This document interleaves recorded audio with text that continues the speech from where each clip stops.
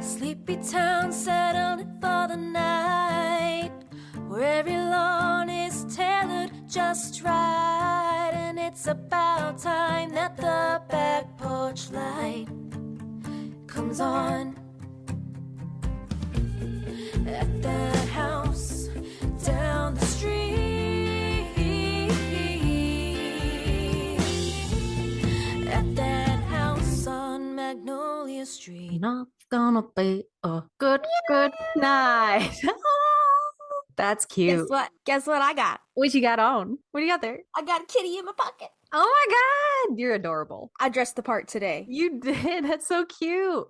I'm so excited to talk about kitty cats today. I know, me too. Taking these notes, I was like, ooh, the like little jitters are back. The excitable note-taking. I know, they're so cute. Let's just take like a real quick like compression stretch, which is looks like they just squeeze really hard.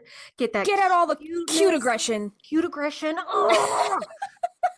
Right? Impression. Yeah, I can't with this topic. It's so adorable. We have a new patron. We do have a new patron. Yes, our new patron is Annette R. Welcome, Annette. Welcome, Annette. Annette, thank you for joining our Patreon as a Wisteria Vine member. If you haven't found your way over to Marco Polo yet, we'd love to talk with you, to meet you, to learn all about your familiars, your craft, what you like to do. We want to know all about you. So if you get this, if you hear this and need any help finding us over on Marco Polo, let us know. But check your email for all the links to Facebook group, Discord, and Marco Polo over there. And thank you again. Yeah, I'm also looking in our email right now, and it looks like Annette has also subscribed to our YouTube channel.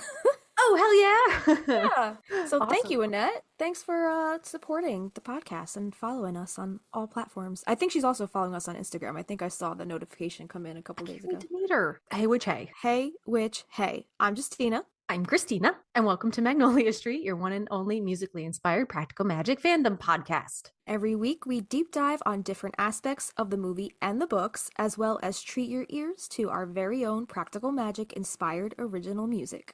That's right. And with Halloween just around the corner, this time of year feels like the perfect moment to dive into one of the most iconic symbols of witchcraft and folklore, the black cat, or cats in general. Whether it's myths, legends, or the presence in practical magic, their whole universe in the books and the movies, black cats have long been associated with magic and mystery. Today, we're exploring the fascinating lore behind these creatures and how they connect to the film, the books, and the enchanting world of practical magic. Yeah, black cats are domestic felines characterized by their sleek black fur. They may belong to a specific breed or be a mixed ancestry with no particular breed distinction. Many black cats possess striking golden irises, a result of their high melanin levels. Throughout history, black cats have been steeped in myth, legend, and superstition. Often linked with witches, they are considered symbols of both good and bad fortune, especially in European folklore. According to the Cat Fanciers Association, the CFA, there are 22 recognized breeds that can feature solid black coats, with the Bombay breed being exclusively black. So beautiful. And I know Jess and I just love any cat at all, really. We love our gatitos, so this topic is very near and dear to our hearts, and we're so excited getting to gather these notes together for this episode because most of you listeners know that both Justina and I have multiple cats. I grew up with cats. We had like a rabbit when I was little and like a hermit crab from the beach and a bird at one point, but we always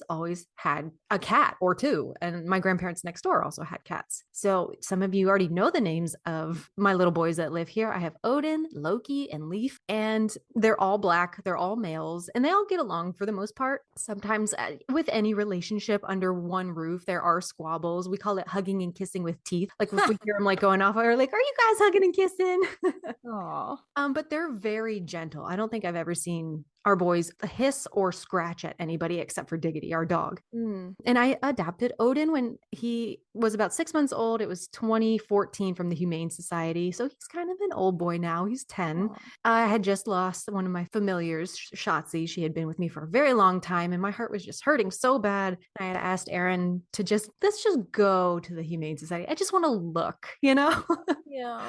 And that's when we saw little Odin, and his name, the facility gave him, was Nick, which is the name of my ex-husband. I was like, we have to take him home and change his name right now. So we got him that day. And we were told from the Humane Society if we came back within a year, we could get another one for free. It was like $125 to adopt a kitten. Oh, wow. So yeah, you better give me that second one for free, right? Yeah, damn. So within the year, we went back and we adopted the second one. And this one they had named Matthew, which was cute because it's my little brother's name. So I was like, oh, you're coming home. He was so fluffy. He was like a big puff and he was like very calm. And I remember there was another little baby kitten bouncing off the walls, parkouring off of like the walls and the cats. And Matthew would just sit there and he was just like the saddest looking thing. And I was cool getting a short haired cat, but Aaron was like, let's get a long hair one. So we scooped up Matthew at the time. And, if you haven't, Odin, you need a Loki. So we named him Loki. And he lives up to his name. He's very mischievous. He's got this huge mane and these puffy pants. His little pantaloons. He's got a little swagger because he's so fluffy. And he's probably like the most shy out of our three cats. He sleeps in the upper shelves of the closet most of the time. He doesn't come out for new people. He just hangs solo in the bedroom. But as where Odin loves new people, like if we're sitting chatting at the table, he's up on the table rubbing under your chin and he loves new people. And lastly, for the boys, because we do have a female outdoor cat, we have Leif Aronson. He's so tiny. I want to love him so much, but he is one that is very aloof. He doesn't give a shit about anybody. He's in his, how old is he now? Probably 3. So he's like in his teenage stage. Okay. Yeah. So how I got him was that a former coworker called me up and he said he had found a litter of kittens in the rain gutter. One was all black and would I want him? So I went to look at him that day and I definitely did not need another cat because 2 was plenty. And this little thing was covered in fleas. Its eyes were like probably barely open. It still had the little kitten fluff and he was not fixed. I said I'd take him. I was like, I'll see if like any of my neighbors might be able to take him because I was like, Aaron's going to be, he won't be thrilled. Aaron's not one to get mad. Yeah. Our brother-in-law was going to come live with us. And in my mind, I was like, okay, here's how I'm going to spin it. Eliza's going to live in the loft. So Leaf can be the loft cat. That can be his buddy. That didn't happen at all. We got this little cat on Leif Erikson Day, which is October 9th. It falls on October 9th in the US, which I think this episode comes out October 11th. So I thought that was pretty cool. So we named him Leif Aronson because Aaron is his daddy. Aww. Yeah. We were worried at first when we brought Leaf home because Odin was initially really feisty with Loki when we brought Loki home. And Leaf was so small. We kept him quarantined in the bathroom for a week or so. And I had like a little home camera at the time I put in the bathroom and I was checking my phone. I was so worried about him at night. Yeah. He didn't give a shit. When Odin did meet Leaf, he stepped up as like big daddy cat. It was so cute because Odin would snuggle him and he would clean him and love on him and just sleep with him. It was really so adorable. I love that. Yeah.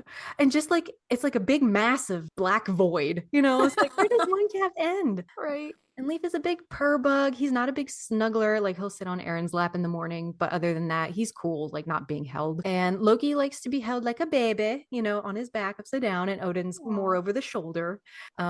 Odin will also like bow up to Diggity. If Diggity's going after one of the other cats, Odin will purposely like stalk him out to protect the other boys. Even if the scuffle has already been dissipated and done, Odin's still like slinking around trying to go toe to toe all puffed up with 75 pounds of dog. He's looking for retribution.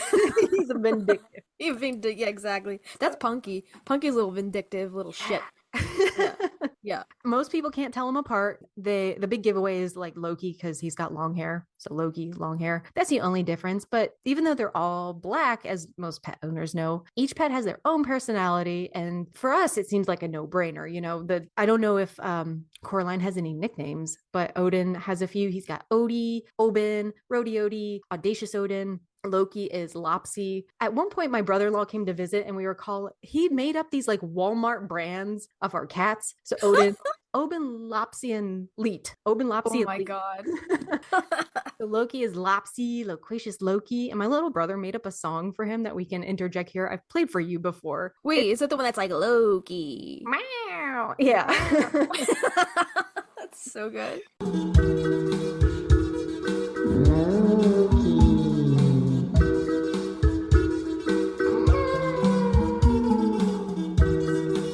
He also did one for Leaf. All the lyrics are lead on the street. He's just a black cat.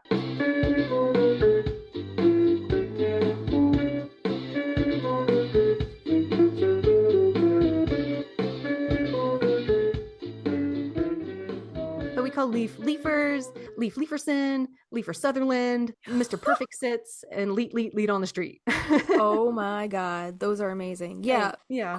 they've both got quite a few nicknames, but the famous ones, like I don't even call Coraline anymore. It's just Boopy Boopy. or Boops or Boopalina. Boopalina is mostly I'll just be like Boopalina or like Cute. Boopally or yeah, anything like with the boop in the beginning, but Mhm. like I'll add different stuff on the end. And then Punky is usually like punk ass Mhm. or like, names that cater to his little toddler energy. Right. He's just like a ball of he's just a little shit. Chaos. Yeah, he's chaos energy all the way. So Punky Bean, Bean. yeah, we call him Beanie Boo. Yeah, she's Boopy Doo and he's Beanie Boo. Boopy Yeah. too. But the That's two great. of them together, we refer to them like as a duo as the Doos, like Dooz. Oh, Yeah, no, they're the that is Doos. cute. So Coraline's do number one and Punky's do number two. Boopy doos. Yeah, I love they're the that one. Doos.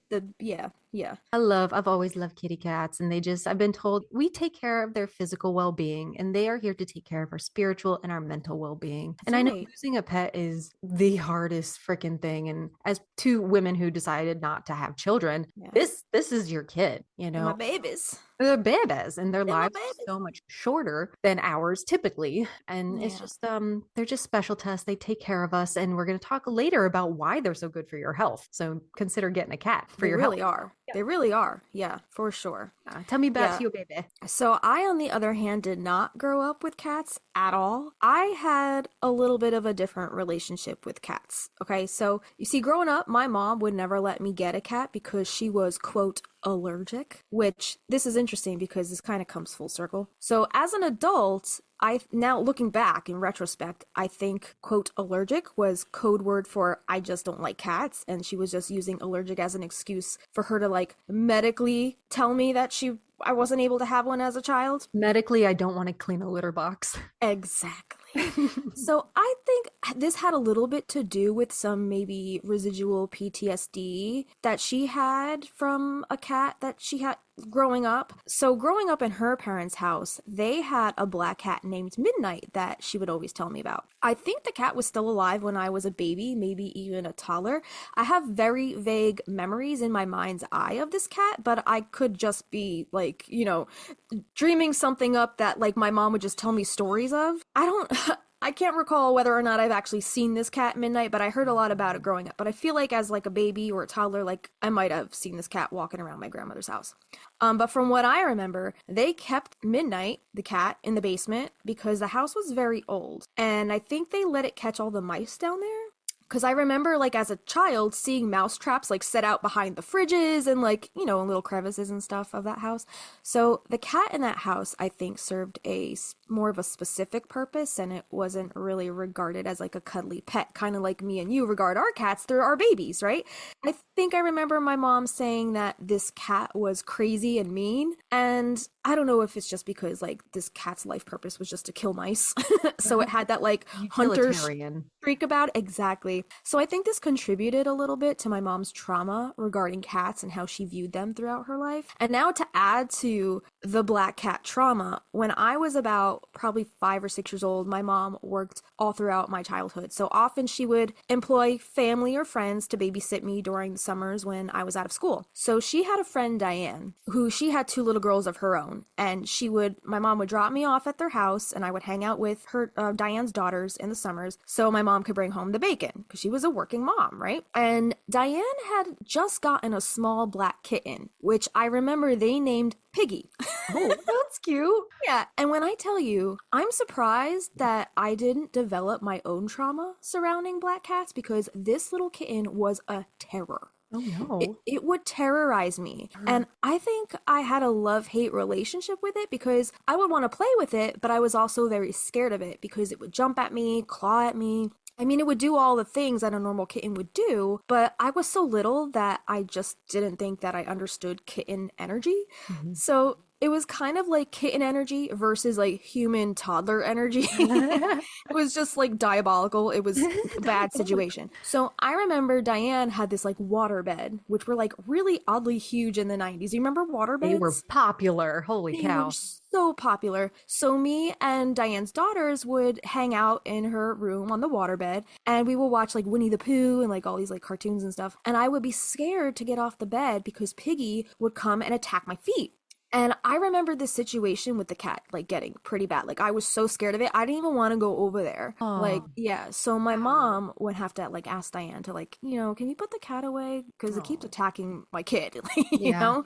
So, but like that was so long ago. I don't remember what became of that situation, but I still remember Piggy to this day. And in retrospect, I think Piggy was just being a kitten. And I, a child, didn't understand that. But honestly, I'm just like really surprised that I didn't grow up with a fear of cats instilled in me, because this Piggy situation and the stories of midnight that my mom would tell me, like they were so ingrained in my brain, you know? So fast forward to when my family moved from the city to the suburbs when I was about 8 years old, our neighbor on the corner had tons of cats. Like their cat mama would breed and they would just like let their cats breed, and there would just be a gaggle of cats surrounding their house like at all times. So we actually had a field in our backyard because when we moved in, it was kind of like a newer neighborhood, newer construction and development, and like we still had no other person like living behind us. So in the summertime, when we would sleep with the windows open at night, you could hear the cats from my neighbor Shannon's house fighting and mating in the field behind us, like That is terrifying. deathly screams in the middle of the night. Yeah, Whoa. so loud. So more annoyances that contributed to my mother's disdain for having one of these vile creatures living within our walls. Sometimes we would come home to find some of Shannon's cats sitting on my mother's porch chairs, and sometimes they would pee all over the cushions, Oh and my God. cat I would pee be does not pissed. smell nice, right? Literally. Yeah. So this would make my mother livid. She would chase the cats off the porch and she would scream at them like, "Get off my porch!" Like, Yeah. Now recounting all of these memories, it's becoming very clear why my mother would never let me have a cat of my own. They just seemed like this annoyance to her. Right. So I can kind of understand looking back like why she didn't want any cats when I was a kid growing up. But I was such an animal lover growing up. Like my neighbor across the street was a 30-something-year-old Spanish lady, and sometimes she would go to Spain for the summer and she would pay me to take care of her cats, and I just fell in love with them. I was like, I want a cat of my own. Yeah, so another time, me and a friend, I must have been like 9 or 10, we found a kitten with an infected eye. So we took it door to door to raise money to get it the veterinary care that it needed.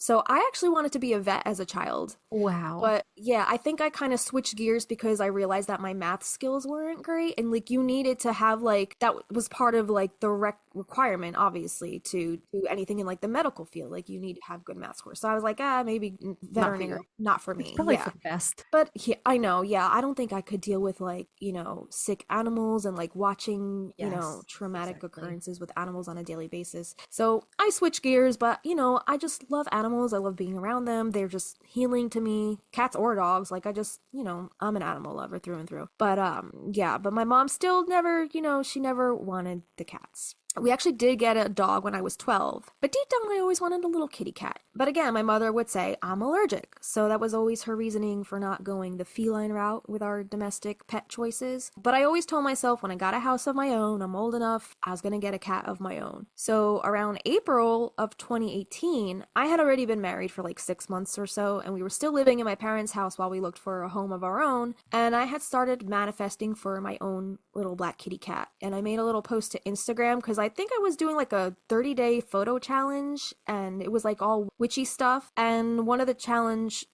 things or prompts was black cats. And I didn't have a black cat at the time. So I was like, well, let me just, post maybe like a little manifestation post about black cats. Yeah. So in that post, I said, I have always been drawn to the mystery of the black cat. I often feel that they get such a bad rap due to old superstitions. I'm intrigued by their aura, and I hope that one day when I have a space of my own, I could finally adopt one to accompany me in my own magical workings. At this point, I had been petless since 2007 when my dog passed away, so I really missed the companionship of a furry little friend. And yeah, so I didn't have a cat at the time, so I had to use stock photography to do this post. So this post is just like royalty free like photography, and then I added my own like glitter around it to give it that Justina the Bohemian Magic stamp aesthetic. Exactly. So I made that post. That was April 3rd, 2018. And then I think that same winter I went to like a vision board workshop with my mom at some like yoga studio, and I included a black kitten on my vision board, and that's the vision board right there that I made. Vision boards work. They do. They really work. Yeah. And like everything on this vision board, like what it was, I have macaroons on here. I always wanted to try making macaroons. And when me and Avi got the house, we made macaroons. The exercising thing, I'm still working on that. And I have some like, places I want to visit. I think Greece was on here. And you went to Greece? And I went to Greece. Yeah. So, and I think I don't know what else I had on here. Oh, the writing thing on the left-hand side, more like writing more music. I definitely did that.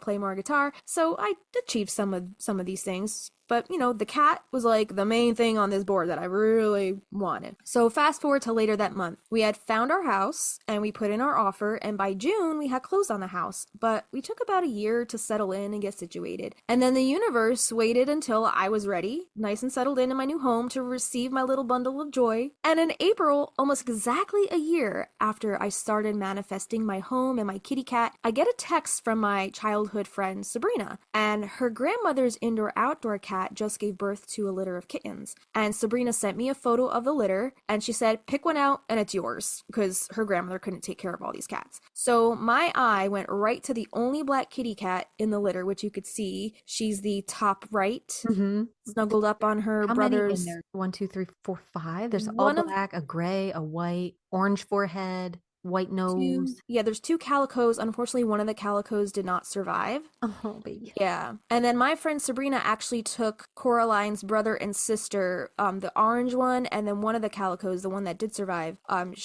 So my friend Sabrina has Coraline's brother and sister, the orange and the calico. So did Mama just give birth in a pile of leaves? Yeah. It gave birth, I think, in like the shed, or like outside of the shed, or under a car or something. It gave birth outside, and they didn't even know the cat was pregnant. Wow. Yeah. So Sabrina texted me. She's like, we gotta get rid of some of these cats. My grandmother can't take care of them. Because she already had a couple like indoor-outdoor cats. So, and then after it gave birth to this litter, they got that cat fixed, the mama. So no more litters for that mama. But so yeah, I was like, yeah, I'll definitely take the black one, save me the black cat, because I've always wanted a black cat. And I was like, this is it. The universe is gifting me my black cat. So yeah, so Sabrina said, okay, once she's old enough to be weaned off of mama's milk, it's yours. They didn't even know at that point if it was a male or female, because it was fresh out of the oven. So like they had to wait a little bit to like see what each cat was. So eventually she told me it was a girl, but then it also came with another surprise. She would give me updates like week by week on how the cat was doing, how it was growing. And then one day she sent me a picture, and she said, this cat isn't completely black. There are some other colors coming in. So she was like, do you still want her? Because I know you wanted a black cat. So I said, let me come and meet her. I want to see if there's a connection. So I went over there to meet her, and she fell asleep in my lap, and I knew right away that she was my cat. So I named her Coraline after the cat from Coraline, because the cat from Coraline doesn't even have a name. It's just called Black Cat. But I love the movie so much, so I was like, I think Coraline's a cute name, so I'll just name her Coraline. So it turns out that Coraline was in fact a tortoise shell cat, which is basically like a black cat with some orange flecks in it. She's so cute. But in this original picture, with all the kittens together, she looks black, like full. Right, yeah. So I was like, oh, okay. So the second picture you have, is this when you met her and she fell asleep on your lap? Is this you? This is Sabrina. This is when she sent me a photo, kind of like showing me all the colors coming in. Okay. I was like, oh, okay. When they still have the little flat ears. Yeah, I wasn't expecting that. And then that picture to the right is I don't know how many weeks she was at that point, but that's her brother above her. So she actually did you know that in any litter with a tortie, the tortie is usually female, and it's usually born with an orange male. That's so funny. Yeah. I didn't know that. So like it's something about the chromosomes, and it's like funny enough because like Sabrina ended up keeping the brother, which was the orange cat, And then, I don't know, like a year or two later, I ended up getting Punky, an orange cat. So it's it looks like they could be part of the same litter, but they're not. That's so funny. Yeah.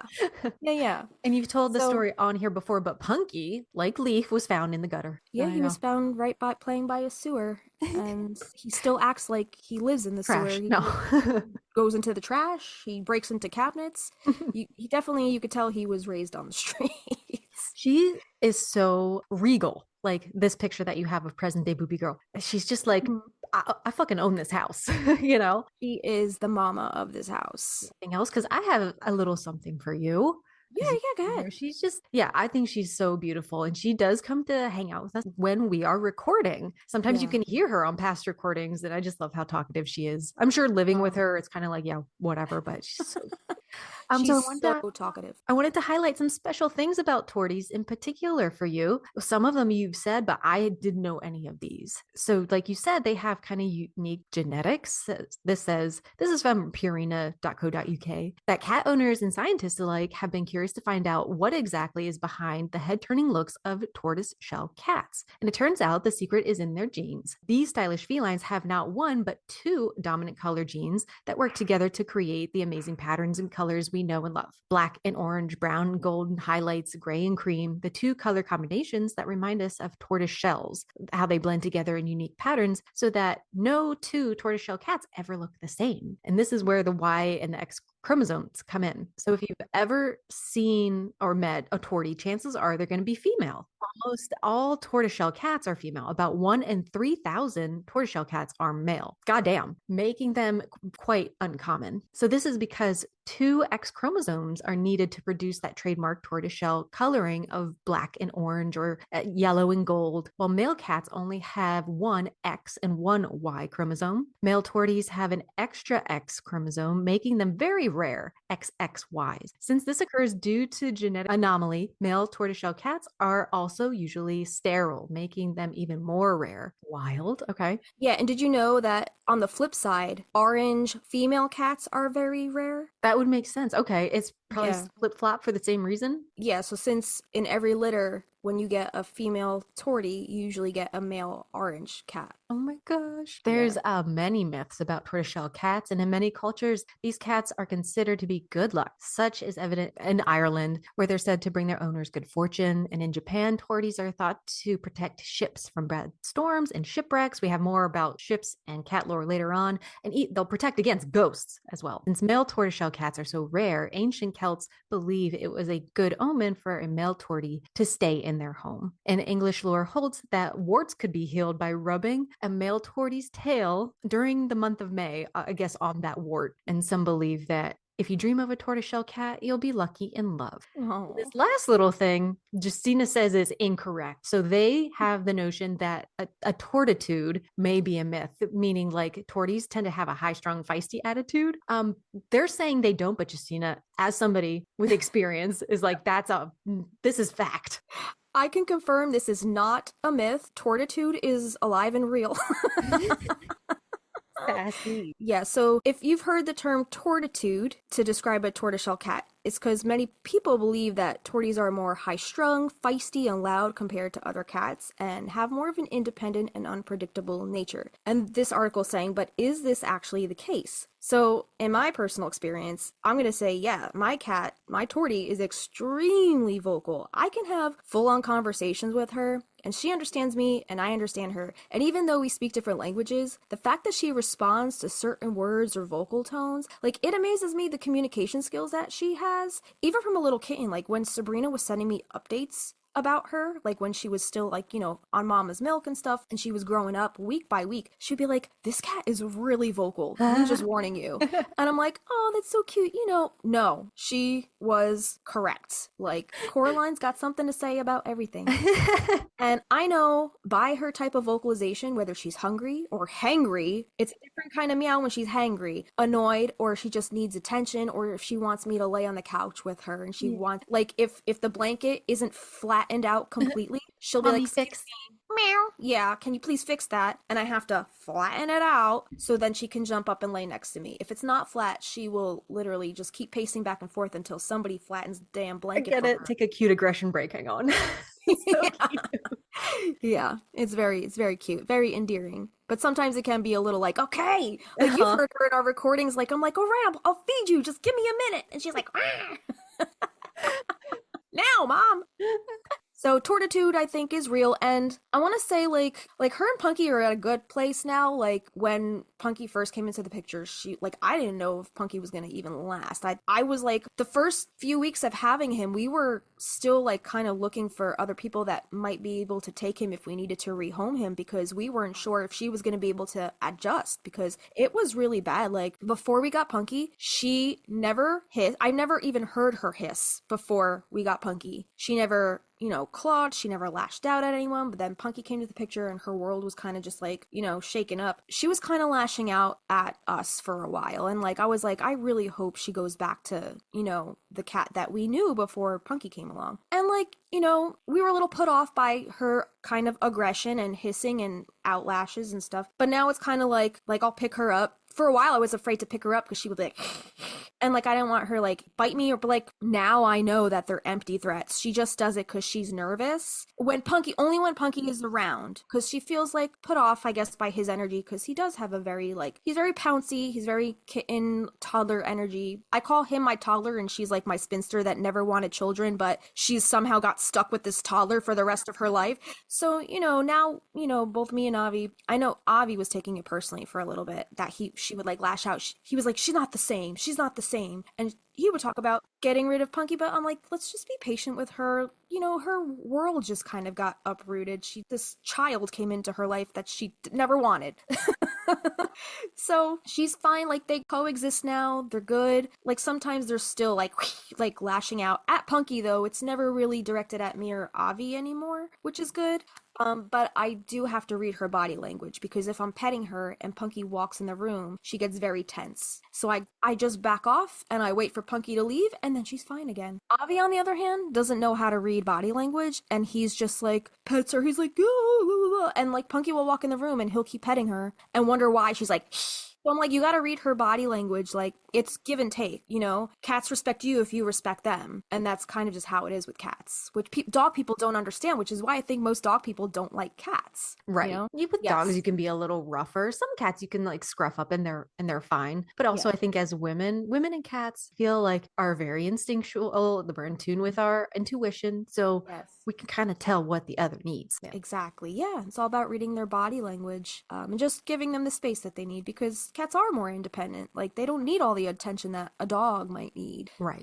So it's respecting that energy for sure. And I think it says a lot that like as a now dog owner, didn't grow up with dogs. I don't think I'd ever have a puppy again. Diggity's great. He's a handful. I don't know if I would get another dog. And it's great when they're excited, when you come home and they're giving you all the attention. Yeah. But it's something to be said about when a cat who's supposed to be very independent and solo gives you that attention. You're like the chosen one, right? Yeah. It feels great. Yeah. And the other one is deemed the spare human. Avi's got spare human syndrome, so he actually gets butthurt that the cats will lay with me. And I'm like, well, I'm kind of the one that's home like most of the time because like I work part-time. So, I'm with the cats all the time. I feed them. I change their litter most, like I'm the one that you're the default parent. Exactly. So I guess they just feel like I'm their mama and they want to protect me all the time. So yeah, I get a little jealous because for some reason all three boys love Aaron. They'll sleep with him most of the time.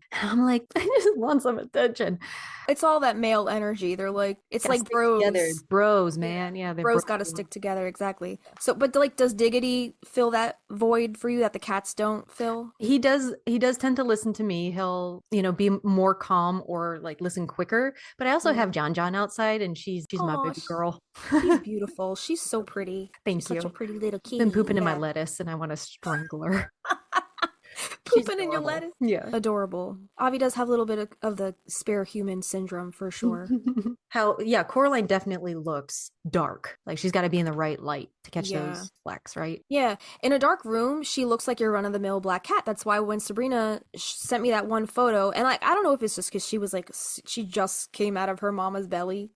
Her flecks weren't in yet. She looked like a black cat. But yeah, like when she is in like a dark room, she just looks like a black cat. But when she's laying in the sunlight, you see all of her golden undertones and her little golden flecks, and they're just so gorgeous. I call her my little chunk of obsidian because that stone kind of has like similar properties. So it's like black to the eye, but once placed in sunlight, it actually has these golden flecks of opalescence that shine through. And obsidian is considered a stone of protection that can shield the wearer from negativity. And I believe that cats have like these crystal like healing properties. Their aura can cleanse a room and rid it of unwanted negative energies. And even their purring is quite healing, which we're going to get into a little bit later on. And I'm an empath, so whenever I feel drained from being at a social gathering or being around a lot of people, I tend to get very, very drained. I need to just like sit on the couch and recharge for a bit. And, you know, I'll come home and lie on the couch, and Coraline comes right over and she snuggles up next to me. And spending time with her, I feel like just like replenishes my soul, and like just having my hand on her belly and just like feeling the vibrations of her purrs, like her presence is so soothing, and she's so protective of me. Like when I'm home, she's my little shadow. She's always following me around. She actually sits on the toilet when I'm in the shower because I think she's afraid of me being exposed to water. She's protecting you. She doesn't want anything coming in at you. Exactly. Very vulnerable in that shower. Yeah, and then she plops down on whatever surface I'm working on or whatever couch or bed I'm laying on. So we're bonded for sure, and I can confidently say that she's my soul cat. And Punky, he's cuddly too in his own way. Like he'll come over and he'll be like mama's boy, right? But he's got more toddler energy than mama bear energy. Like Coraline, you can definitely feel the mama bear energy, the protective energy. And Punky's a ginger cat. He's got his own set of spicy behavioral patterns, but they're a bit different than the attitude and I guess protective nature of a tortie. Right. He's more, definitely toddler, like, mommy, I love you, mommy. Right. Yeah, exactly. I love you. Here's some snuggles. And Coraline's just like, we get each other. You two definitely get each other. Do you ever pick them up and smell them? It's like a weird cat person thing to do. And we speak for all childless cat ladies that it's just like, it's cat huffing. A big old woof. Just like come home from work and I'm like, I need to huff a cat right now. I know. It's so funny. I need to smell you. Come here. And, you know, they deal with our, you know, smothering them, but they let us do it because they know we love them and they love us. Yes, right? Exactly. Yeah. Yep. I agree. Yeah. Odin's the only one who knows and will come to his name, or he'll come to, like, if we go like that, the other ones won't do it. And notice if we go like, I don't know if this is an aggression thing between cats or a play sound, but if we like huff at him, like pant like a dog, he gets like jittery and all puffed up, and he goes like yelling at the, oh my god, yelling at the ceiling. It's so that's so funny. Different things that like entertain them or set them off, and they're just little personalities, and they really are. Yeah. Coraline, she doesn't know her name by Coraline, but if I go Boopy, she'll turn her head. She knows Boopy. She knows Boopy, and she'll come for like if I go like want to eat or treat, or like the inflection of my voice. I can't say it too loud because if she hears me, she'll be like, and then she won't leave me alone for the rest of this recording. Punky, on the other hand, like he doesn't really respond to his name. Like I don't know if he knows his name or like if we're trying to get his attention. Like he's kind of more aloof. He knows when he's getting yelled at, I'm sure. Yeah, usually he's getting yelled at, or he'll come when he knows there's food involved. Like if he hears the treats or the cabinet with the treats open, like he'll be there. Like he'll come for the ice machine. He likes the ice machine on the fridge, like because before you like put it in the little thing, it makes this little ding sound. So when he hears that, he like comes running over and he likes to sit on top of the counter, and he'll wait. Like if ice falls out of the machine, if it misses the glass and falls on the floor, like I pick it up and I throw it in the sink. He'll stand on the counter and wait for me to throw it into the sink, and then he'll like be like a soccer goalie and like try to smack it down out of the sink. Oh my god, he's so cute.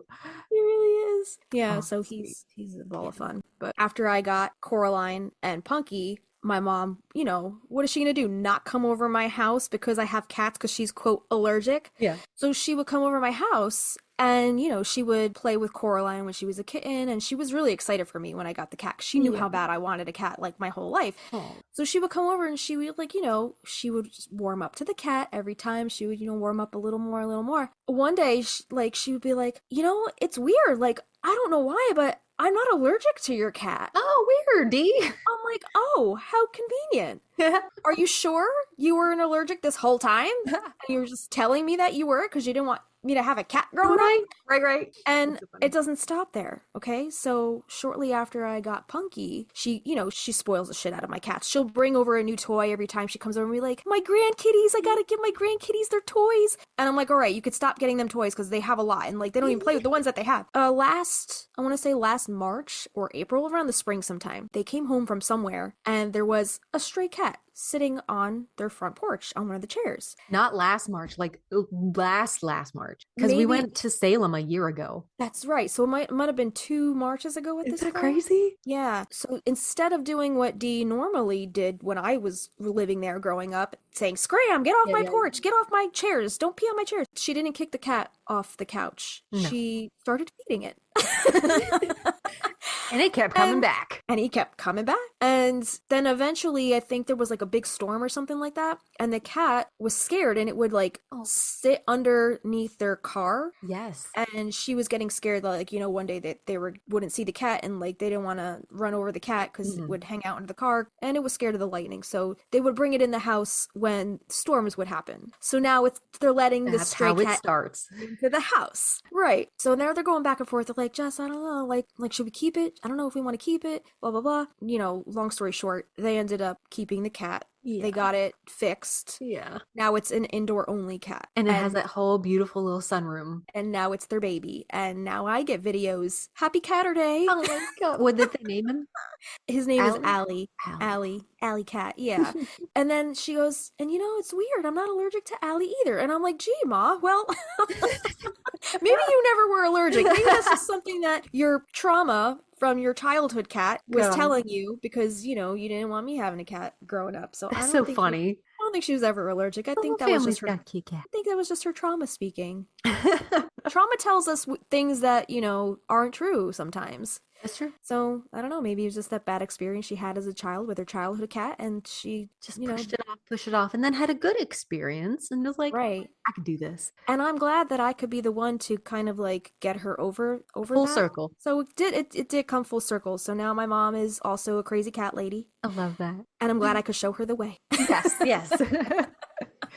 Awesome. We love our babies. And Alice Hoffman is a dog owner. She must have had cats at some point because she includes them in all of her books. Yeah. And maybe it's just the connection to like the witch lore that we're going to cover. But should we dive into where cats show up in our Practical Magic series? Yeah. So she has quite a few cat mentions in her, if we're going chronologically, starting with magic lessons, page 4 through 5, this is about Hannah. Hannah knew full well that you do not choose a familiar, it chooses you. And that is the truth, I think, bonding with you in a way no other creature can. Hannah herself had long ago made a pet of a she-cat that had followed her everywhere. A pretty marmalade-colored tabby with lovely markings, a beloved familiar that was in tune with her thoughts and desires. On the day Hannah was let out of prison, she found the cat nailed to the door of her house in the village. That's what her neighbors had done while she had been imprisoned, as well as robbing her of the few belongings she'd had, a feather mattress, some pots and pans, a quill pen. Hannah had carried the cat with her into the woods and buried it in the green hollow where she had camped before her cottage was built, a glade she called Devotion Field, where bluebells grew in the spring and celandine shone through the last of the winter frost in a carpet of white and yellow stars. That passage breaks my heart. I agree. Yep, every time. Page 7. What made for a witch was in his hands, as if he alone could see through the spectral curtain and pluck out the evidence of evil. A mark on a woman's hand or cheek, a bird at her window, a dog or cat, or some other creatures that would not leave her side. A book of magic found in a cupboard or discovered beneath a straw mattress. An embittered neighbor with a grudge and a story to tell. Such was the matter of proof, especially when it came to poor women without a family or a champion. And this was in reference to Matthew Hopkins, who was a young man from the village of Manningtree on the banks of the River Stour in Essex County, who actually had begun his wicked hunt for witches. And that's a real-life historical figure.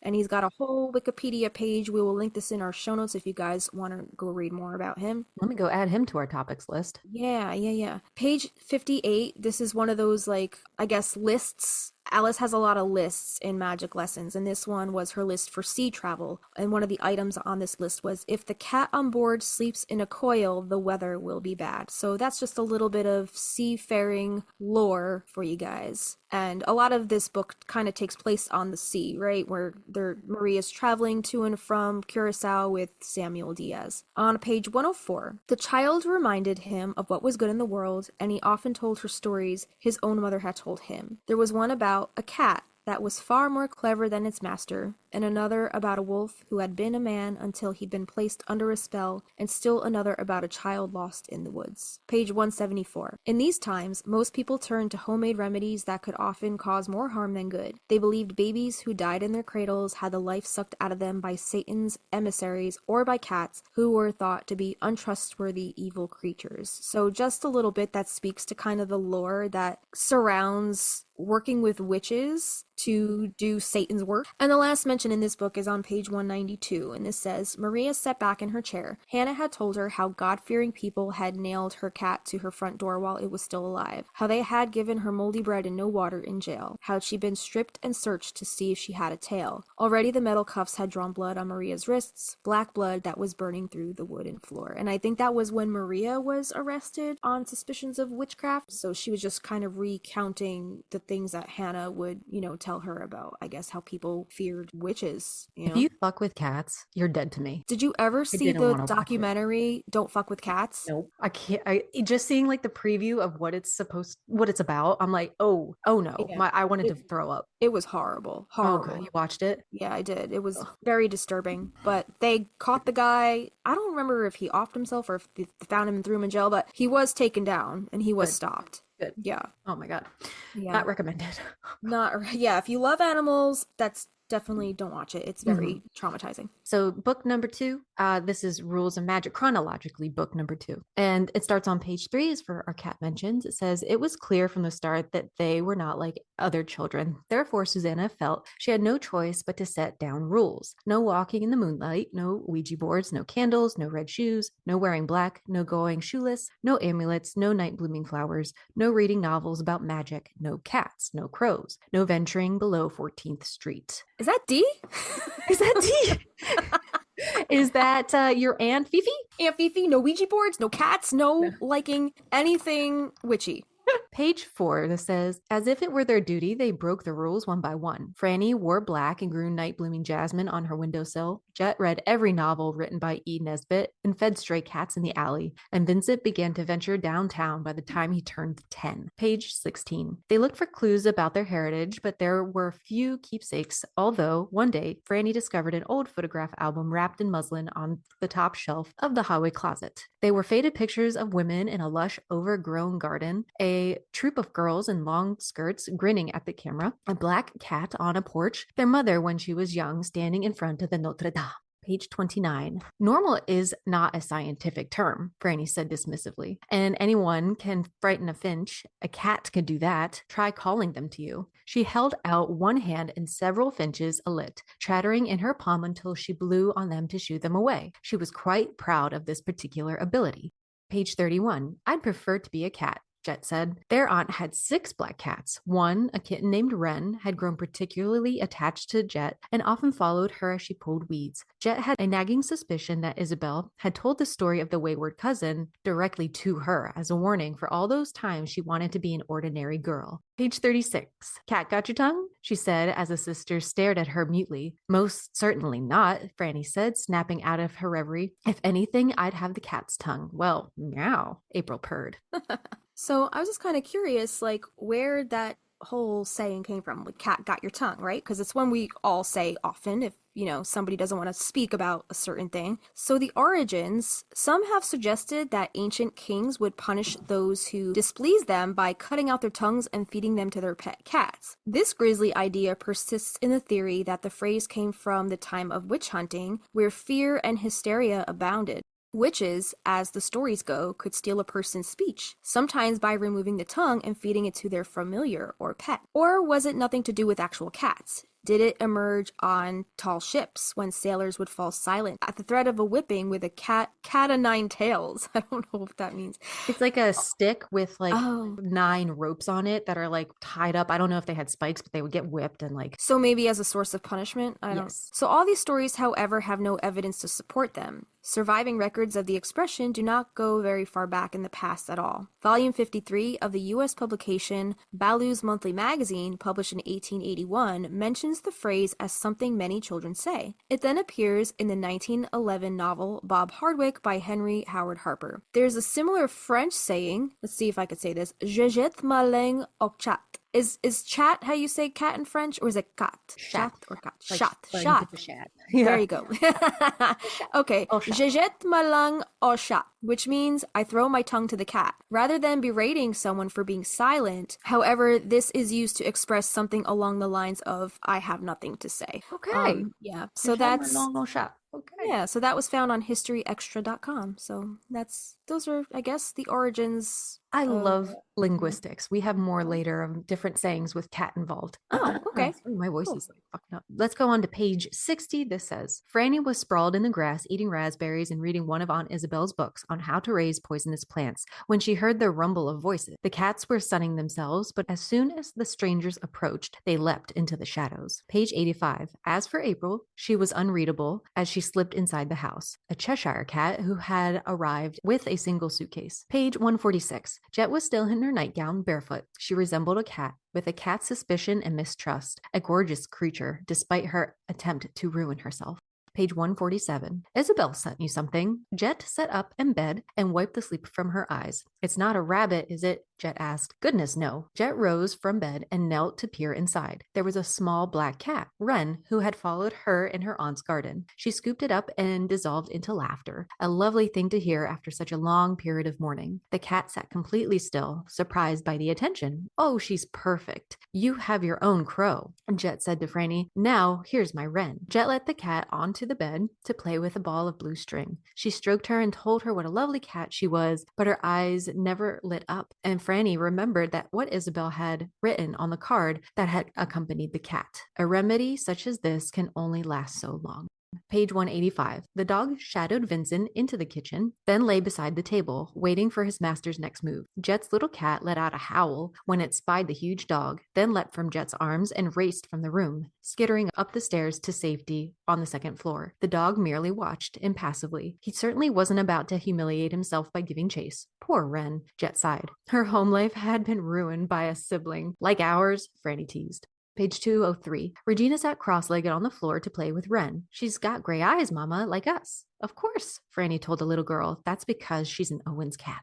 Page 206. In the morning, the cousins were gone. Regina's drawing of a black dog and a black cat had been left on the kitchen table. Franny had it framed later that afternoon, and from then on kept it in the parlor, and even years later, when she moved and left almost everything behind, she took it with her, bundled in brown paper and string. Page 249. Wren hopped on Jet's lap as she sat down to inspect the envelope. When the cat batted a paw at the letter, there was a thrum of a bee. Better take it outside, Jet suggested to Franny. It's addressed to you after all. Page 319. One day she saw the old rabbit, Maggie, near the greenhouse, hiding from the cat. Franny had come out and they stood there together. It was definitely Maggie, with her black whiskers and sad eyes. Let's set her free, Jet said. And continued on 319. The cat always followed Jet about, but one day, Wren disappeared, and when she returned home, another black cat, soon called Sparrow, followed. After that, there was another named Goose, and then another enormous long-haired cat whom they called Crow, since he seemed far more interested in Lewis, their crow, than he did in the other cats, even though the bird did little more than spend his days drowsing in a sunny spot on the porch. As it turned out, Wren was bringing home cats from an animal shelter on the other side of town, climbing in through a broken window, then leading them to Magnolia Street. You're becoming a cat lady, Franny observed.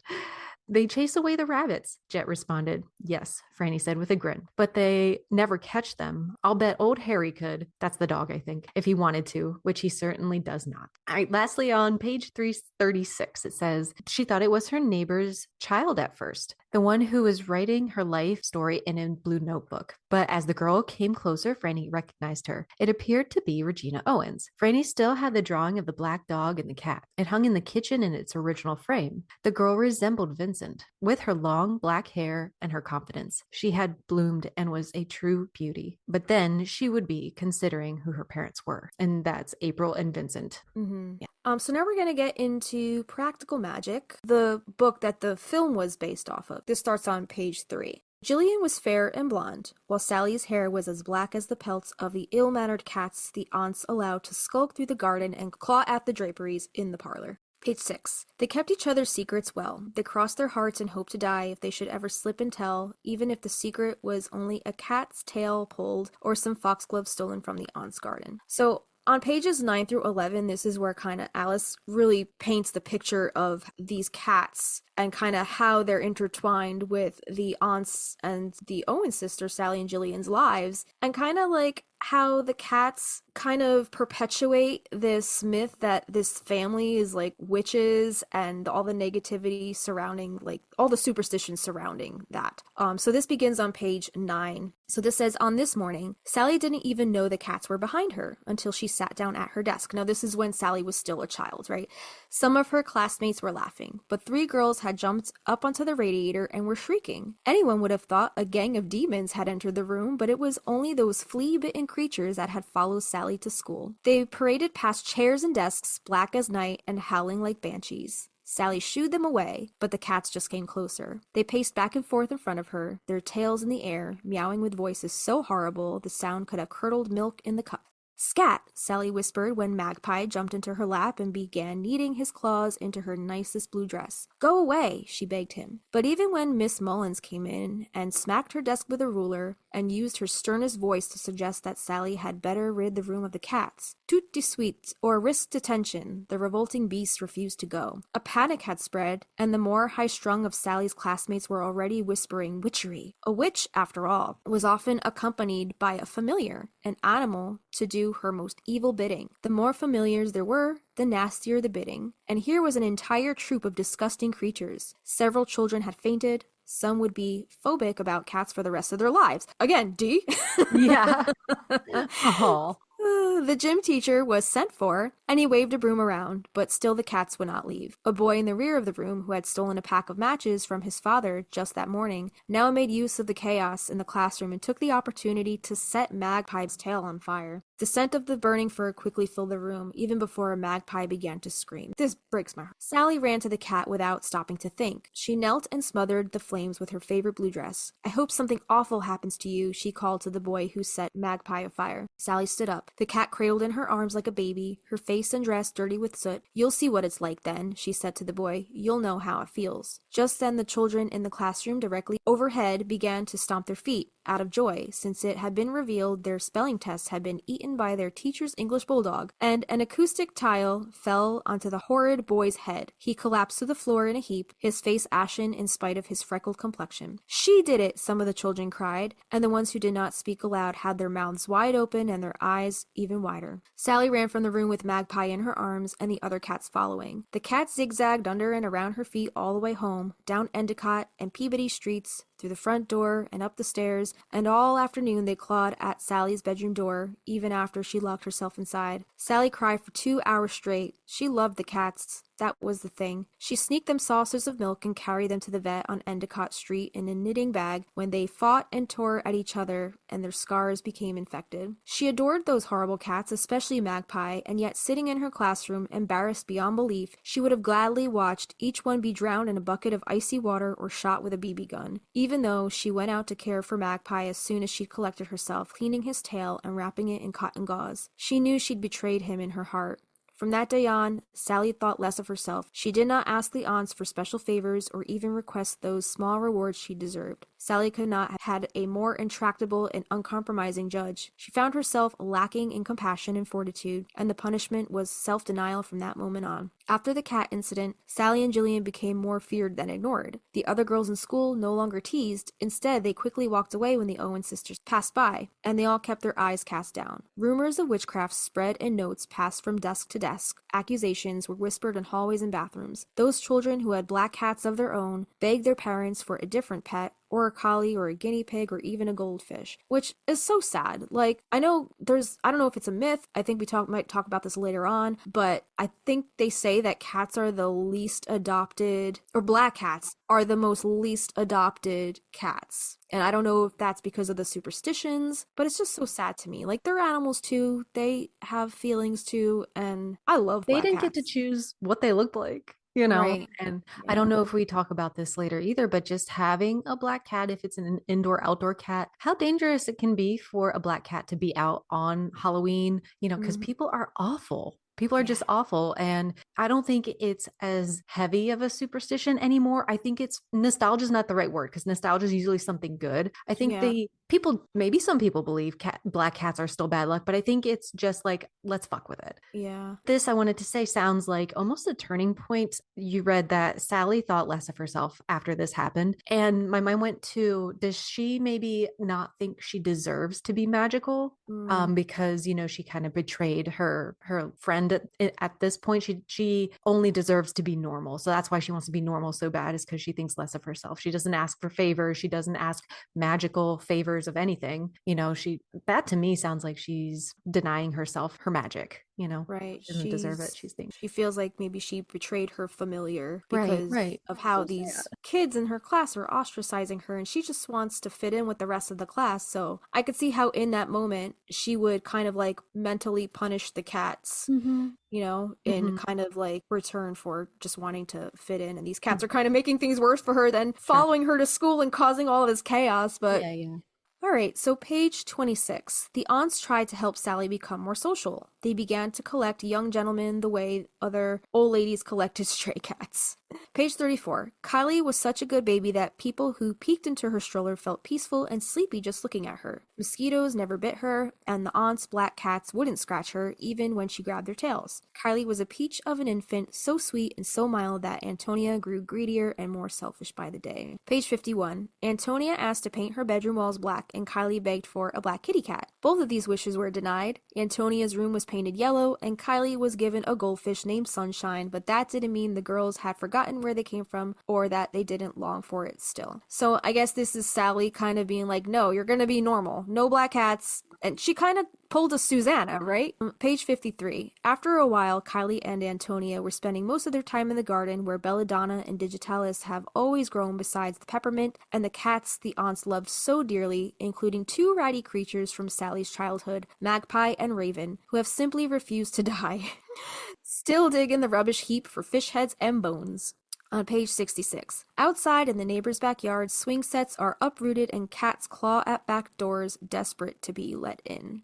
Page 73. Once we were house sitting for some people in Phoenix, and they had a cat that was bothering him. I think it peed on the floor. He put it in the refrigerator. Oh, this was when Gillian was talking about Jimmy. Jimmy was cruel to animals. She said, even I couldn't believe he'd actually go and do something like that. I had to get out of bed in the middle of the night and let it out of the fridge, or the thing would have frozen to death. It had ice crystals in its fur. So cruel. Cruel, cruel. Also on page 73. That old house on Magnolia Street with its woodwork and its cats will come back to her, and she'll start to get fidgety, maybe even panicky, to get the hell away, which is how she'd ended up in the Southwest in the first place. And that's talking about Gillian, also trying to run away from who she is. On page 134, in the dark morning light, her gray eyes looked completely green, as though they belonged to a cat that can see in the dark. Page 140, cats were never allowed inside a house, since it was well known that they could suck the breath right out of an infant, killing the poor baby in its cradle. Again, more perpetuating that myth that cats are the witches, do the bidding of witches. On page 158, they're the couple watched by the neighbors and discussed at the hardware store and at the bar or Bruno's tavern. Dogs follow them when they go out for a walk. Cats congregate in Ben's backyard at midnight. And I think that was talking about Gillian's and Ben's relationship. Probably want to eat his rabbit. Yeah. Yeah, I think there was a bit about Ben's rabbit in here somewhere in reference to the cats. Oh, okay. I don't know. I could be dreaming. I did this at like midnight last night. My eyes were crossing. I was like so tired. Cats. Cats. Gotta put all these book mentions in. Page 158. Page 160. Secretly, Kylie had done mean things, nasty tricks worthy of Antonia's malice. She put ashes in Gillian's shoes so her aunt's toes would be dirty and smudged, and even add some glue for good measure. She poured a can of tuna fish down the bathtub drain, and Gillian wound up bathing in oily water that had such a strong scent. 4 stray cats jumped in through the open window. Wow. Yeah. None of these people have like a screen in their windows. I don't leave my windows open. Yeah. That's crazy. So you get murdered. Right. On page 253, when Sally phoned and explained about the problem in the yard, the aunts listened carefully, then assured her they'd be on the bus to New York as soon as they set out food for the last remaining cat, old Magpie. The aunts always kept their promises, and they still do. When I dated that the crazy Christian guy, his grandparents, I think I mentioned, lived on a farm. So they had barn cats all the time, and there was a little one born, and I named it Magpie. And it was so sweet and so cute and so flea ridden, and then it died. It died? It got hit by a car. Oh, no. I know. But I had a magpie at one point because of this book. This is why my cats are indoor only cats, because I don't trust people, and I don't trust that, my cat's not going to be trying to cross a busy road one day and, I would just be I would be torn the fuck up. I know. Yeah. I saved Punky from a busy road. Yes. Yeah, you did. That's kind of why I took him. Like, oh, you have to stop. You've seen me stop for turtles. Oh yeah, I've stopped for deer, I've stopped for ducks, I've stopped for all sorts of animals. Yeah, I put my 4-ways on and I get out and I scoop that sucker up. Yeah, that's how you got Punky. I have a confession. Do you got a confession, my friend? I do. This was like sometime before I got Coraline. This must have been like the first like summer that we had our house. I didn't have a cat yet, but we had a house. So I'm driving to work one day and I see a black cat coming towards me, like, trotting down the side of the road. And it's like a back road, like a side street, not a busy road or anything. But, I saw this black cat coming toward me and I was on my way to work. So what the fuck was I going to do on my way to work? But I pull over, I like call over to it and it came over to me. It was an adult cat. It was not a kitten. It was definitely an adult, but it came right over to me. So it must have been socialized. It must have belonged to somebody. But at the time, I didn't really know much about cats or or cat behavior. So I didn't realize that like a feral cat would not have come up to me. So I was like, oh, this cat is so friendly. It came right up to me. I should take it. I'm a cat whisperer now. They love me. So I took it. I picked it up and I threw it in my car. And I was like, I don't know why I just did that. I'm on my way to work. I don't know where the fuck I'm gonna put this cat while I'm at work. So I drove around the block with it, I don't know, 5 minutes, and I was like thinking, holy shit, I'm gonna be late to work. What do I do with this cat? I don't know. But I have to save the cat, but I have to go to work. I went back to the spot where I found it because it was like crying. It was like, meow, meow. Like, I was like, I felt so bad. I was like, I wanted to save the cat, but I was like, I really have to go to work. So I just went back to where I found it and I dumped it back off the side of the road. And then I went to work and I was like thinking to myself the whole time, I was like, I have a problem. I really want a cat, but that's not the way that I'm supposed to get this cat. That's and also so at that time Avi didn't want a cat. I kept saying to him like, I really want a cat, I really want a cat, and the whole time he's like, we're not getting a cat, we're not getting a cat. So I knew that probably wasn't the right way to go about it. But when I love story starts with a kidnapping. Exactly.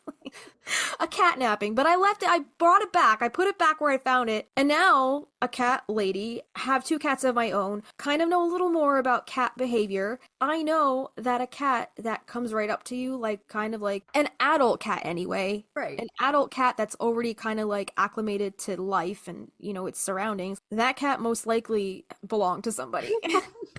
And I'm glad I put it back where I found it because they probably would have been looking for it. Oh, What do And I yeah, do? I have a problem. yeah, I have. Yeah, that's when I was like, okay, I really need to like work some magic on Avi and get him to let me have a cat because I really need a cat at this That is point. so funny. You know, when I got the text from my friend Sabrina, you know, Sabrina's got this litter of kittens. I kind of picked one out. I'm getting a cat, and he Mm-hmm. was kind of mad at me for a little while. Mm-hmm. But then, like, Sabrina would let me have it for like a day, like while it was still weaning off mama's milk. She would bring it over just to like get acclimated to our space, our house, Nice, yeah. so that it recognized our scent when it was finally time to make the transition. Yeah. And Avi walked in the first day that it came over, and he just looked at it and he like rolled his eyes at me and he walked in another room. Oh And he was shit. like, I was like, Ugh. he'll warm up to it. Yeah. And sure enough, every time the cat came over, he would play with it a little bit, and like it was warming up to him. It was warming up to Mhm. him. And now he's probably the crazier cat lady than I am. He's protective dad. So he fully he transitioned full blown cat lady. That's so cute. So I've managed to convert him and convert my mother and my father now Yeah. Yeah. because It's funny to see your dad. Like, I've only been in their house once. It was yeah, so cute because he's not scary, but he's like a dude. Like he's yeah, like an Italian guy. he's a But little he's so, stoic. yeah, exactly. Quiet, but he loves that cat. It was so He cute loves for him that to be cat. like very gentle and kind and like sweet with the cat. Yeah, Love yeah, he that. loves that cat. My mom will send me videos of like him laying with the cat or the cat just like on his lap. And my mom's like, that cat lets him like pick him up and stuff. Like my dad has no fear with this cat. Like he'll play with it and then the cat will like claw at him and like, you know, and he's just like he keeps like poking at him and teasing him. And my mom will still be scared of the cat. Like she'll act like I acted with the little cat Piggy, We the little take it kitten. personally. She'll take it personally. She's like, he bit at my leg. And I was like, it's a cat. Like, Yeah. what do you want? That's so funny. But like, yeah, they're all cat people now because of me. Because Because of of me. you. Look at 'Cause of me. you. Saving Exactly. cats. Get your pet Oh, spayed and neutered. yeah, spay and neuter your pet, your cats. Yeah. Anyway, all right. Okay. So going back to the book, on page 255, of all the Owens women, Jet was the most beautiful and she never even noticed. She preferred cats to human beings and turned down every offer from the men who fell in love with her. On page 267, the wind is tearing shingles from the roofs, and every cat in the neighborhood has demanded to be let in or has taken refuge in a window well to shiver and yowl. Maybe we should wait, Sally ventures. Bring the pot around the back, Aunt Jet tells Kylie and Antonia. The candle in the center of the table casts a circle of wavery light. Aunt Jet takes Jillian's hand in her own. We have to see to this now. You don't put off a dealing with a ghost. So this is when they're ready to, I guess, get rid of Jimmy with the lime and lye solution. On page 273, the only cat left is Magpie, who is so ancient he gets up only in order to get to his food bowl. The rest of the time he's curled onto a special silk cushion on the kitchen chair. One of Magpie's eyes doesn't open at all anymore, but his good eye is fixed on the turkey, which is cooling on an earthenware platter in the center of the wooden table. Buddy is being kept in the attic. Ben is there with him, feeding him the last of the carrots from the aunt's garden, since Magpie has been known to catch baby bunnies who cower between the rows of cabbage. So I guess they kept, Buddy in the attic to keep it away from the cat. Because the cat says he's been known to eat them whole. Don't even think about it, Jillian tells the cat when she sees him eyeing the turkey. But as soon as her back is turned, Sally takes a bit of white meat, which she herself would never eat, and feeds old Magpie by hand. So that's a little bit about Magpie at the end of that book. We're going on to Book of Magic now, the last book in the series. The last one. There's only a couple in here. Yeah, not So, many. page 2, it says the children who glimpsed Sally Owens on cold, crisp evenings shared their opinions that she was a witch who could turn herself into whatever she wished to be, a cat or a crow or a she-wolf, and then they had best not talk too much or have too much fun when she had them in her sights. And she works at a library, so she's probably like, stop talking. Page 4, you don't want a dog. You're a cat person. True enough. Jet had had a series of adored black cats when she was younger, all named for birds, including Magpie and Goose and Crow. Yet when Daisy, if indeed it was a she, began to approach, Jet felt something prick in her heart. Did she take on the Reverend's dog after? Oh, yeah, Daisy. Yeah. Page 12. They went into the garden. There were the old wicker chairs near the herb garden. There was the beehive empty now. Long ago, their Aunt Isabel had raised brown and white chickens, and they loved to collect the blue speckled eggs, warm in their hands. They had a dozen cats, every single one black. but all had grown old and died. Page 52. They'd been tall, moody New York teenagers dressed in black. Vincent had carried a guitar. Franny had blood red hair that left scarlet pools on the cement when she was out in the rain, and every black cat came yowling out into the street when Jet approached. Page 79. She went to bed before it was dark. She refused the dinners Sally insisted upon offering her. She saw death everywhere. Mice, neighborhood cats, had left on the doorstep. Spiders curled up in the corners. Sparrows fallen from the sky.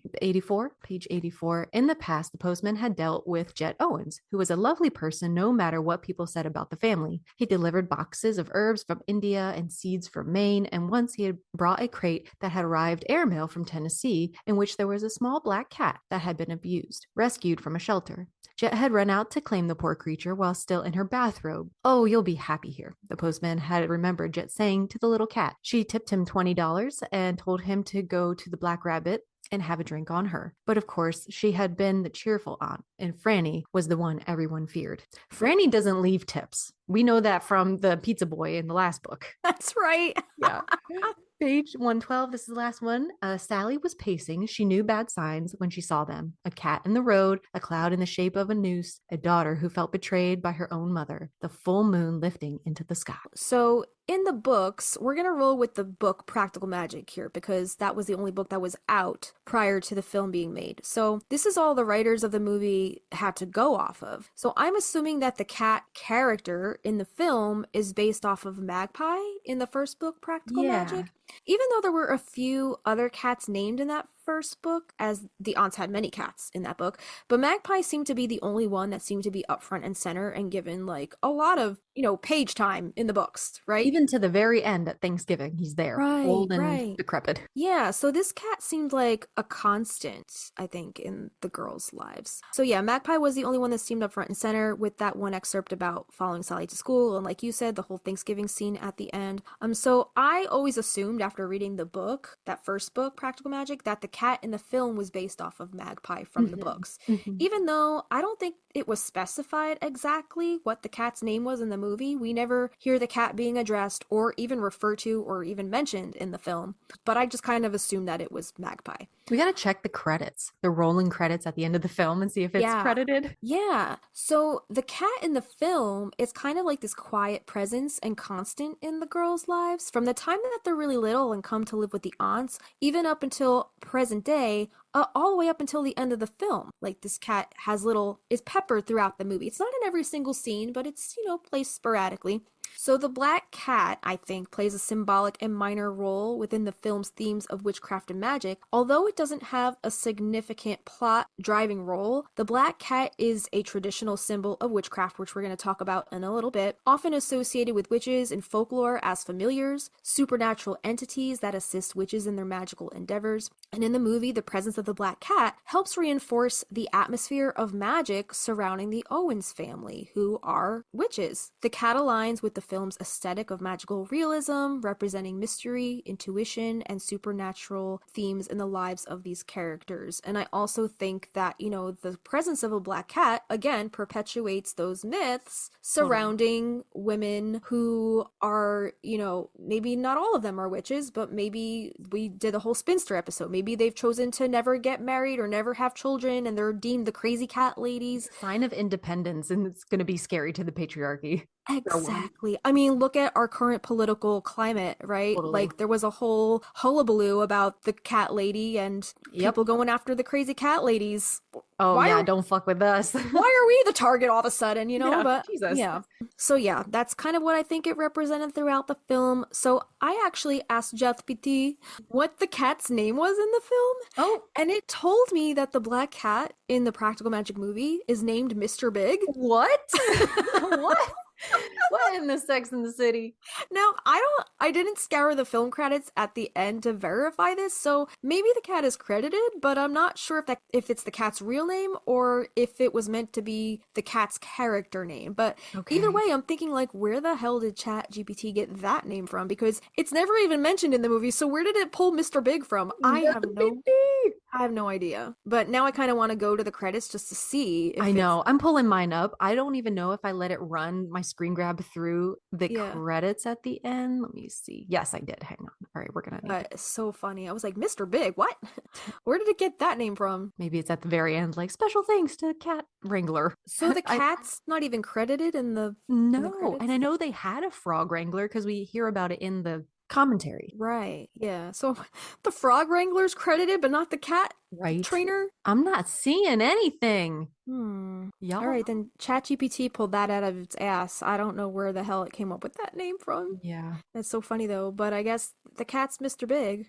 I found the animal caretakers' names. So the man's name is Paul Sled Reynolds. And we have Ann Gordon and Dana Dubé, D-U-B-E or Doobie. Okay. But no cat. No cat is credited, just the animal handlers. No cat. I was not It's expecting so that weird. when Yeah. I asked it, but Yeah. yeah. But anyway, we're gonna do a little film spotting or a little cat spotting now in the film. Because this cat does make, quite a few appearances from the time it's a kitten and Sally and Gillian are little girls, all the way up until the end of the film when, the conclusion, the big problem has been resolved and they're trying to wrap up the film in a nice little bow for us. You even see the cat make an appearance at the very end. So the first appearance in the film is around 4 minutes and 22 seconds, and it's the scene where Sally and Gillian are sitting at that beautiful table in the garden with the aunts, and there's all these grapes, and Franny's drinking some port, right? Yes, very decadent. Very, very demure, very, very mindful. Very cutesy. Exactly. And they're going on and on. Franny and Jet are arguing with each other. A small black kitten can be seen sitting on the table right in front of Sally. And it's just kind of like, eating stuff around the table. You can't even really tell what it's eating, but Sticking its nose and everything. It's still got its little baby fluff. So cute. Yeah, it's clearly still a kitten. Yes. And I thought it was just so cute that they kind of aligned this kitten with the innocence of child Gillian and Sally. How it wasn't an adult cat yet. So this cat grew up with Gillian and Sally from the time it was the kitten and they were little girls to they both all grew up together, which I thought was so cute. Sally's kind of like down in the dumps in this scene. And then Jed's like, come on, little witch, let's go inside and do some spells. So they all go in. And you know what I noticed? That when they get up to go inside, the cat isn't on the table anymore. And they don't take the cat with them. Inside outside cat. Okay. But they don't take the cat with them, but the cat is in the next scene. Okay. All right. So they have a cat door somewhere. Yeah, so the cat went inside at some point, but I'm like, it's a little kitten. You'd think like they would have like picked it up and brought it in with them, but they did not.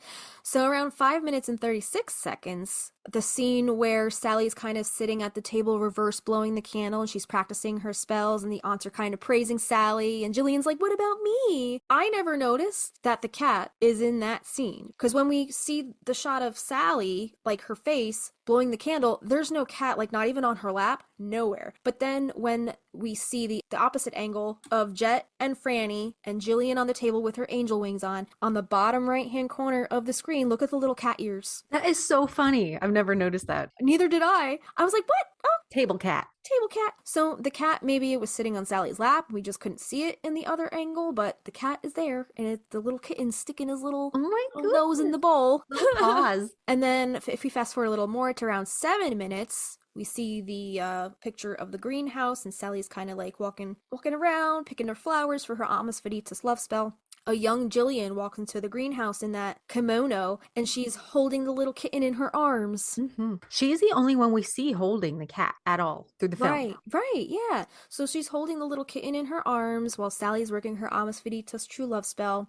And then she drops the cat at some point, and like when they zoom in on Sally's face and Gillian standing behind her, she no longer has the cat. But then that's the last time we see the cat as a kitten. And then at around 9 minutes, when it fast forwards to when the girls are older, the blood oath scene where Gillian is leaving, and Sally says, I feel like I'm never going to see you again. And Gillian says, of course you're going to see me again. We're going to grow old together. It's going to be you and me living in a big old house, these two old biddies with all these cats. And then Sally giggles. So there's no like cat in this scene, but just the mere mention of the cat and like the whole trope of like, you know, a couple of spinsters, no kids, just living in a big house with all these cats. So it's kind of playing into that trope a little bit. I think that's probably why Sally, like, she just laughs at a little bit about it. Yeah. History repeating itself. Exactly. So then now we fast forward to the scene where Sally and Gillian are dragging Jimmy's dead body through the door in the Owens house before they resurrect him. Now we see what I'm assuming to be Magpie, not Mr. Big. Right? Mr. Big.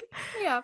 So Magpie can be seen hissing, and probably because the cat could sense the bad vibes oozing off of Jimmy's aura, right? When they drag him through the door. So we see the cat now as an adult. Sitting on the kitchen, the back stairs. And I thought it was always so cool because you get the cat hiss, but he's also like doing big paws. Like in the air, he's got one paw up and like claws at, you know, Jimmy's bad juju. Yeah, he's like, get this guy out of this house. Yes. It's very Binks. Very Binks, yeah. Yeah, and I think that definitely feeds into the whole like witches and cats kind of trope in movies and cinema anyway.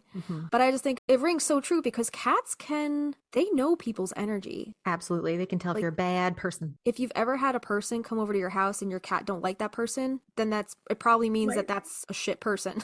Yeah.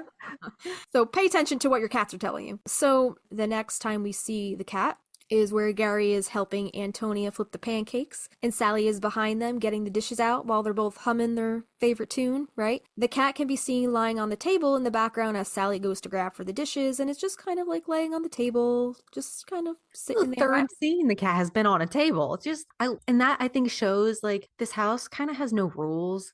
I mean, I let my cats on the table, but a lot of people don't, you know? Right. Yeah. And let's just be real. There's really no way to train a cat to stay off the table.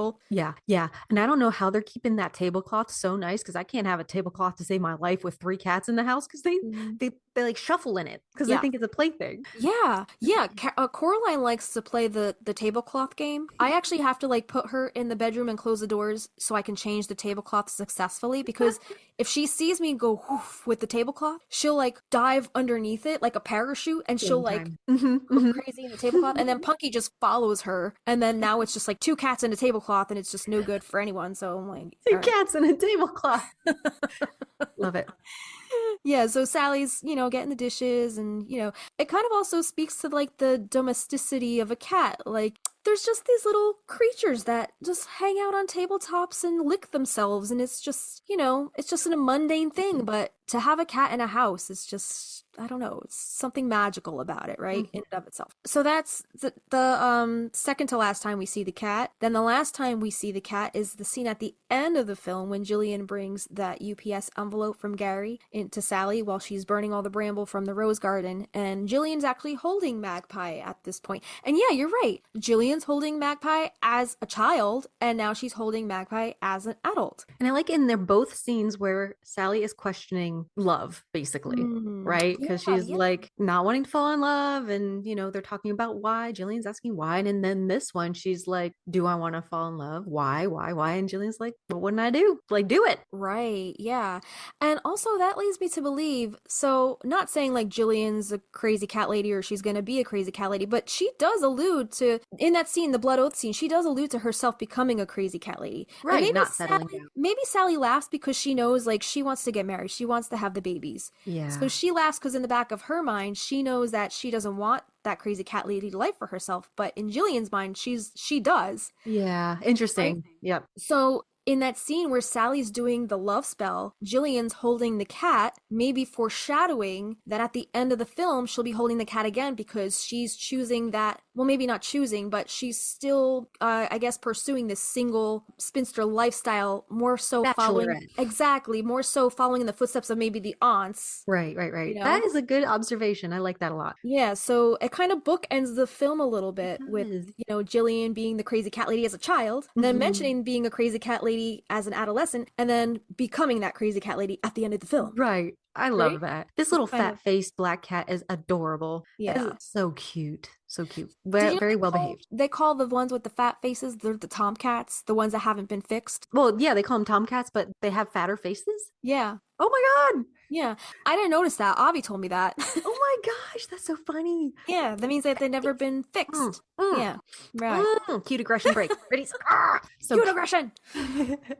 So the end of the film, Gillian is holding Magpie again, and she's wearing that gorgeous baby blue Victorian looking frock or whatever Stunning. that outfit is that she has on. It's gorgeous. But this is one of my favorite movie stills from the film. And then Sally asks, "What would you do, Jilly?" And then Gillian says, "What wouldn't I do for the right guy?" As she's kind of holding and like huffing and kissing her cat. No. So Jillian's like, "All right, Sally, you do you with your man. I'm just gonna keep huffing my cat."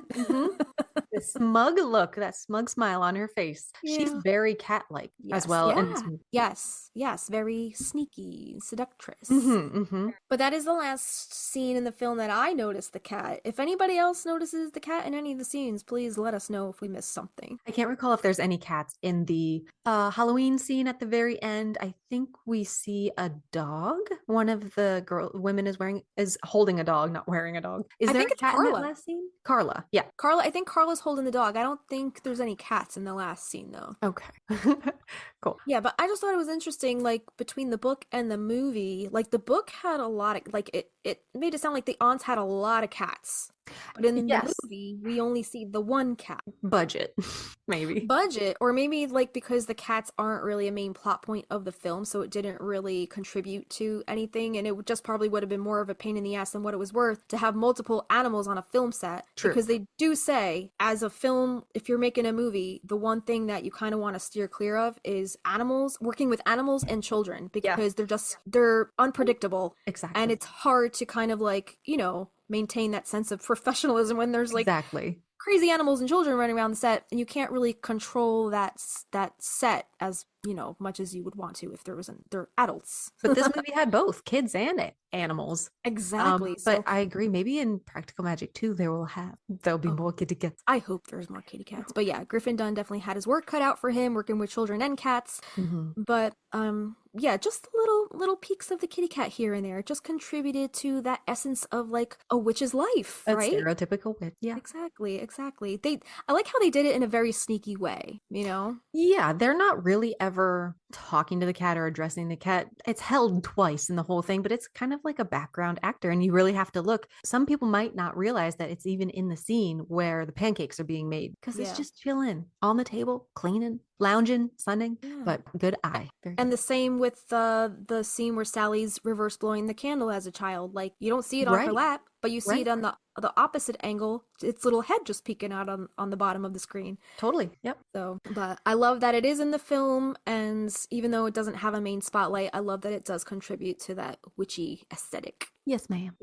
I'm ready for a break. How about you? Yeah. When we come back, we're going to get into history, folklore, the government, the military, and pop culture, so much more. Stick around for our card pull as well. We'll be right back. Hey, little witches, Justina here, calling all Practical Magic fans and music lovers. This fall, get ready for something truly spellbinding from the Stinas. Christina and I started Magnolia Street Podcast as a way to share our original music inspired by our favorite movie, Practical Magic. We've been hard at work in the recording studio since September, brewing up our 5-song debut EP, Magnolia Street Volume 1. At the house on Magnolia Street, would you go down to Magnolia Street where the wisteria grow wild? At the house of magic and mystery, so would you go down to Magnolia Street? If you want the inside scoop on our music and the stories behind each song, join our Rose tier on Patreon for just $8 a month and dive into exclusive content from our songisodes. Plus, bonus content from our highly anticipated upcoming EP. On there, you'll find lyric sheets, original demos, behind-the-scenes videos from the studio, blog posts, production notes, and more. Don't miss out on the magic. Keep up to date with us on our Instagram at Magnolia Street Podcast for all of our music news and be a part of our musical journey. The Stinas are bringing Practical Magic to life, one song at a time, right here on Magnolia Street. You didn't go down to Magnolia Street. Magnolia Street. You're listening to the Magnolia Street Podcast. everybody, welcome back. I have a cat on my lap. You ever seen that video where it's like, I can't go to the party because there's a cat on my lap or something? No. Yeah, it's like just people making up different excuses for why they can't do something because there's a cat on their lap. I can't tell you how true that is. Like, as a cat person, and any Yeah. cat owner will tell you, if there's a cat on your lap, you can't do it. Can't do You can't, nothing. you can't do Can't the go thing. poop. Mm-mm. Right. Oh, right. We're gonna get into our card. Well, not really a pull because there is a black kitten card in this deck in the Inner Witch Oracle by Grounded by the Moon. Oh. And it's so cute. Look at it. So kitten-like. Very It's big eyebrow. Magpie. It is Magpie. It's Magpie.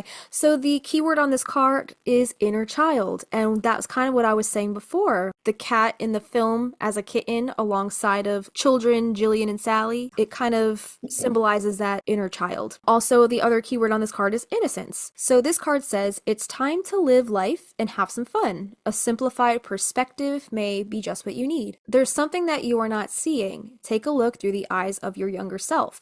Don't forget to embrace your inner child every now and then and rekindle that connection. Just like a kitten dances in the moonlight, you need to embrace that same energy. Connect with your inner self and see what greatness comes before you. To better connect, light a purple candle, use a childhood photo of yourself, or visualize and focus your energy on past influences. Connect with your favorite scents, toys, and places. You can also write the affirmation down and utilize it along with the power of this card. And the mantra on this card is, I embrace my innocence and nurture the child within. Love I that. really That's love- hard to remember daily to do. Yeah. And I really love any kind of magic that kind of has you kind of go back and revert to your childlike self because that's the most playful part of our, most creative part of ourselves that we tend to often neglect as adults going into reality. It's often forgotten about. And, you know, we all want to be that child again and play and create and it just is a nice reminder to do all that. Absolutely. Yeah, play is rare for me. I feel like unless it's like Aaron and I just messing around together, I don't feel like by myself I play. Like maybe I'll sing, but I notice I won't laugh as much as I did when I was a child. And to be transparent, I will force laughs sometimes because it's just, you know, a social norm, you know, to be laughing. But inside, I'm like, why don't I find this as funny as if I was a kid? Kids find this shit hilarious. And I don't know if it's just, Yeah. you know, we're jaded. I have no idea, but I miss it. Right. Yeah. And I think like kind of being a nanny, it forces you to continue to see things through the eyes of a child and be exposed to things that children find hilarious. And you know, once a kid knows what you find funny, they'll keep repeating it just to get a reaction. And like you have to be like, okay, it was funny the first time, but now it's like, all right. Shut the fuck up. Exactly. I think your laugh is hilarious. And I appreciate a like a gimme laugh, like a pity laugh. I appreciate if somebody pity laughs me because that makes me feel good. But your laugh is fucking hilarious and it gets me laughing more. I'm glad I can do that. If I can just make people laugh, that's, you know. Mm-hmm. I You're just funny want as people shit. to be happy and laugh and Yes. you know, just rejoice in life. Not to be Amen. completely cheesy, but you know, I love a good belly laugh session. And what was I laughing at? You marveled me crying because of your dream with like a T-Rex. Yeah, I woke myself up laughing and Avi thought I was dying. He was like, "Are you okay?" Right. I couldn't breathe. I was wheezing because, like, in my dream, it was so fucking funny. I laughed so fucking hard. Laughter is the best medicine. It really is. It is. Good workout. I love when, like, you feel it in your abs. Like, you laugh so hard that it's just like... You've had me on the verge of peeing myself a few times. Oh, man. Great. It's great. Let's get Anyway. into some history now that we've explored the magical world of practical magic and the film's enchanting elements. It's only fitting to delve into the most mystical creatures in both real life and fiction. These cats. Cats have a long history associated with magic and mystery and superstition, and their role in human society goes back much farther than modern tales of witches and familiars. So let's talk about how cats became divine symbols in Egypt. I went through an Egypt phase. I don't know about you. Me and my Brendan Fraser can Oh, he can get it. The mummy. Billy Zane. Billy Zane. Felines served a useful purpose in ancient Egyptian households and were eventually associated with deities. Along with hieroglyphics, obelisks, and geometric patterns, cats feature prominently in ancient Egyptian art, reflecting the animal's unique status among the people who dwelled along the Nile River. The animals were initially adopted as useful predators in ancient Egypt and gradually became symbols of divinity, and protection. Though it is hard to say the Egyptians thought one thing or another, since so much change has happened across their 3,000 plus years of history, the ancient Egyptians in general did not worship animals, says Julia Trochet, an Egyptologist, assistant professor in history at Missouri State University, and author of Death, Power, and Apotheosis in Ancient Egypt, the Old and Middle Kingdoms. And she goes on to say, rather, they saw animals as representations of divine aspects of their gods. Whether or not they were worshipped as deities, cats were an integral part of ancient Egyptian life. And based on mummified cats discovered in tombs alongside humans, they carried an important role into the afterlife as well. For most of the civilization's history, ancient Egyptians saw cats as mutually beneficial companions. According to Trochet, they say cats might come inside when it was hot, and they in turn would chase away dangerous animals such as snakes, many of which were venomous, and scorpions, she explains. Some of what we know about the function of cats in ancient Egyptian society comes from scenes of everyday life depicted in paintings on the walls of tombs. She says, in tomb scenes, cats are shown laying or sitting below chairs, chasing birds, and playing. There's that play aspect. Trochet says, is that how you would say her name? I would say Troche. Okay. Maybe. Troche. Yeah. What's her first name? Julia. Julia says, in some mortuary texts, they are shown with daggers cutting through Apopis, the snake deity who threatens Ra, the sun, at night in the underworld. After keeping a cat as a live-in pet during their lives, ancient Egyptians continued that relationship into the afterlife. The tomb of one's posthumous house for eternity, Julia explains. In their tombs, you would depict your family, your greatest titles and awards, and the things you enjoyed doing. So to see these cats included in these tableaus speaks to the importance in both their daily lives of the ancient Egyptians and in their hope that they would continue with them into the hereafter. On the walls from the tomb of Nebamun, now housed at the British Museum, one painting features a cat accompanying Nebamun while he is out fishing and fowling. The cat has caught a bird in its mouth and grasps two other birds in its claws. One of the eyes of the cat is embellished with gold leaf gilding, which according to the British Museum is the only known example of gilding on wall paintings in Theban tomb chapels. There's that gold leafing again. Didn't we just mention the gold leafing? Like, we briefly mentioned it in our leaf magic episode. Yes, you're right. Yeah. Yes. We definitely have to go down that rabbit hole at some point, I think. Sure. Now that it's come up twice. Mm-hmm. The presence of cats in tombs wasn't limited to paintings. Sometimes cats were mummified and placed inside their human companions' tombs, according to the Carnegie Museum of Natural History. One reason this was done is that when cats were mummified, they could then be used as funerary goods. This meant that the deceased person could inhabit the body of the mummified cat in the afterlife, explains Monique, somebody I feel like works for this museum. That would be awesome. I want to be a cat. I think I am part cat, honestly.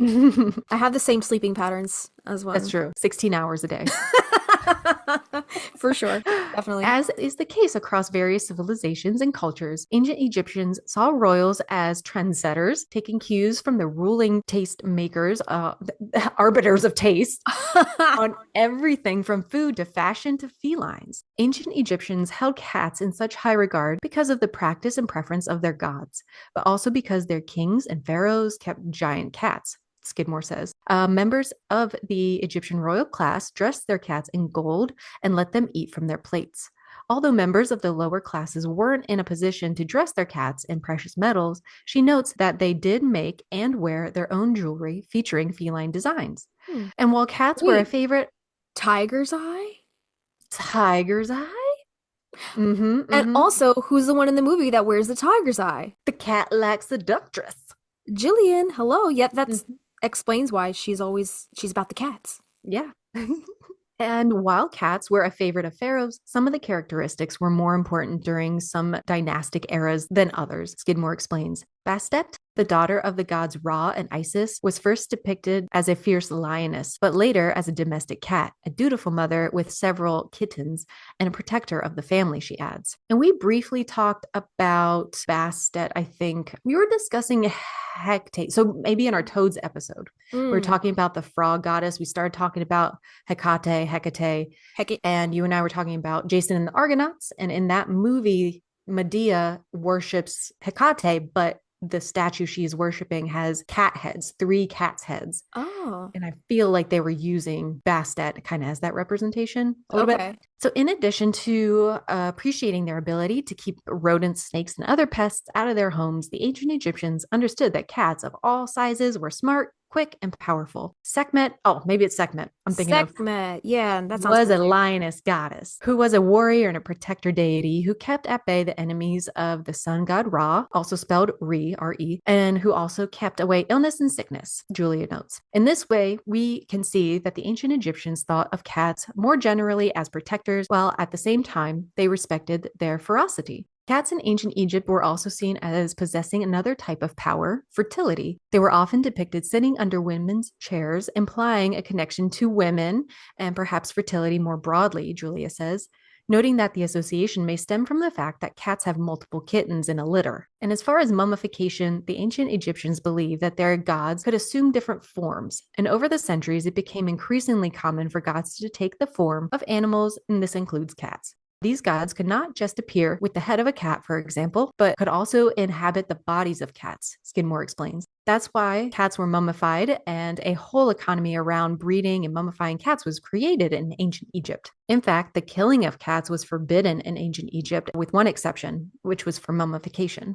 So they would kill them specifically to mummify them? It sounds like if a higher up, like a pharaoh or ruler, priest was killed, if they owned a cat, I feel like they would kill the cat along with this person because that person could then take the form of the cat in the afterlife if they chose. Got it. And lastly, this says cats were not worshipped as gods themselves, but as a vessel that the gods chose to inhabit and whose likeness gods chose to adopt. Skidmore explains. Through their ubiquitous presence in the art, fashion, and home ornamentation of ancient Egypt, cats served as an everyday reminder of the power of the gods. And that's from history.com. So now, bringing back, I guess, the god or goddess that you were talking about before, Bastet, also known as Bast, the goddess Bastet and the cult of feline deities in the Nile Delta. And this is an article by Eva Lange Athenodoro. I don't know how you're saying that name, from arce.org. So this says, the fascinating and sometimes exotic character of ancient Egyptian religion finds its perfect symbolization in the feline goddess Bastet. In countless museums and exhibitions, we meet her depicted as a seated cat with varying divine iconography, such as a scarab on her head. In a motionless yet vigilant pose easily seen on real cats, the beautiful divine Bastet typifies an ancient world of mysterious beliefs. Bastet's main cult location is Bubastis, an important city in the southeastern Nile Delta. But the earliest attestations of Bastet come from the galleries under the famous step pyramid of Djoser at Saqqara near Memphis. Thousands of shreds of stone vessels from burials of the Second Dynasty around 2800 BCE were discovered there. Some have short inscriptions mentioning deities, including Bastet, depicted as a female with the head of a lioness, plus priests and a possible cult place of Bastet in Memphis. It might be that Bastet was originally a deity of the royal residence, and judging from the etymology of her name, a divination of the name, perhaps a goddess connected to royal regalia. Merging the concept of a deity with a protective ointment, the protective and mighty nature of a divine lioness would have fit royal ideology. The earliest attestation of Bastet at Bubastis dates to a later period, the reign of Pepi, the first of the 6th dynasty, around 2270 BC. This evidence comes from the decorated door lintel at the king's Ka temple showing Bastet and Hathor. Again, Bastet is depicted as an anthropomorphic female with the head of a lioness. Tomb stelas from the elite cemetery of Bubastis of the same period preserve the titles of the Bastet temple administrators, so we can assume that a temple and cult of the goddess existed there by the end of the Old Kingdom.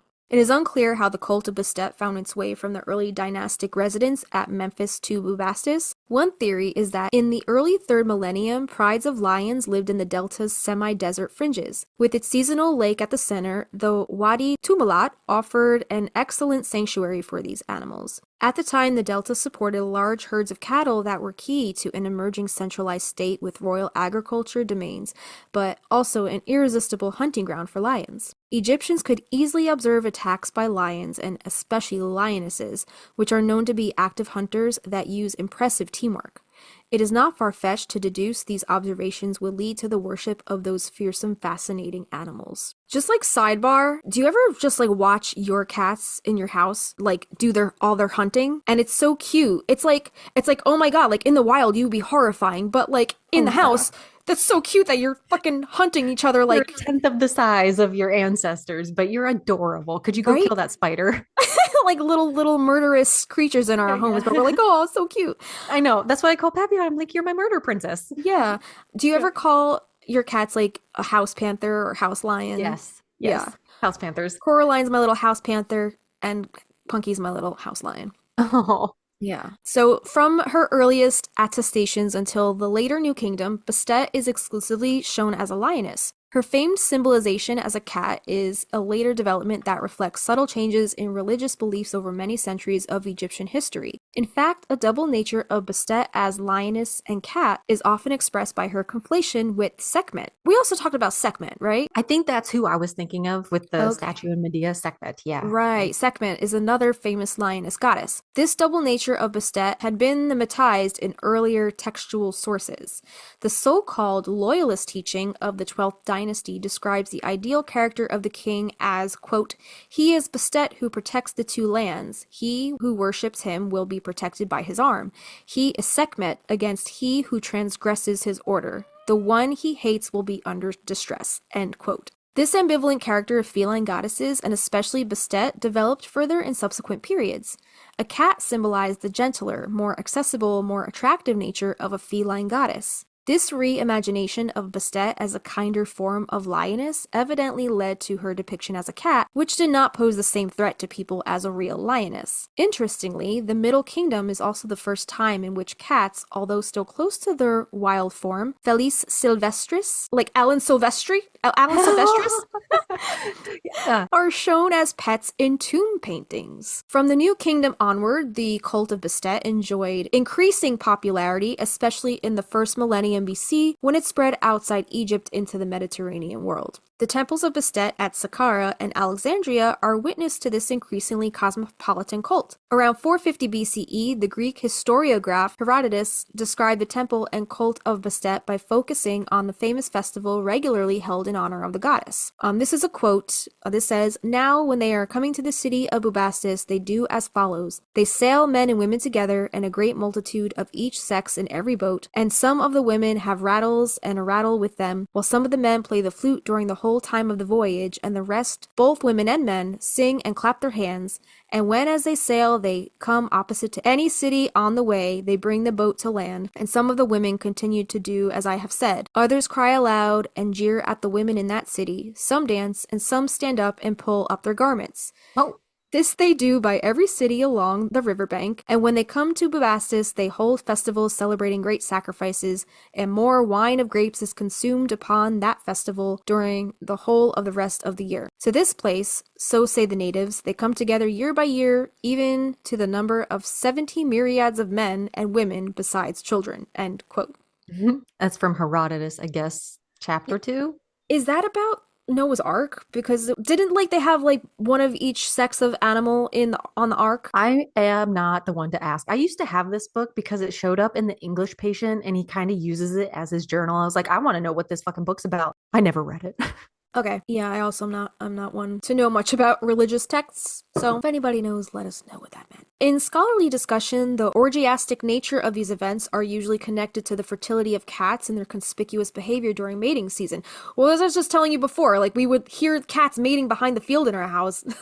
Oh, Lord, that noise. It is not a pleasant noise. According to that view, celebrants were exploring such fertility in their own lives. Other evidence documents the drunkenness and displays of ecstatic activities that represent willful violations of accepted social standards. This kind of exceptional behavior at fervid celebrations was thought to please Egyptian goddesses, especially those who appeared as a lioness, Bastet and Sekhmet, but also Mut and Hathor. Lioness goddesses were rendered dangerous and unpredictable, while at the same time they were also caring, protective, and fierce. They were connected to the sun god Rod.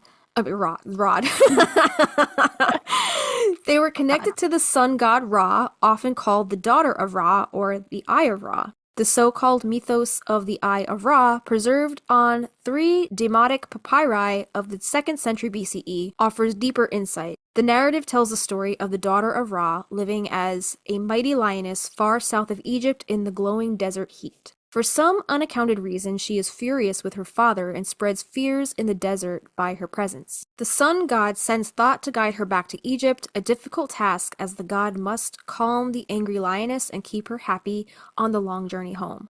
To accomplish his mission, Thought appears in the form of a baboon and uses music, dance, and alcohol to please the lioness. Connecting this narrative to the festival at Bubastis, we conclude that festivities with dancing, music, and drinking honored the goddess who enjoyed the same activities. The festival at Bubastis featured another activity of primarily local character.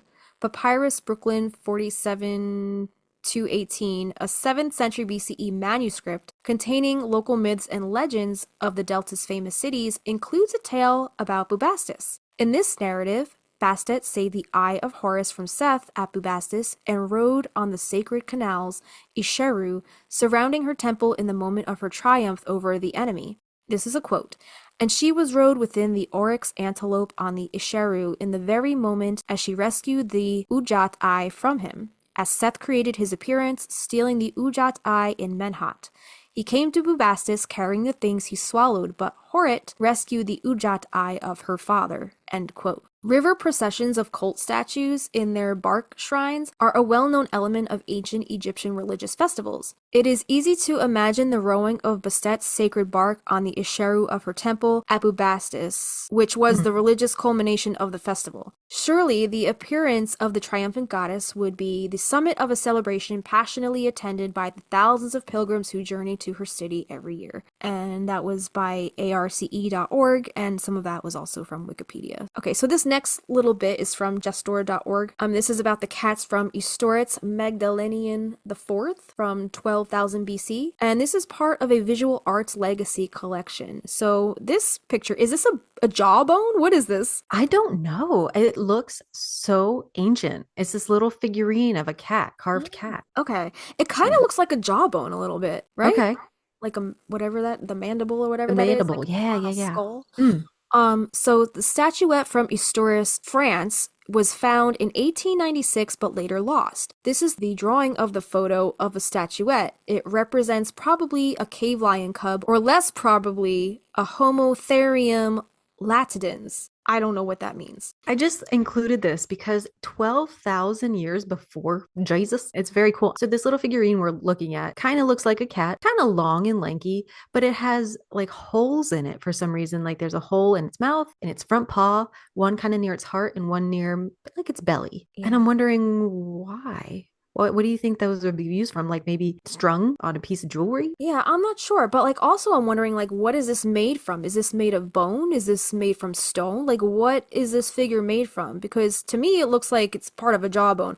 And I don't know whoever created this, if those holes were natural holes or if those holes were man-made. Like somebody, I don't know how they would have drilled a hole back in the day or maybe punctured it with using like some kind of sharp object and some kind of hammer. Right. I don't know what those holes could be from. I don't know what they would be used for. I'm really not sure. It's interesting. I'm just gonna open up this file real quick, see if there's any more about that. Do you want me to keep reading while you look that up? Yeah.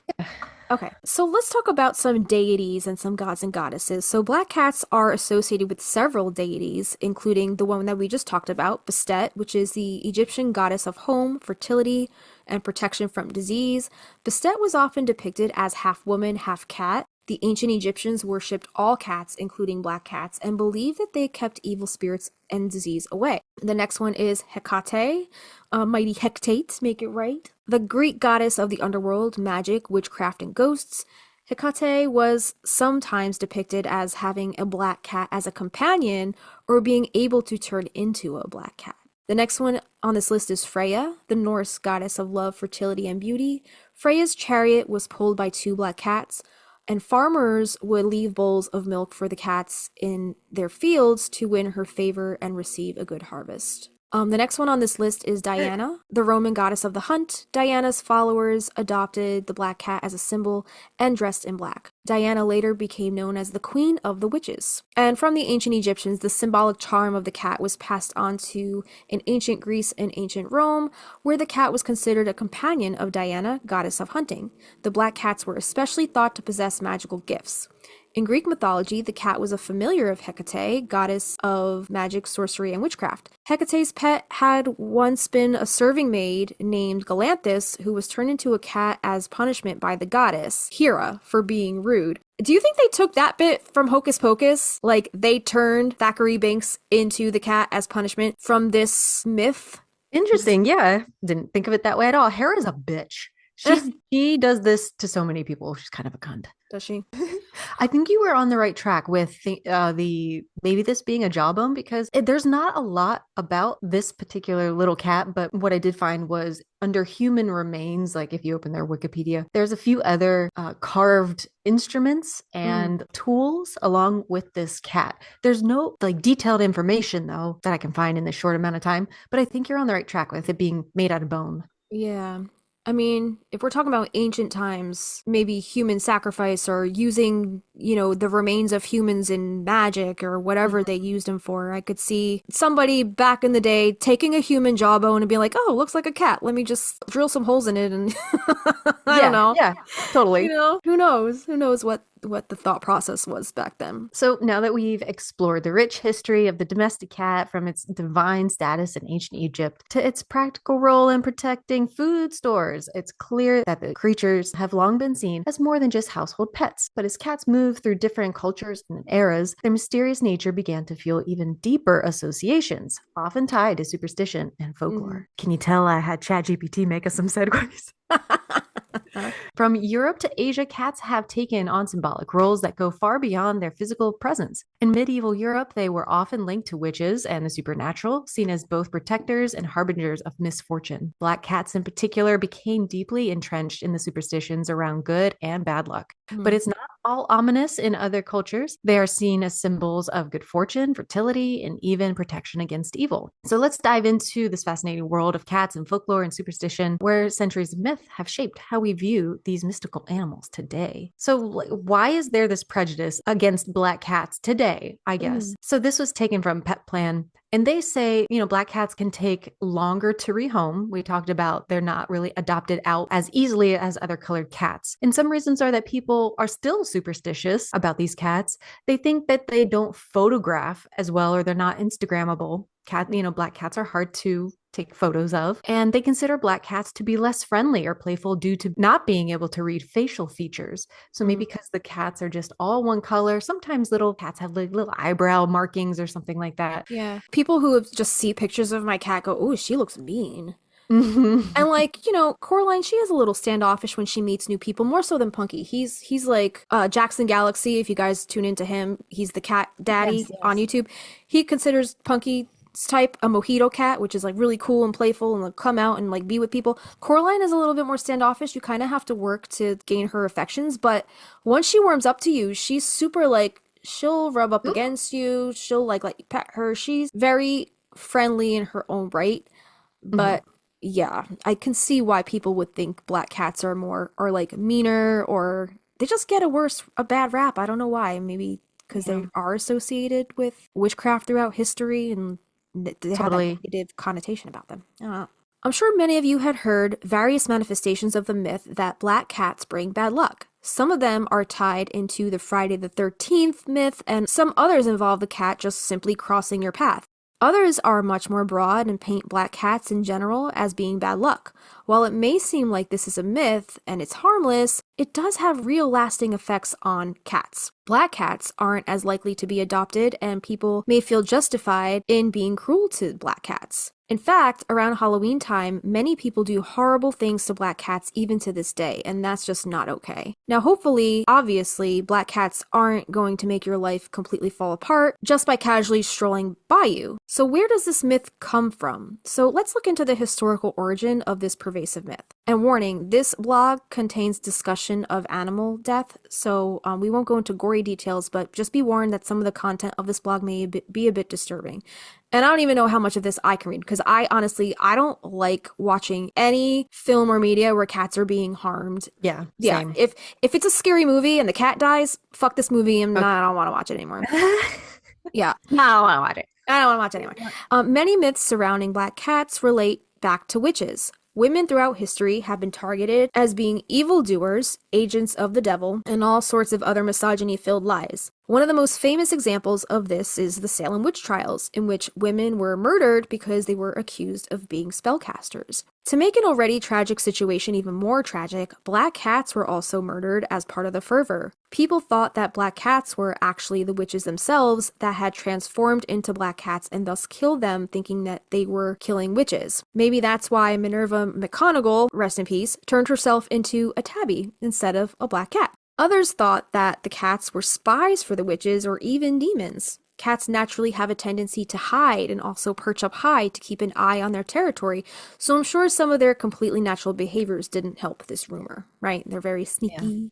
Yeah. So a little bit about black cats and the Black Plague. So many modern superstitions around black cats originate from the 13th century, when Pope Gregory IX decreed that all cats should be exterminated, especially black cats, since they were the incarnations of Satan. Sources suggest that early Christians maligned women and cats so thoroughly because they shared personality traits frowned upon by the church. Like the women accused of witchcraft, cats favor independence and intelligence.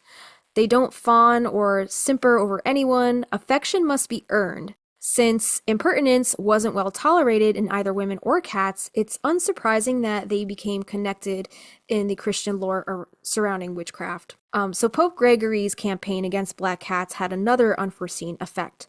With fewer cats, the vermin population grew out of control. And because vermin were the main carriers of the Black Plague, this uptick contributed to an estimated 50 million deaths, or 60% of Europe's total population at the time. Holy shit. Far from being the incarnation of Satan, black cats could have saved millions of lives. So, yeah. From the supernatural to the superstitious, from love and wealth to death and misfortune, black cats have beguiled the people of this world throughout history. So of course, not all myths surrounding black cats relate directly back to witches. An old Italian legend states that black cats are an omen of death if one is ill and a black cat lays in their bed. As anyone who lives with cats knows, it's pretty tough to keep cats off the bed if they want to rest there, unless you get them their own cozy bed that's even more appealing. I haven't had any luck with this. I put cat beds on my floor and my cats still, like, my bed is their bed. It's not even my bed. It's just their bed. So, isn't that another thing? I don't know if that's in here of like a newborn, like don't let a cat near a newborn's cradle or whatever, because they'll suck the life out of them. But like really, like a cat's just wanting to be sleepy with your baby and falls asleep on baby faces. I think they just want to be cozy. They just want to curl up, and cats are more affectionate than people give them credit for. Yeah. You know, they do want to feel loved and they do want to feel close to other beings. Yeah, this one says get them their own cozy bed that's more appealing. But this says, I have a feeling this one was a spurious correlation. Plus, we now think that cat purrs may be healing. And this may have come from the previously discussed disease vector thing. But honestly, by the time you're on your death's door and the black cat lays in your bed, it seems like your fate was already pretty much sealed. I think that would be such a calming way to go. To be honest. Yeah. If you're already there and your little gatito comes and is just like, I'm with you, mama. Like, yes, I'd feel very protected. And also on the opposite side of the spectrum, I just recently read that when your cat, or any pet for that matter, when your pet is on its, on its deathbed and you take it to be put down, you should stay in the room with them because they look for you. Yeah. They look for you to Oh. send them off to the Rainbow Bridge. It breaks my heart. It does. Yeah. So cats have also been rumored to be the omens of death in other cultures. Much of this relates back to them being considered agents of the devil and, again, witches. Mm-hmm. And being sent to communicate coming trouble or even cause trouble. In some cultures, a black cat crossing the path of a funeral was considered to mean that another family member was going to die. Everyone is going to die eventually, so this one seems a bit fair to blame on the cat, if you ask me. This person says. Similarly, some people thought it was bad luck if a black cat started walking away from you. Cats have a natural tendency to turn away from people as a greeting, hence all the memes about cat butts, right? Yeah, totally. Yeah. So this one also puts an unfair spin on, cat-like behavior that cats are going to do naturally anyway. Sure. That doesn't even get into there being absolutely no evidence that this is true. So of course, cats haven't always been considered to be the demon spawns historically. In fact, there are many positive superstitions involving black cats. Like in Europe, a black cat walking toward you was considered good luck. And this author says, I personally agree with this one, but it's mostly because it means I might get to pet said black cat. That's kind of my feeling, my sentiments as well. Like, if a black cat crosses my path, I get excited. I'm like, oh, kitty! Do I get to pet that cat? Let me pet that cat. Or I might steal it and put it back later. Yeah. Throw it in the car, drive it around the block 3 times, and then drop it back off. Many other places consider cats to be good luck if given as a gift for a marriage or if one owned a black cat. I actually paid $1 for Coraline. Did you? I did. Oh, to your friend. Yeah. So really funny. My friend Sabrina, whose, grandmother gave me the cat, she's like, all right, so when you come over to get the cat, you have to bring $1 or a can of cat food or something in exchange for the cat because it means good prosperity for the life of the cat. Oh, I love that. Yeah. So it's like a monetary exchange to ensure the cat's prosperity and good health and wealth over the course of its life. I love it. And Punky was free. Punky I found in the sewer, so he made out. He's got a good life. Yeah. So pirates considered it good luck if a black cat got on their ship and decided to stay, but bad luck if the cat left. Did you hear that there was like something about the Titanic? There's a connection with cats to the Titanic. The Titanic actually had a family of cats that lived on it, and the day that the Titanic set sail, those cats wouldn't get back on the ship.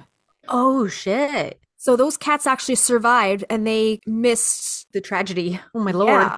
Like wow. They sensed it was going to happen. Yeah, look that up. I saw that somewhere. I don't know the validity of it, though. Okay. Yeah, so pirate wives would often keep black cats as they supposedly kept their husbands safe at sea. I'd argue that the companionship and joy of being a cat parent is plenty of reason to keep a black cat. But hey, I guess protection from the dangers of the open sea is also a good reason, too. In Japan, black cats were thought of very highly, and they still are to this day. Cats are thought to bring prosperity. Theaters are known for having many, many superstitions, and in Japan, cats are thought to help ensure the success of a play in a theater. They're also thought to help with marriages and finding love, and that last one seems realistic to this author, they said, because there really is no love like the love of cat, and I have to agree with that. Oh. Yeah. Did you ever see those? I think they're a thing in China, the cats with the knocking hand. The, yeah, Lucky Cat. That's on here. When Avi went to China, he actually went to China on a business trip, and he brought me one back. Oh, that's cool. Yeah, there it goes. I like that. I like those little solar things. Yeah, so some of you may be familiar with the Lucky Cat, and these are properly called Maneki Niko. This figure originates from Japan and is said to bring good luck. While there is some uncertainty as to exactly where it originated from, one legend tells of a samurai who stopped to rest beneath a tree during a storm. A cat living in a monastery called out to the samurai who followed the cat. Moments after he moved under the tree, it was struck by lightning and fell right where he would have been sitting. Wow. As often as is the case with legends, this man was secretly loaded and gifted the monastery and the cat and a whole lot of money. So this may be where the idea of that Maneki Niko figurines can bring luck and fortune. Maneki Niko are said to bring different kinds of luck depending on a variety of characteristics of the figurine. Depending on which paw is raised, it may bring luck or more customers to a business. If both paws are raised, it is said to offer protection. Some even claim if you have a statue facing the door, Maniki Nico will bring your business more customers. And I do have mine facing the door. It's like facing outward. Yeah. In an interesting contrast to many of the negative associations with black cats and evil, black Maniki Nico are considered to be protectors against evil. I want one. Yeah, they're so cute. Yeah, you could probably find one in Chinatown too. If like you go to the city, they probably have them all over there. But Avi brought that one back for me from China when he went on his business trip. The actual. Yeah, and when China he went, proper. I was like, can you bring me back one of those knocking cats? And he Yeah, did. yeah, yeah. And he did. Yeah, so cute. So going back to kind of what we were talking about before, I mentioned the cats and the sinking of the Titanic. So Christina did a little digging, and this is what she found. This article, I guess this is from the burrowsofthedead.com. Yep. Yeah. So this says, while reading Charles Pellegrino's Ghosts of the Titanic, we came across the following intriguing footnote. Only one cat is known to have been aboard the Titanic, and she is said to have disembarked before the ship left Southampton. A stoker named Jim Mulholland reported that he had cared for the ship's cat and for its 4 kittens born en route to Southampton. Mulholland signed off from the crew after, I guess the cat's name was Mouser. Mouser carried her babies one by one off the ship. He explained to journalist Patty Scott that this cat knows something, and for observing and following the instincts of an animal, Mulholland gets my vote for the wisest man of our age. The story is in fact true. Pellegrino's book is very odd, and his credentials are somewhat mystifying. Nonetheless, this author says, I know of a lot of people who would agree with this. Cat lovers take note of further evidence that they are an intellectually superior species after all. And they really can. Absolutely. Yeah, so that's crazy. The ship had her own official cat named Jenny, who was kept aboard the Titanic as a mascot and also worked to reduce the rat and mice population. Transferred over from the Titanic's sister ship, Olympic, Jenny gave birth in the week before the Titanic sailed from Southampton. She normally lived in the galley where the staff fed her and her kittens on scraps from the kitchens. Stewardess Violet Jessup wrote that the cat, quote, laid her family near Jim, the scullion, whose approval she always sought and who always gave her warm devotion, end quote. Okay, so Jim Mulholland, that's who they're talking about. So was the mama's name, the mama was Jenny? I think the mama's name was Jenny. That's what it sounds like. Okay. Oh, babies. Yeah. Okay. Oh, but in the previous article, it said Mouser. Yeah, sometimes they're just called mousers. That's their job as a mouser. I think her name would have been Jenny. Jenny. Yeah. This is perfect. Actually, I'm glad we put this here because this segues us into some more sea and sailor superstitions. Nice. Yeah, nice. This book called Legends and Superstitions of the Sea and of Sailors in All Lands and at All Times by Fletcher Bassett is free. And I'm actually using a lot of this book. It's like 500 pages for our nautical history. But this is just a little bit. It's written very like, this happened here. This happened here. This could happen here. This is what they thought. So these are just going to be like rapid fire. Okay. A little bit about cats. Again, a little warning that there is some animal mistreatment, with superstitions. That just happens. So in Germany, there is a proverb that anyone making a cat his enemy will attend at his funeral by rats and rain. In Lancashire, stormy and wet weather is coming when a cat frisks about the house. Like he's got the zoomies. It is said in Iceland, if a cat stretches so her paws touch each other, bad weather will ensue. Scotch fishermen declare that if the cat sneezes or licks her paws, rain will surely come. In Shetland, the cat gain in the loof foretells wind, not sure what that means, and sleeping upon her harns with, I guess, her back or the back of her head down indicates calm. That was a good accent. I like that.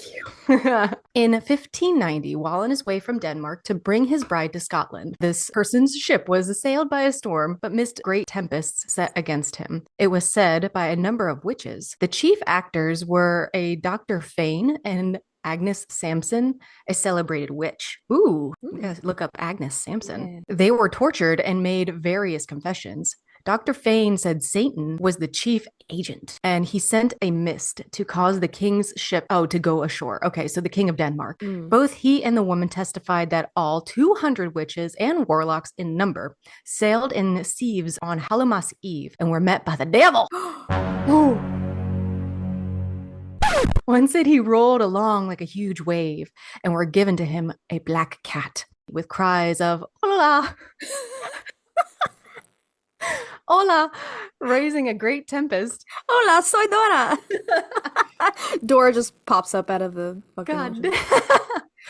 Agnes Sampson with 4 other witches raised a tempest by throwing in the sea a cat with portions of a dead man tied to it, and on another occasion feasted on the wines of a foreign ship, then sank her with the devil's aid. The cat was still more widely feared as a storm bringer and is always unlucky on board ship. She, quote, carries a gale her tail, and is thought practically to provoke a storm by playing with the gown or apron, rubbing her face, licking her fur the wrong way, etc. In Sicilian belief, the mewing of a cat while telling a goddamn. I don't know what that word is. Well, for telling sailors their passage would be a tedious voyage. Provoking the cat will certainly bring a gale. In sailor belief, drowning one will surely raise a tempest. J. Fielding says, the kitten at last recovered to the great joy of the good captain, but to the great disappointment of some sailors, who asserted that the drowning of a cat was very surest way of raising a formidable wind. Cheever says, we took on board at Gibraltar a large, beautiful cat we were bound to, and, as it happens, had a tedious succession of light-headed winds and dead calms. The sailors at last began to look on our newcomer as sort of a Jonas on board. So, like, the cat was fucking it up, so they threw it overboard. Oh.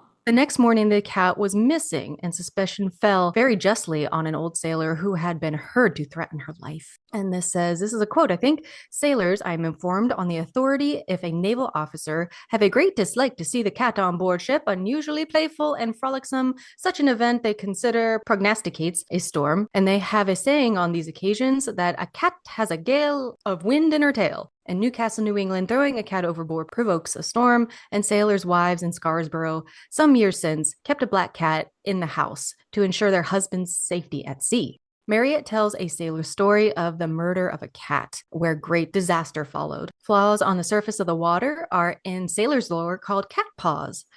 There is a Hungarian proverb that a cat does not die in water, hence its paws disturb the surface. A large fury on the water is a, quote, cat skin, so it rains cats and dogs. And the stormy northwest wind in some parts of England is called cat's nose. In Chinese lore, tigers cause storms, and the Japanese wind god has steel claws and a tigerish countenance. So there you go. That book is very hard to. Is that the nautical lore book that you had? Yes. Oh wow, that's cool. Okay. Yeah, I never knew that. That's where the term raining cats and dogs comes from. There you go. I think we have a little more later on that saying. Yeah. I think there's a lot of other sayings that we talk about later on. Okay, we're going to talk about some government now. So as we wrap up our journey through the world of superstition and folklore surrounding cats, it's clear that these creatures have influenced our beliefs and stories for centuries. But the power of the cat doesn't stop there. Its symbolism and characteristics have found their way into more formal, organized arenas, including government and military branches. Throughout history, various military groups and government operations have adopted cat names, drawing on the stealth, agility, and independence that cats represent. From naval vessels like the USS Catamount to military operations like Operation Cat's Eye, governments and armed forces have often chosen the cat symbol to convey sharp strategy and quiet precision. There are even entire units, such as the British Black Cats of the Royal Tank Regiment, who wear their name as a badge of honor. Now let's dive into the fascinating world of military and government branches that have adopted the name cat to represent their power and prowess, showing just how far-reaching this symbol has become. So the first one is anarcho-syndicalism. So the black cat of the industrial workers of the world depicted on a 1915 propaganda poster or, quote, silent agitator. At first the black cat symbolized sabotage, but later became more broadly adopted as a symbol by anarcho-syndicalists. Since the 1880s, the color black has been associated with anarchism. The black cat, in an alert fighting stance, was later adopted as an anarchist symbol. More specifically, the black cat, sometimes called the sab cat or sabotabi, is associated with anarcho-syndicalism, a branch of anarchism that focuses on labor organizing, including the use of wildcat strikes and direct action tactics. According to Ralph Chaplin, who is generally credited with creating the International Workers of the World's black cat symbol, my sab cat was supposed to symbolize the slowdown as a means of striking on the job, although others in the IWW use the symbol much more broadly. In testimony before the court in a 1918 trial of industrial workers of the world leaders, Chaplin stated that the black cat was, quote, commonly used by the boys as representing the idea of sabotage, the idea being to frighten the employer by the mention of the name sabotage or by putting a black cat somewhere around. You know, if you saw a black cat go across your path, you would think, if you were superstitious, that you were going to have a little bit bad luck. The idea of sabotage is to use a little black cat on the boss. Oh, like Sabo. That's why they're calling it a Sabo cat or a Sab cat. Or Sab cat. Yeah. Got it. Interesting. Okay. The next one is military, specifically the space shuttle program. So the other patch made for STS-41C, which would have been STS-13, and it landed on Friday the 13th. I don't know, are STSs like different space programs? I don't know. So this says, when the space shuttle program naming system for missions was reworked to avoid a space transportation system. Okay, so it's a space. STS stands for Space Transportation System. So STS 13. And I guess they're numbered according to like which system they're referring to. Oh, okay. Yeah. Some source this superstition and Apollo 13. The crew for what would have been STS-13, which turned out to be STS-41C, made a humorous mission patch that included a black cat and a number 13. I guess because unlucky number 13 and unlucky, like, black cats are considered unlucky. Totally. So I guess that's why they made the two into one patch. This mission was successful and even landed on Friday the 13th. Damn, guys. Interesting. They couldn't have planned that if they tried, probably, right? The next one is the Black Cat Squadron. I guess this is another patch. The Black Cat Squadron, formerly the 35th Squadron, was a squadron of the Republic of China Air Force that flew the U-2 surveillance plane out of Taoyuan Air Base in northern Taiwan from 1961 to 1974. 26 ROCAF pilots successfully completed U-2 training in the U.S. and flew 220 operational missions, with about half over the People's Republic of China. The intelligence gathered by the Black Cat Squadron, which included evidence of a military buildup on the Sino-Soviet border, may have contributed to the U.S. opening to China during the Nixon administration by revealing the escalating tensions between the two communist nations. Shortly after Nixon's visit to Beijing, all reconnaissance flights over the People's Republic ceased, and the Black Cat Squadron was officially disbanded in the spring of 1974. This next one, I couldn't find a whole lot, but the U.S. military history also had a black cat holding like two revolvers. This looks like probably a naval.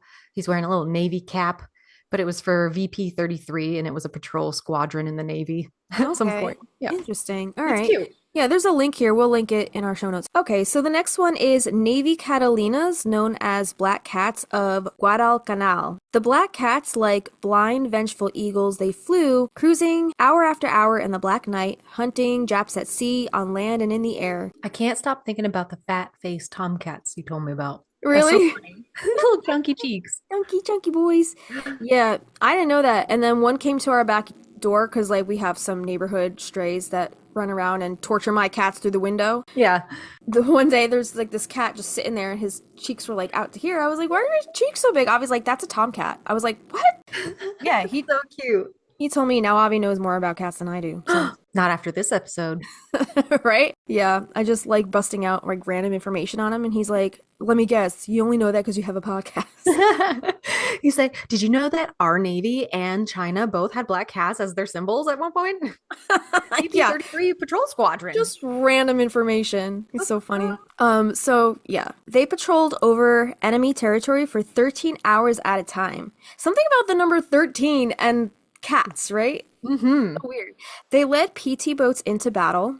They droned north for an 8-hour harassing mission against the once dangerous Munda airfield, or they helped naval task forces to bombard Japanese installations by hovering over the bursting shells and reporting back on the accuracy of the fire. For 6 long months, the men of VP-12 flew the Black Cats that prowled at night from Guadalcanal, the first organized and specially trained squadron of night patrol bombers. Wow. All right, the next thing on here is Operation Cat's Eye. I was wondering, because it mentioned it before, I was like, ooh, what's that? What's that? Yeah. It's also a Stephen King movie, and maybe Is it? Cat's Eye, yeah, with Drew Barrymore. She's like a little kid. Oh my. Great Okay. movie. Great movie. Operation Cat's Eye refers to a unique and covert CIA project during the Cold War that attempted to use animals, specifically cats, for espionage purposes. Cool. That's awesome. The most well-known part of this operation was the attempt to train cats to act as spies by implanting audio surveillance devices inside. Okay, I don't know if I'm cool with that. I don't know about that. They implanted surveillance devices inside them. That's not cool. The goal was to use these cats to eavesdrop on conversations by sending them into restricted areas such as Soviet embassies. Despite the ambitious, Well, would it be like how we tag cats now? We put the little microchip in their neck, maybe, but still, but that's for their safety, not for our gain. right. Despite the ambitious nature of this program, it was ultimately deemed a failure due to the unpredictability of the cat's behavior. Because Yeah, listen, a cat's gonna do what a cat wants to do. I have a Get a t-shirt. dog. I have a t-shirt. It's a picture of a cat flipping you off, and it says, "I do what I want." Right, right. So good luck training a cat. I mean, they can be trained to do little tricks, but like ultimately the cat's gonna do what the fuck the cat wants to do. So while the idea of using cats seemed feasible due to their agility and stealth, the program faced significant logistical challenges such as the difficulty in controlling a cat's movements. One infamous incident involved a cat being struck by a vehicle shortly after being released on its first mission. That's sad. Though this operation was short-lived, it remains one of the more curious ones. Yeah. Yeah. I get it. Like they're stealthy, they're Mhm. sly, but so unpredictable. Like you could say, yeah, use a dog, but a dog is way more like doofy. You know? Clumsy. Yeah. Yeah. I feel like a dog would get, Cats get you can get caught. into tight places. Yes, yeah. Yeah. All right. So let's move on to some notable black cats. The UK government has adopted several cats from the Battersea Dogs and Cats home as mousers, which you said before is just that's a nickname for a cat because they're doing their job. They're catching the mice, right? Gladstone is known as the chief mouser of HM Treasury. Trim sailed with Matthew Flinders as he mapped the coastline of Australia between 1801 and 1803. Trim now accompanies him on several statues in Australia and England. Hodge was a cat belonging to Samuel Johnson. Most of what is known about Hodge comes from James Boswell's biography, and a statue of Hodge stands outside Dr. Johnson's house. Oscar, the bionic cat, has his back legs sliced off by a combine harvester while sleeping in a field in Jersey. What? He had them sliced off, like he was in an accident. Oh no. He was flown to the UK and received prosthetic limbs in an innovated operation in 2010. That's interesting. I've seen cats with the wheelchair, like cats with no back legs with the wheelchair apparatus attached to their back hips. Yeah, I like cats like that. That's a terrible fate for an animal to go through, or like a three-legged dog or whatever. But those are the ones I want the most. Very sad. Yeah, it is very sad. I don't But like it lived. Yeah, it lived. But yeah, I don't like seeing animals in pain. It just makes me so sad. I whipped around yesterday for a turtle. Did you? Like, yeah, it must be, I don't know what they are, Reddy or sliders. They have like red on them. Yeah. I try to remember every year, I can remember end of September into October's turtle season. Is it? They're all, I don't know. This is when I've been seeing a lot. I just feel awful that they're just trying to live their lives. Anyway. They're just trying to cross a busy road. They can't do it fast enough sometimes. No. Have you seen that video though of the tortoise and the hare race where the tortoise wins? It's the real life tortoise and the hare, right? Right. Yeah. And they're in like little shoots. I think And the rabbit's just fucking off. He's like, I don't give a shit. The rabbit's fucking off. Slow and steady wins the race, right? Well, Christina's like, I'm impatient. Get the fuck out of my way. You get a horn.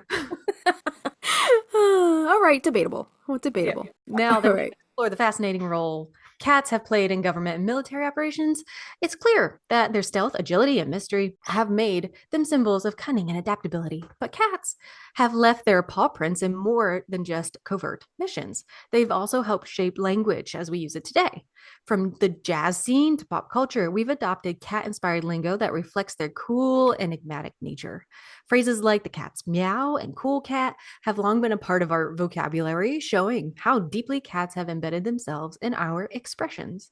Just as military and government groups have used the cat's traits for strategic purposes, we've used their essence to define what's stylish, clever, or savvy in everyday conversations. So let's shift gears a little bit and dive back into the world of lingo, where cats continue to inspire idioms and slang, connecting us to this mysterious animal in ways we might not realize. So the term cat, let's start there because I have heard like being a cool cat. So that's where I wanted to start. The term cat became popular in the jazz scene as a way to refer to musicians and people who were part of the cool in the know crowd. Its usage likely originated in African American vernacular English, AAVE, and has roots in African language like Wolof, WOLOF, where words like happy and hippie referred to being sharp and aware. Jazz musicians, particularly in the 1920s and 30s, began using cat to refer to fellow performers who were talented, stylish, or skilled. It became a mark of respect and admiration within the jazz community.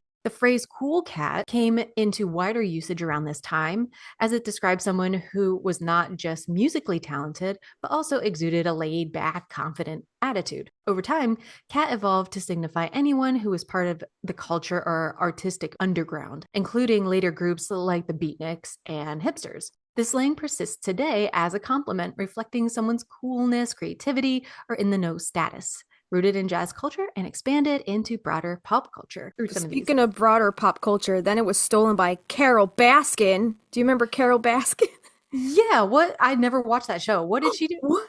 I know what she did, but like, what did she steal? Well, that phrase, because she would do like webisodes and like address her audience, and she would greet them. She would say, "Hey, all you cool cats and kittens!" Oh yeah, with her little flower crown on and her leopard print.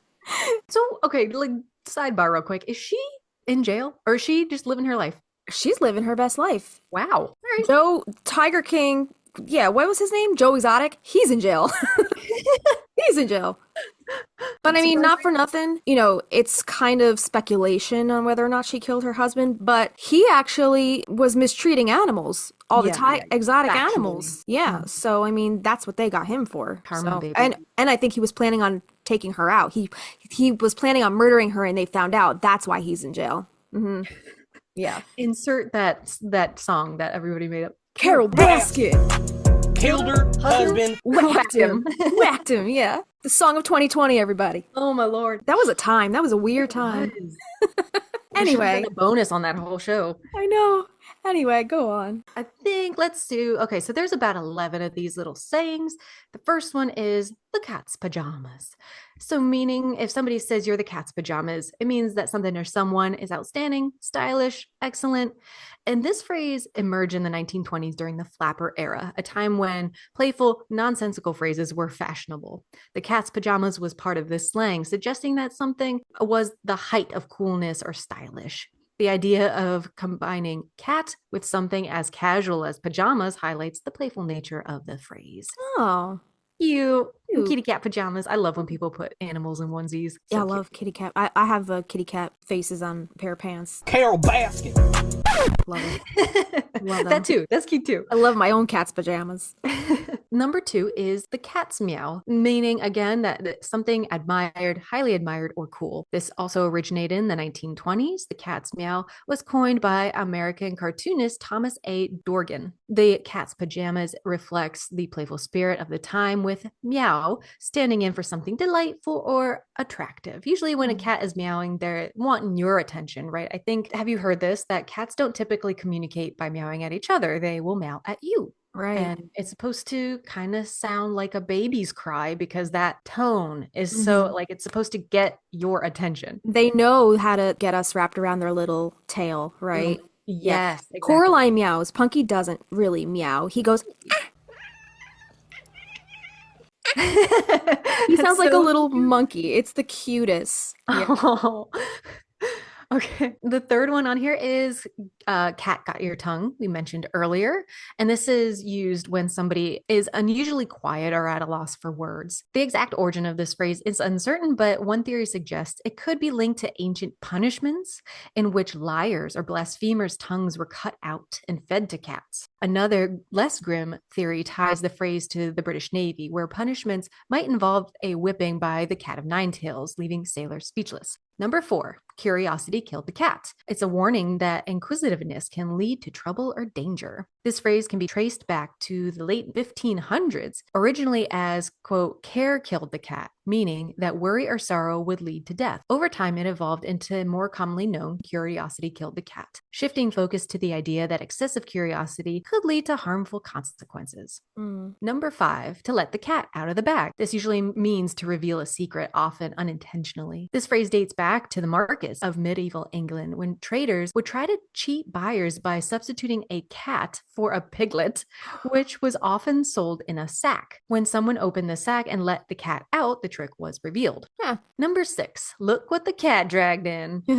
A humorous or playful remark, this is usually made when someone arrives in a disheveled or unexpected state. And cats are known to drag in various, quote, presents to their owners, often small prey or debris. The phrase plays on this behavior, jokingly suggesting that someone's appearance is as unexpected or perhaps unwelcome as the thing cats drag in. Have your cats ever brought you presents like mice and shit? All the time. They do? John gets snakes. The other day she got a baby squirrel. She brings gets them to you? moles. She usually leave them on the back porch, or because we leave the garage open, she brings them in there. There's been birds.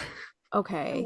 Well, she's an outdoor cat, but like your other 3, your indoor cats, do they bring you stuff like anything? They have, in the California place, I think they were catching centipedes. Oh, they were, I don't know how a centipede would end up upstairs. So I think the cat like played with it and then brought it upstairs for us. And then it ended up in our bed and it bit me.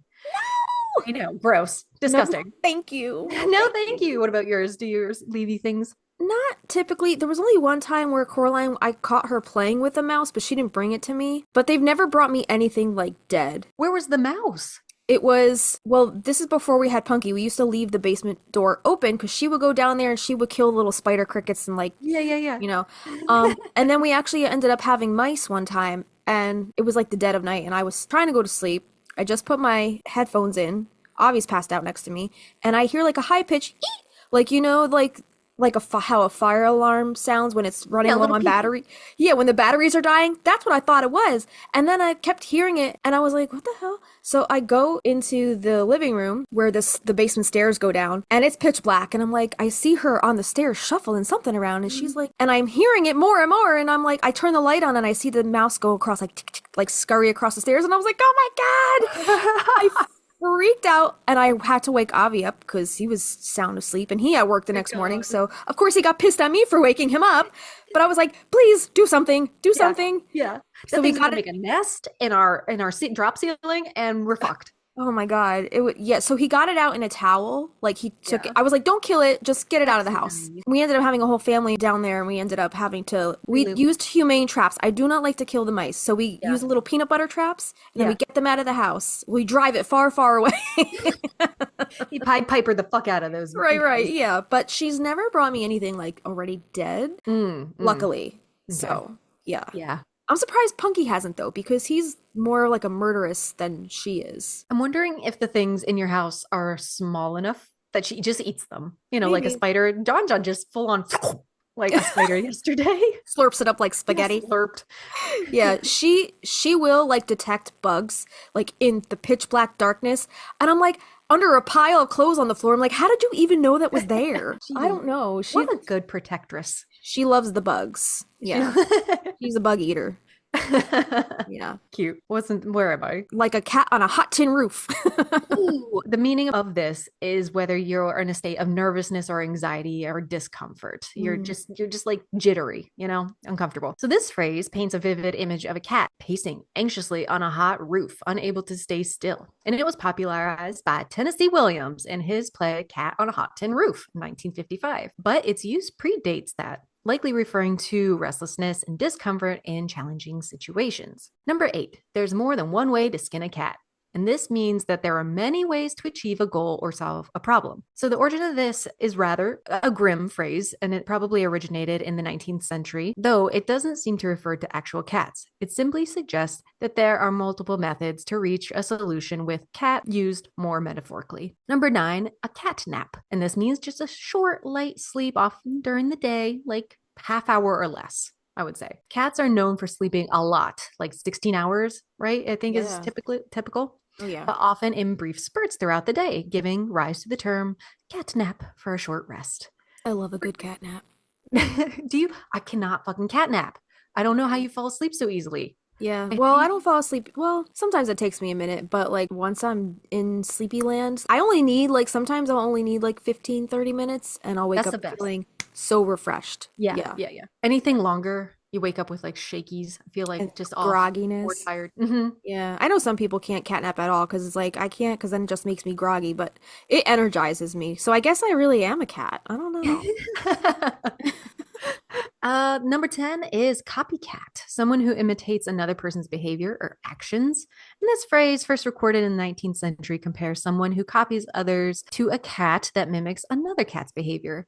It's often used with a negative connotation, implying a lack of originality. And lastly, number 11, fat cat. And this meaning is usually a wealthy, privileged, and usually greedy person. And the origin, this expression came into use in the 1920s in the US to describe rich individuals who contributed large sums of money to political campaigns.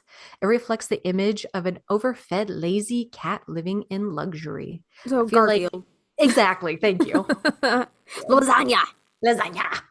I love Garfield. Oh, man. Did you ever see the Garfield Halloween special? Think so. It's my favorite one. Oh, I'll have to bring that Yeah. up. I haven't seen It's so old and nostalgic. I freaking love it. it. Aw. Yeah, I used to have it on a VHS and I was just like watch the shit out of it. It's like they eat candy and lasagna and like the cartoon food looks so good. Yeah. Right? Yeah. All right, let's get into some health. So it's clear their influence goes beyond just culture and conversation, but cats don't just add charm to our lingo, they also provide a range of health benefits for their human companions. Having a cat around can reduce stress, lower blood pressure, and even boost mental health by offering companionship and comfort. And studies have shown that interacting with cats can release oxytocin, a hormone that promotes feelings of love and relaxation. Their calming presence can be especially beneficial in reducing anxiety, depression, and feelings of loneliness. So let's take a closer look at the health benefits of having cats and explore why these mystical creatures are not only great for conversation, but for your well-being too. So the therapeutic benefits of a cat's purr. Cats have been long appreciated for their distinctive purring abilities. It's a sound that may swiftly lull us to sleep and make us happy. But have you ever questioned the origin of a cat's purring?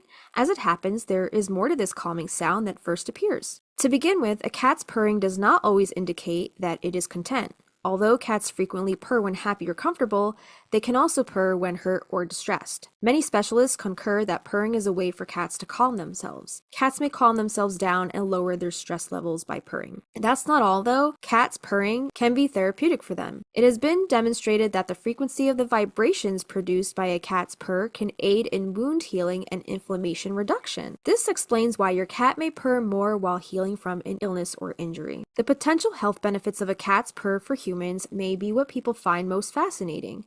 According to research, the human body may benefit from the frequency of a cat's purr. Notably, research has shown that the vibrations emitted by a cat's purr can lower blood pressure, lessen stress, and even promote healing. So take a moment to appreciate the exciting physics underlying this skill the next time you hear a cat purring.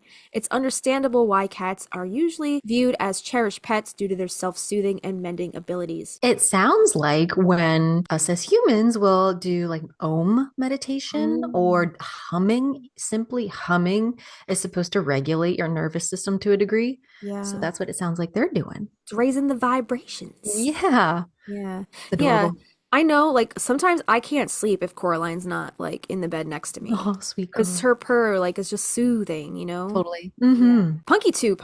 He purrs loud. I love that. He's a loud purrer. Oh, so cute. He's also a mouth breather. We call him our mouth breather. Because his purrs are so fucking loud. His stinky mouth. Yeah. So let's see if a cat's purr is actually helpful to our bones. This is written by Dr. John Knight. The soothing sound of cat's purr has long been associated with relaxation and comfort, but could there be more to this feline phenomenon than meets the ear? In recent years, plenty of anecdotal claims and popular beliefs have suggested that the low-frequency vibrations produced by a cat's purr may have secret healing properties. Recent scientific research reveals that a cat's purr may even have the ability to promote bone health and support wound healing, which we said before, and the body's natural healing process. But is this really true, and what's the evidence behind it? In this article, we will explore why a cat purrs, how this can benefit our mental and physical health, and more specifically, whether a cat's purr is actually helpful for our bones. So what exactly is a cat's purr, and how does it work? A cat's purr is a soft, low-frequency sound produced by domestic cats. Cats create this sound by vibrating, rapidly contracting and relaxing their laryngeal muscles, which is their voice box, and their diaphragm. A cat's purr is multi-frequency. The average cat purrs at a frequency of about 25 to 150 hertz while breathing in and out. Humans have a hearing range of about 20 to 20,000 hertz, so most of us can hear a cat's purr, but we also feel the vibrations. Purring is often associated with contentment and communication in cats. However, cats may also purr when they're stressed, injured, or in pain, suggesting that purring may serve multiple functions in feline behavior. So why do cats purr, and what are the many benefits? Many people believe that cat purrs when they're feeling relaxed, happy, or to communicate or bond with each other or their owners. While this may be the case, new studies indicate that a cat's purr may also be a form of healing and self-repair. Studies indicate that the purr may be a survival mechanism that cats use when they're hurt or stressed, and some research suggests that the vibrations produced by a cat's purr may have therapeutic effects, helping cats to heal from injuries, reduce pain, and soothe themselves naturally. After all, cats spend a large part of their day napping to conserve energy and avoid being injured as a result of overexerting themselves. The purr may be a low-energy way for the cats to keep their bones and tissues healthy while sedentary or at rest. The benefits may extend to cat owners. Studies show that owning a cat could cut your risk of a stroke or heart disease by as much as a third. That's a lot. That's a lot. Yeah. So cats are good for your health. Who knew, right? Sometimes they're a pain in the ass. Yeah. And apparently not good for pregnant women to scoop cat boxes. Yes, that's right. We're going to talk about that later. Oh, okay. So let's kind of go down this rabbit hole a little more about how a cat's purr can actually improve bone health. So research shows that cats purr when they inhale and exhale with a consistent pattern and frequency as a form of self-healing, which we said before. But interestingly, the human body may benefit from the frequency and restorative functions of a cat's purr too. According to Leslie A. Lyons, an assistant professor at the School of Veterinary. Yeah, our ex-drummer for Stella Dura, his last name is Lyon, Lyon. Yeah, but she's talking about cats. Yeah, I know. That's funny. According to Leslie A. Lyons, an assistant professor at the School of Veterinary Medicine at the University of California, a low-frequency hum of purring at 25 to 50 hertz could even promote bone growth and fracture healing as bones harden in response to the pressure. In fact, the frequency of a cat's purr is the exact frequency needed for bone growth. What? That's insane. That's so crazy. Yeah, according to studies, a frequency of 25 to 50 hertz, like that of a cat's purr, can improve bone density, build bone strength, support wound and fracture healing, and stimulate bone fracture repair. It can also provide pain relief and help manage breathlessness and inflammation. When I broke my ankle, I should have slapped a cat on that ankle. Just duct tape the cat around your ankle.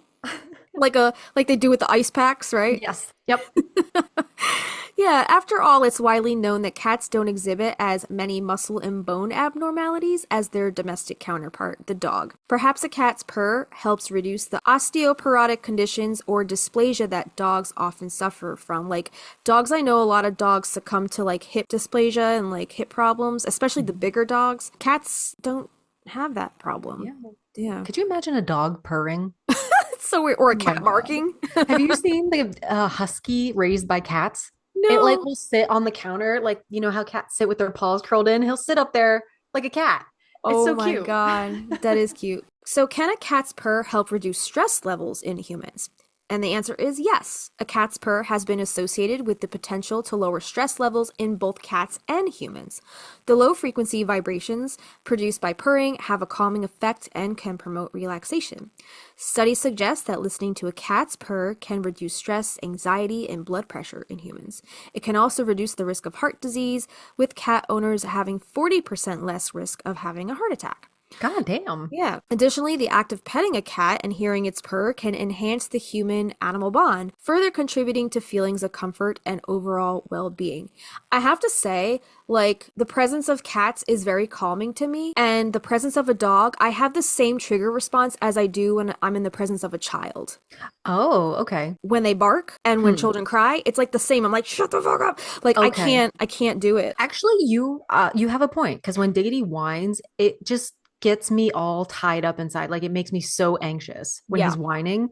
And you've seen me like, shut the fuck up. Whereas, like, if a cat's meowing, it's not a big deal. Yeah. I don't know why. I mean, Coraline sometimes will whine until I feed her, but like I would rather hear her whine like that than just a dog, because that's like piercing to the ear, like the woof, woof, like, you know, over and over and over again. It's Like the aggressive. family that I'm nannying for, like they have a dog, and its bark is so piercing. Oh It no. gives me a headache. Yeah, I'm like, I No. can't do it with the dog barking. But yeah, a cat, they're a little more quiet, so Mhm. I kind of vibe with that a little more. So, this bond can provide companionship, reduce feelings of loneliness and isolation, and promote a sense of comfort and security. And I also really quickly have to interject about that too. So, when me and Avi first got married, like, we're adjusting to living together for the first time. Like, we didn't live together before we got married. Like, we Wow. got married, I still lived in my parents' house, and then we were thrust into like living together. And like we had different schedules. He would go to sleep a lot earlier, you know, I'm a night owl. So like I would be alone all night. And then during the day, like I work from home, like I would be alone most of the day. So I was really lonely. Yeah. So I was like, that's most of the reason why I really wanted a cat, because, you know, I just wanted that company while Avi wasn't around. So Totally. yeah. Yeah, I get that. So, yeah, for sure. So they do really help with feelings of loneliness and isolation, just that sense of companionship and that comfort and that security. So interacting with pets has been associated with lower levels of stress hormones and increased production of feel-good hormones such as oxytocin, which in and of itself can support the inner healing process. However, it's important to note that individual responses may vary, and not all cats or humans may experience the same stress-reducing effects from purring. Yeah.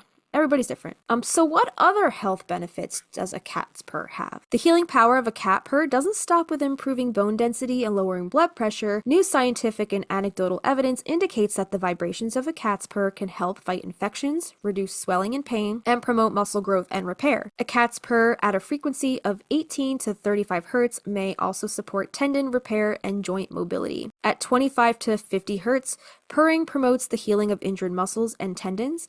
At 100 hertz, purring can reduce pain, increase recovery time after surgery, and ease breathing in patients with chronic respiratory disease. And I have to say, like, when, you know, I have bad cramps, when I have my period, sometimes Punky will, like, come lay on my stomach. He's like a little heating pad. And Yeah. like the addition of the little purrs, it's just like a little The massage weight. on my little belly, and it feels Yeah. so nice. Feels so nice. I do like how some cats, I think Papillon and one of Caitlin's cats has like a higher register purr, and it's more like breathy, and it's like, Aw, it's really cute. it is cute. Oh man. I think we've both felt how cats can improve our mental and our physical health. And it's no surprise that with their allure, this extends beyond our homes and into the world of pop culture. From beloved household companions to cultural icons, cats have captivated the public's imagination for centuries, whether they're portrayed as mystical, quirky, or even sinister. These feline figures have left their mark on movies, television, and literature. So let's jump in to maybe one of the older representations of cats, especially a black cat. So let's explore how cats have influenced pop culture, showing up in everything from classic films, comic books, and music. This first one is the Black Cat magazine from the 1890s. The first volume came out in 1895. And Justina, do you recognize the art in this at all? It's very distinguishable to me, but you can find almost all the issues on the archive.org. Okay. Some are colored, some are black and white. Right. So was this was a magazine, but like what kind of content did they have within the pages? Oh, I'll tell you.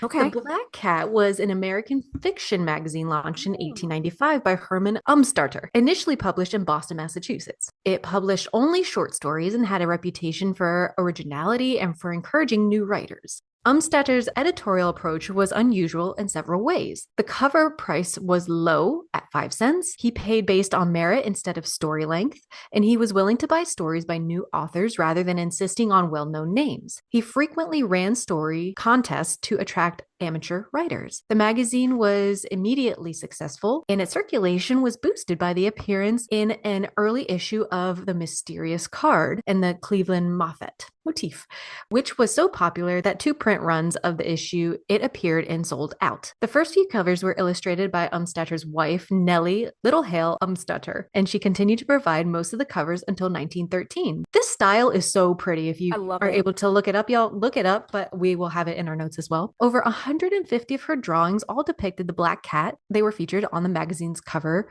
were advertised in The Black Cat as a free gift with 3 years worth of subscription. A lot of subscriptions. Yeah. The Black Cat appeared on a regular monthly schedule from its first issue dated October 1895 to October 1920, missing only the February in 1914 and January 1920 issues. It was initially in octavo format and priced at 5 cents and about 60 pages. The price was raised to 10 cents in May 1908, and the format increased to pulp size in September 1913. The price rose to 15 cents in 1918 and then to 20 cents in the 1920s. The New York issues were about 160 pages. Kane reduced the price to 15 cents again for the version issued in 1922 and 1923 and shrank it to digest size, like a Reader's Digest, with 36 pages initially and as few as 18 pages for some later issues. So archive.org, as mentioned, and some of this came from Wikipedia, but they had a good amount of copies if you want to go through and get some fiction writing from the turn of the century. That is so cool. So they have multiple, I guess, backdated issues on that site? Yes, ma'am. That is so cool. I'm gonna check pretty. that out. It kind of reminds me of like early, like Aberdeen before its time. Oh, cute. There you Right? go. Yeah, exactly. Giving Yeah. artists a place to showcase their work. Exactly. I love that it focused on like short stories and fiction and like aimed to That's what help the yours did. up and coming writer and creative. Yeah. Exactly. I Mhm. love that. All right, so we're gonna talk about some Edgar Allan Poe. Yeah. He has a story called The Black Cat, and this is a short story that delves into themes of guilt, madness, and the dark side of human nature. And it's also a tale of horror and psychological complexity where the narrator recounts his descent into violence and insanity, symbolized by his relationship with his pet cat. To summarize, the narrator begins by describing his love for animals, particularly his fondness for his cat Pluto. However, over time, he becomes increasingly violent and succumbs to alcoholism. In a fit of rage, he blinds Pluto and eventually hangs the cat.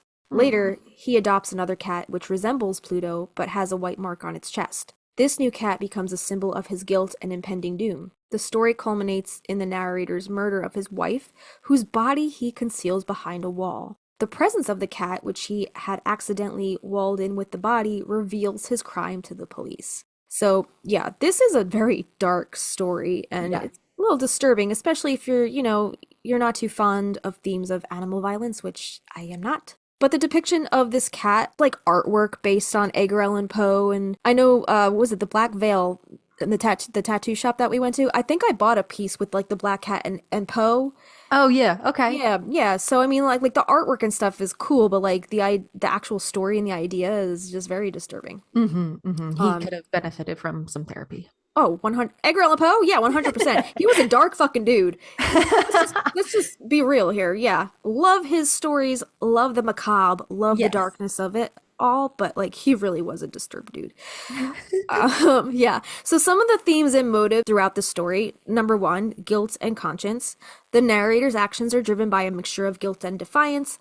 The second cat, with its resemblance to Pluto, serves as a constant reminder of his previous crimes, haunting him and eventually driving him to madness. Number two, alcoholism and madness. Poe often explored the theme of substance abuse, and in The Black Cat, the narrator's alcoholism is portrayed as a catalyst for his deteriorating mental state. His addiction fuels his violent impulses, leading to the abuse of the animals and his wife. Number three, the duality of human nature. The narrator begins as a kind and loving person, but reveals a darker side as the story progresses. Poe suggests that everyone has a hidden capacity for evil, and under certain conditions, this side can emerge and take over. Number 4, supernatural versus psychological horror. While the events in the story can be interpreted as supernatural, with the cat being a possible manifestation of the narrator's guilt, they can also be seen as psychological, where the narrator's guilt and paranoia lead to his unraveling. And lastly, irony and justice. The story is steeped in irony, particularly in the way the narrator attempts to cover up his crimes, only to be undone by his own actions. The cat, which he despised, becomes the instrument of his downfall, representing poetic justice. And let's talk about the motive. So the narrator's motive is complex and layered. His initial act of cruelty toward Pluto is unprovoked, driven by an inexplicable surge of violence. His later actions, however, are motivated by a combination of guilt and a desire to assert control over his fate. The second cat, which he sees as a reincarnation or doppelganger of Pluto, represents his guilt and the inescapability of his conscience. His final act of murder against his wife is irrational and impulsive, showing how far he has descended into madness. The narrator's actions seem to be driven more by a need to escape his own guilt and fear than by any rational motive. Overall, The Black Cat explores the themes of human depravity and the consequences of unchecked impulses, with the titular cat symbolizing the inescapability of guilt and the darker aspects of human nature. Damn. Well, there you go. That's deep. It's pretty dark. Yeah. Dark. It is dark. Dude, did you see recently, I came across an article about a woman who was a cat lover, had, I think, one cat or multiple cats, I don't remember. But then she had children, she had a baby, and then she started experiencing this aversion to her cat, and she started actually hating her cat. Oh no. And she just started neglecting the cat. Oh my God. Yeah, it's an article somewhere. I forget what the name of the article is, but it's something like why having a baby made me start hating my cat or something like that. Yeah, it's such a sad article to read. I just feel so bad. Like, dude, if Kids ruin everything. If you're starting to feel a certain type of way toward your animal, maybe it's time to rehome them instead of neglecting them. Yes, yes. You know? 100%. So, yeah. Yuck. Sad. She's ick. Yeah, very ick. We have 22 famous black cats that we want to talk about from film and TV. These are in no particular order. Number 1 is Binks from Hocus Pocus. The black cat turns from a bad omen to the good guy in Hocus Pocus. The kid-friendly flick about the Sanderson sisters terrorizing modern-day Salem. So the cursed trio of witches in 1693, Thackeray Binks transformed into an immortal cat that lived for centuries protecting the Black Flame. So can you, as somebody who's seen this movie, so Thackeray Binks was the one who lit the candle back in the day and then was turned into the cat as a punishment? He was trying to save his sister. Okay.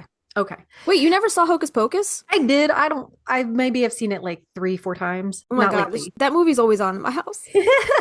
I think it's a good movie. It's so funny. It's got Shirley from Laverne and Shirley. What the hell's her name? Oh, Penny Marshall. Schlemazel. Yep, exactly. But I just wanted to connect because this was like from the website, but as somebody who's seen this movie a little more, he kind of has a heroic twist, right? Yeah. Thora Birch's character, Dani Dennison, she forms this loving bond with this cat, and then when it's time at the end for the cat to cross over with his sister, Emily Binks, right? Was that her name? Yeah, his name was Thackeray Binks. He crosses over with his sister, and then Thora Birch's character has to say goodbye to the cat. And it's such a sad ending, because you do feel like this like love for this cat throughout the entire film. And that's not the only like little heartbreaking scene. He actually gets run over. He does, but he comes back to life because he's got 9 lives, right? Exactly. So he gets flattened by a car, and then he gets puffed back up. He gets the air puffed back into him. But as the viewer, as a child, you're like, oh my God, they just showed that? Yeah, well, here's the thing. It wasn't that he had 9 lives, now that I think about it. The Sanderson sisters actually cursed him to live forever so he could never be with his deceased sister. Gotcha. So he was cursed to roam the earth for whoever knows how fucking long. And the only reason why he was able to cross over at the end is because the Sanderson sisters were defeated and the curse was broken.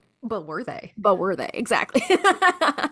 So that's why he was able to come back to life, because he just could not die. He was doomed to be immortal. Mm-hmm. But yeah, that is, I could see how that would be very traumatizing for a child to see in a movie. Yeah. But I remember that specifically. But let's be real, the movies back in the 90s were a little darker than they are now. Yes. Right? Agreed. A little bit. So number 2 is Cobweb, the Black Cat from Hocus Pocus 2. If you guys have seen that movie, the Sanderson sisters are back at it again. The sequel to the 1993 movie came out in 2022, and while the story's three antagonists, the Sanderson sisters, make a glorious return to form, Binks and the child heroes from the original film are conspicuously absent, but fortunately, the fans of the original got their Black Cat fix with this new character, Cobweb, the non-talking Bombay belonging to the scheming shop owner Gilbert.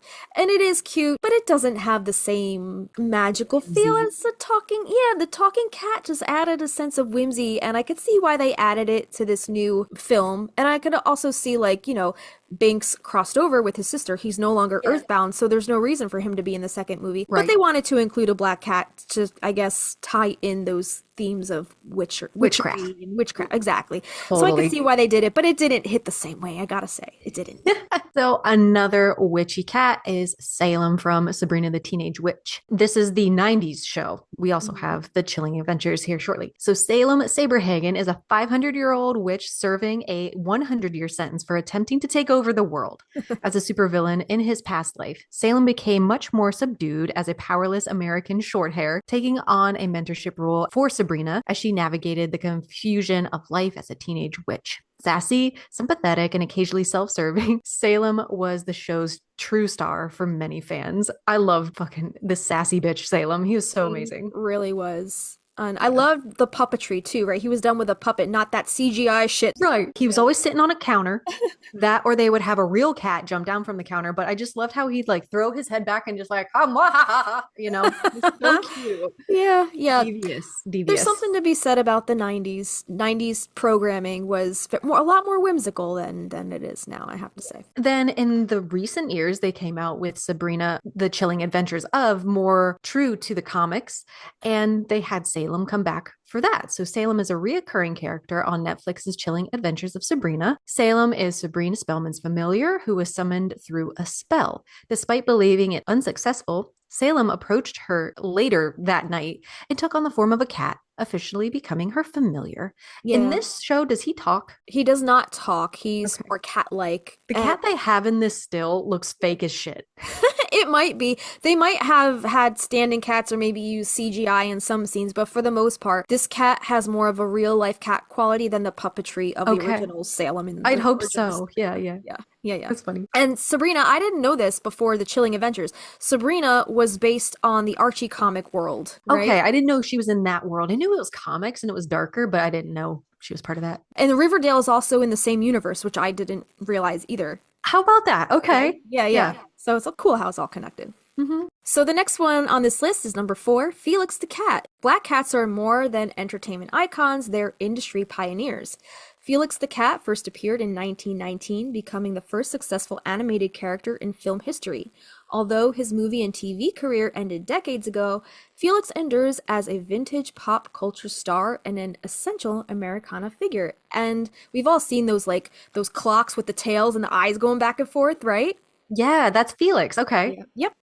From one cartoon cat to the next. Number 5 is Sylvester from Looney Tunes. Like Felix the cat, Sylvester steals his name from the scientific name for the wild cat, Felis sylvestris, despite being a domestic tuxedo cat. This lisping, conniving cat has gone through several iterations and pairings with other Looney Tunes characters over the years, but the most famous involves his rivalry between the innocent Tweety Bird and himself. It's so funny. Yeah. The next one on this list is Figaro from Pinocchio. Everyone knows Figaro, the curious and comedic cat from the 1940 Disney masterpiece Pinocchio. Figaro became a massive hit with Walt Disney and the film's fans, ensuring his place in future productions. Today's children know the silly black cat as Minnie Mouse's pet and Pluto's feline counterpart in Mickey Mouse Clubhouse and its various spin-offs. I didn't realize that. Didn't know that either. Didn't know that. Let's do number 7, which never realized this was the cat's name. Lucifer from Cinderella. Lucifer.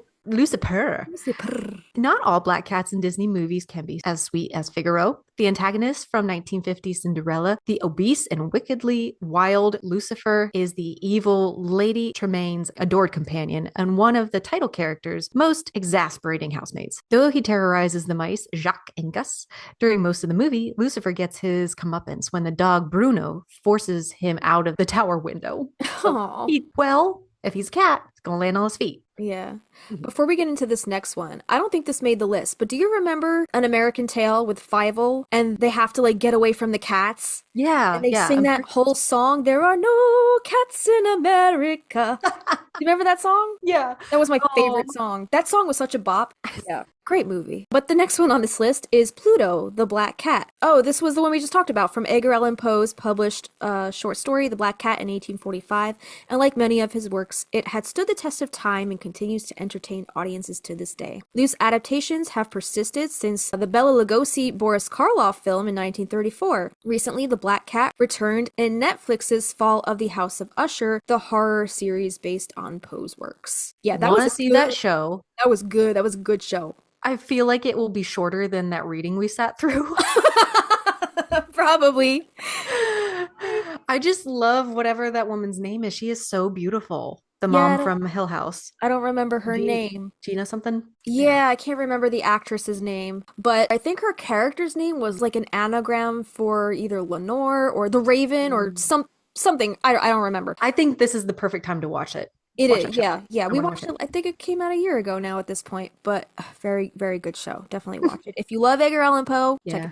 Yeah. Number 9 is Gigi from Kiki's Delivery Service. I love all these movies. Yeah. So Gigi, also very sassy, is an all-black cat. As with Salem from Sabrina the Teenage Witch, he plays the part of the familiar for the title witch. And Gigi really stole the show with his sarcastic wit and endearing nature, quickly becoming one of the film's most beloved characters. He's kind of like her rational side. He's like, Kiki, you gotta think about this. Like, he doesn't want to keep eating pancakes. He's just sassy as hell. I love him. He's so tiny. He's so cute. I remember before I finally saw this movie, it took me forever to like watch this movie because it wasn't streaming anywhere. And then we finally got HBO Max, which has a whole Studio Ghibli section, which is awesome. So I watched it and I was like, that was not the voice I was expecting Gigi to have. Yeah. It just doesn't match the character. I was like, ew, that's a weird guy voice for that cute little cat. Like, I would have expected it to be like, meow, or just like, insert its little meows here and there. And like, I was envisioning it have just meowing to her and then her just interpreting it. They're having an understanding, but like, different cat language versus human language. But no, it was like a man's voice. Right. I was like so put off by that. I was like, what? No, thank you. Hey, this is Jeff. He's a good dog. Oh my God, he's adorable. Speaking of cartoon cats, this next one is Luna from Sailor Moon. Animated black cats are easily confused, but nobody could mistake Luna from the TV classic Sailor Moon. Sporting a crescent emblem on her brow, Luna made herself memorable as the guardian cat that assembles the sailor senshi on Earth. Departing from the sarcastic and silly temperament typical to many anime cats, Luna had a more serious personality to offset Usagi's often childish nature. Cute. The next one we have is Snowball 2 from The Simpsons. When their original white cat passed away following a car accident, the Simpsons family replaced her with the ironically named Snowball 2, which is an all-black cat with yellow-green eyes. Though often overlooked, Snowball 2 is generally loyal and friendly with the family, including Santa's little helper. 4 subsequent Snowballs have died since then, with each successor taking the Snowball name to save the family on the cost of new bowls. I guess they don't want to buy a new bowl for the cat. Speaking of which, my family has had numerous black cats named Blackie, and Aaron also gave that face. He's like, you actually called your cat Blackie? I'm like, we didn't think it was like an offensive thing. It was just a black cat, but we've had numerous. We just kept calling them the same thing. Because you didn't want to change your bowl? Didn't want to change a bowl. Well, don't get it personalized. Just buy a generic bowl. All right, so the next one on this list is Penelope Pussycat from Pepe Le Pew. Not many remember Penelope's name, but few would forget Pepe Le Pew's on-again, off-again love interest. The innocent and often confused black cat has been the focus of Pepe's amorous compulsion since 1949, reciprocating on occasion when the French skunk could cover his stench. Although she rarely uttered a word, Penelope found her fame as one of the funniest members of the Looney Tunes family. He's a problematic character. Yeah, a little creepy. Yeah, a little bit. Right? Yeah. So jumping from cartoon to, comic and then real life, Miss Kitty from Batman Returns, or Catwoman. Catwoman was also a cat lady in Batman Returns, bringing her matching black feline on her sordid adventures, symbolizing her owner's complex relationship with Batman. Miss Kitty passes to Bruce when Selene Kyle dies at the movie's end. In later storylines, Miss Kitty appears quite comfortable at home as Bruce's and Alfred's pet at Wayne Manor. So, talking about Catwoman, she originally was introduced as the Cat in Batman #1 in 1940, and she is one of the most iconic anti-heroes in the DC Comics universe, created by Bill Finger and Bob Kane. She's often portrayed as a morally ambiguous character who oscillates between being a villain, a thief, and a love interest for Batman. Her real name is Selena Kyle, and her backstory frequently depicts her as a skilled burglar, like a cat burglar, and master of disguise, driven by a desire to survive and sometimes help those in need. Catwoman is known for her agility, sharp intellect, and mastery of combat, often going toe-to-toe with Batman. While she started as a mere cat burglar over the years, her character has evolved into a complex figure who embodies themes of independence, power, and redemption. Her relationship with Batman, characterized by flirtation and rivalry, adds depth to both characters, with Selena often showing a deep, though conflicted sense of morality. Throughout her appearances, whether in comics, television series, or films, Catwoman remains an alluring, formidable, and unpredictable character, one who challenges not only Gotham's criminal underworld, but also the very moral fabric of its protector, Batman. So, dude, Michelle Pfeiffer in that movie is fire. Hot. Yeah. Hot. I don't think I ever watched the Halle Berry one. I heard it was really bad, but the Michelle Pfeiffer one, no one can touch that. Girl can get it. This is back-to-back episodes we've mentioned Michelle Pfeiffer. Last one was White Oleander. Oh, that's right. Yeah. We're talking about her again. Yeah, she's oh my God. popping up a lot. Great actress. This next one is Cosmic Creepers from Bed Knobs and Broomsticks. So Cosmic Creepers belongs to the witch in training, Miss Eglinton Price, in this 1972 musical family film from Disney. As Price explains, she doesn't believe in silly names, but that was the name that came with the cat. Cosmic Creepers? Like what? Unlike the familiars that often take a black cat form, Cosmic was just a regular old cat trying to manage the stress, confusion, and occasional terror of living with an inexperienced witch. And this looks like a puppet too. This cat looks ratty as hell. Aww. This cat has seen some shit. It looks stressed. For some sure. Shit. Yeah. Yeah. It must purr really loudly to regulate its own nervous system. Number 15 is Lucinda from a Nicole Kidman flick, Bewitched. So cats transforming into people was basically the plot of the original series, but in the 2005 film update, we only had one mostly black tortoiseshell feline to follow. Lucinda belonged to the main character and good-natured witch Isabel. Not having a speaking role, the cat playing Lucinda did all her stunts in the movie with the help of expert trainers. Torties represent. Representing. Yeah. Number 16 is Isis from Star Trek. As the only character with ears pointier than Spock, Isis appeared in the final episode of Season 2 of the original Star Trek series. After time traveling to 1968, the Enterprise crew encounters the Black Cat when they meet Gary Seven, an interstellar agent determined to prevent a nuclear disaster on Earth. Was any of your family Trekkies? Mine was not. Avi might have watched it, but not really. No, not really like my dad or anything. Okay. No. Our next one is Miss Kitty Fantastico from Buffy the Vampire Slayer. Buffy fans might remember a tuxedo kitten Tara and Willow adopted in season 4. Miss Kitty Fantastico may not have been a star, but no one can argue she had the best name of anyone in the series. Sadly, the adorable black cat met an untimely end in the show. According to allusions in season 7, while fans aren't 100% certain, most believe she spent all 9 lives in an unfortunate crossbow accident. Aww. Number 18 is the cat from Coraline. This is my favorite because I named my kitty cat after this movie. The side character becomes the star in the stop motion film Coraline, and the cat, a chatty and sarcastic kitty at times, was a key protagonist in the book and in the movie, helping Coraline find her way through the other world and beat the other mother. The black feline was one of the story's most crucial characters and perhaps its true hero. And yeah, I named my cat Coraline because the cat in the movie is just called the cat. The cat doesn't have a name, so I just ended up naming. Have you read the books? Or a book? I think I started listening to an audiobook. I never finished it, but they say that the book is a lot darker than the film, and the film is pretty dark. I want to read it. The film is pretty dark for children, and it's considered a children's film. I love it. Yeah. Yeah, Neil Gaiman, he's also a dark dude. He did The Sandman. The Sandman. Didn't watch that. What was the other one with the Good Omens? Good Omens. He did that one. He did Good Omens? Okay. Our next one is Kitty from the Munsters. The Munsters theme song is actually my ringtone, and it gets your attention. I love that show.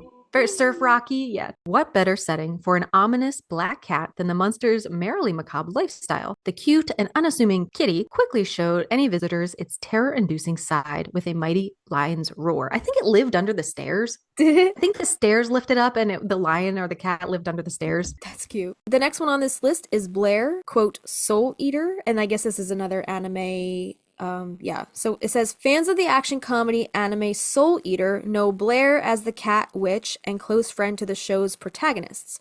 Her name refers to the Blair Witch Project's title character. Oh, that is considerably more fun-loving than the low-budget horror movie icon. So I guess Blair is based on the Blair Witch. Interesting. That's funny. Yeah. The next one is Socks from Clinton Family Pet. Famous black cats aren't limited to the movies and TV universe. Few celebrity animals gain as much fame as presidential cats and dogs. Oh, Clinton, like the Clintons family animal.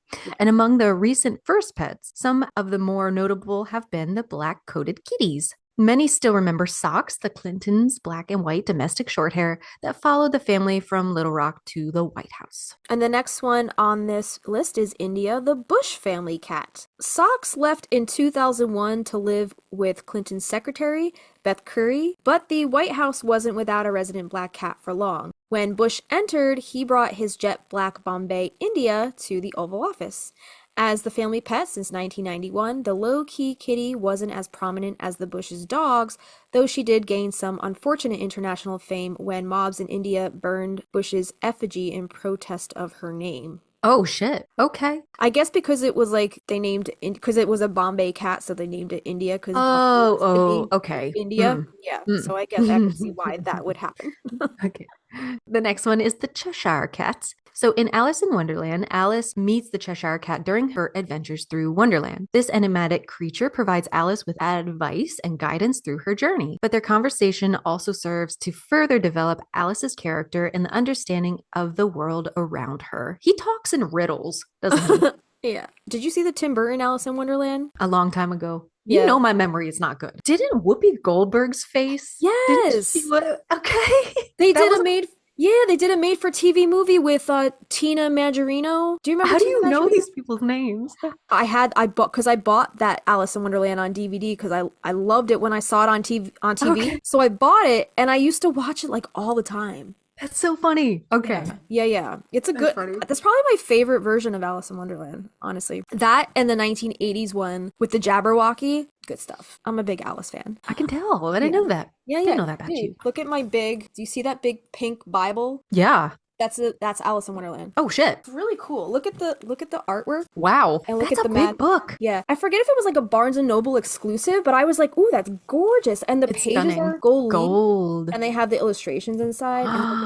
That's very pretty. I was like, I have to have it. I love it. All right. So the next one on this list is number 24. Professor Minerva McGonagall, R.I.P. Maggie Smith, is what is known as an animagus. This is a witch or wizard who can transform into an animal whenever they want. Professor McGonagall learned how to become an animagus while she was still at Hogwarts. It was actually Professor Dumbledore, then a transfiguration teacher, who taught her how to do this. When she completed all the steps, her animagus form turned out to be a silver tabby cat with what appeared to be square spectacle markings around the eyes. McGonagall had these distinctive markings because when you transform, all of your clothes and accessories like glasses are transformed too, becoming part of your creature's features. That's adorable. The last one we have on this list is Hello Kitty, and this is a Sanrio character. Hello Kitty, also known by her real name, Kitty White, is a fictional character created by Yuko Shimizu, currently designed by Yuko Yamaguchi in 1974 and owned by the Japanese company Sanrio. Sanrio depicts Hello Kitty as a British anthropomorphic white cat with a red bow and no visible mouth. I actually heard she's not a cat. She's a kid. Right. According to her backstory, she lives in a London suburb with her family and is close with her twin sister, Mimi, who is depicted with a yellow bow. Yeah, they were asking one of the creators, like, you'll have to find it on TikTok, but they were like, is she a cat? And they were like, no, she's not a cat. It's a little girl. I'm like, what? Why would you give her all these aspects and call it Hello Kitty? Truth. So all the other characters in the Sanrio world, is Karopi like not a frog? Is Batsmaru not a penguin? Like what? I forgot all about those guys. Like what? That's Maru. The math's not mathin'. Math, not math. Okay. Anyway, we're gonna move on to some music, and I guess how cats are mentioned in songs, or are the song's name. So this first one is Classic by Tom Jones. What's new, pussycat? Whoa, whoa, whoa. And this iconic song was released in 1965. It was written by Burt Bacharach and Hal David for the movie What's New, Pussycat. It's a fun, upbeat song that uses pussycat as a playful term of endearment, making it one of the most famous cat-related tunes. Have you heard the stand-up comic, what the fuck's that guy's name? He talks with a very transatlantic accent. And he told a story of him and his buddy were at some kind of diner, and you got a shit ton of songs for very little money on the jukebox. Yeah. So they put What's New, Pussycat on the jukebox like 15 times in a row. Oh my God. And by the end, the staff pulled the plug on the jukebox because you think it was done. Because right in the middle, you think it's like done, but it starts again, and then you get like the false endings.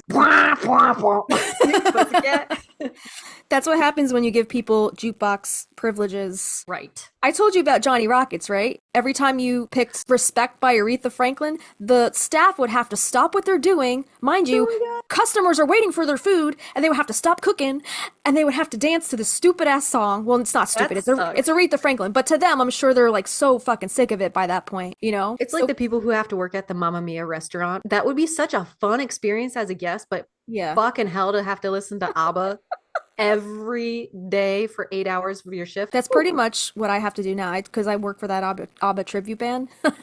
Oh, I'm constantly listening to ABBA. It's crazy, and it follows me everywhere. I hear it in stores. I hear it. I hear it everywhere, and I'm just like, I can't get away from ABBA. I can't. It was John Mulaney at the Salt and Pepper Diner in Chicago. Okay, I'm gonna have to watch that bit. That sounds It's so funny. Oh, Jesus. All right, number 2 on this list is The Stray Cat Strut by the Stray Cats. And this is a rockabilly hit from 1981. And this song describes the life of a stray cat, with the cat being a metaphor for a rebellious, carefree person. Its jazzy sound fits with the cool cat aesthetic often associated with jazz. And this also, this got a little bit of that rockabilly flair. I love this song. The Stray Cats are fun. They're a good time. Yeah, I like a rockabilly sound. Yeah.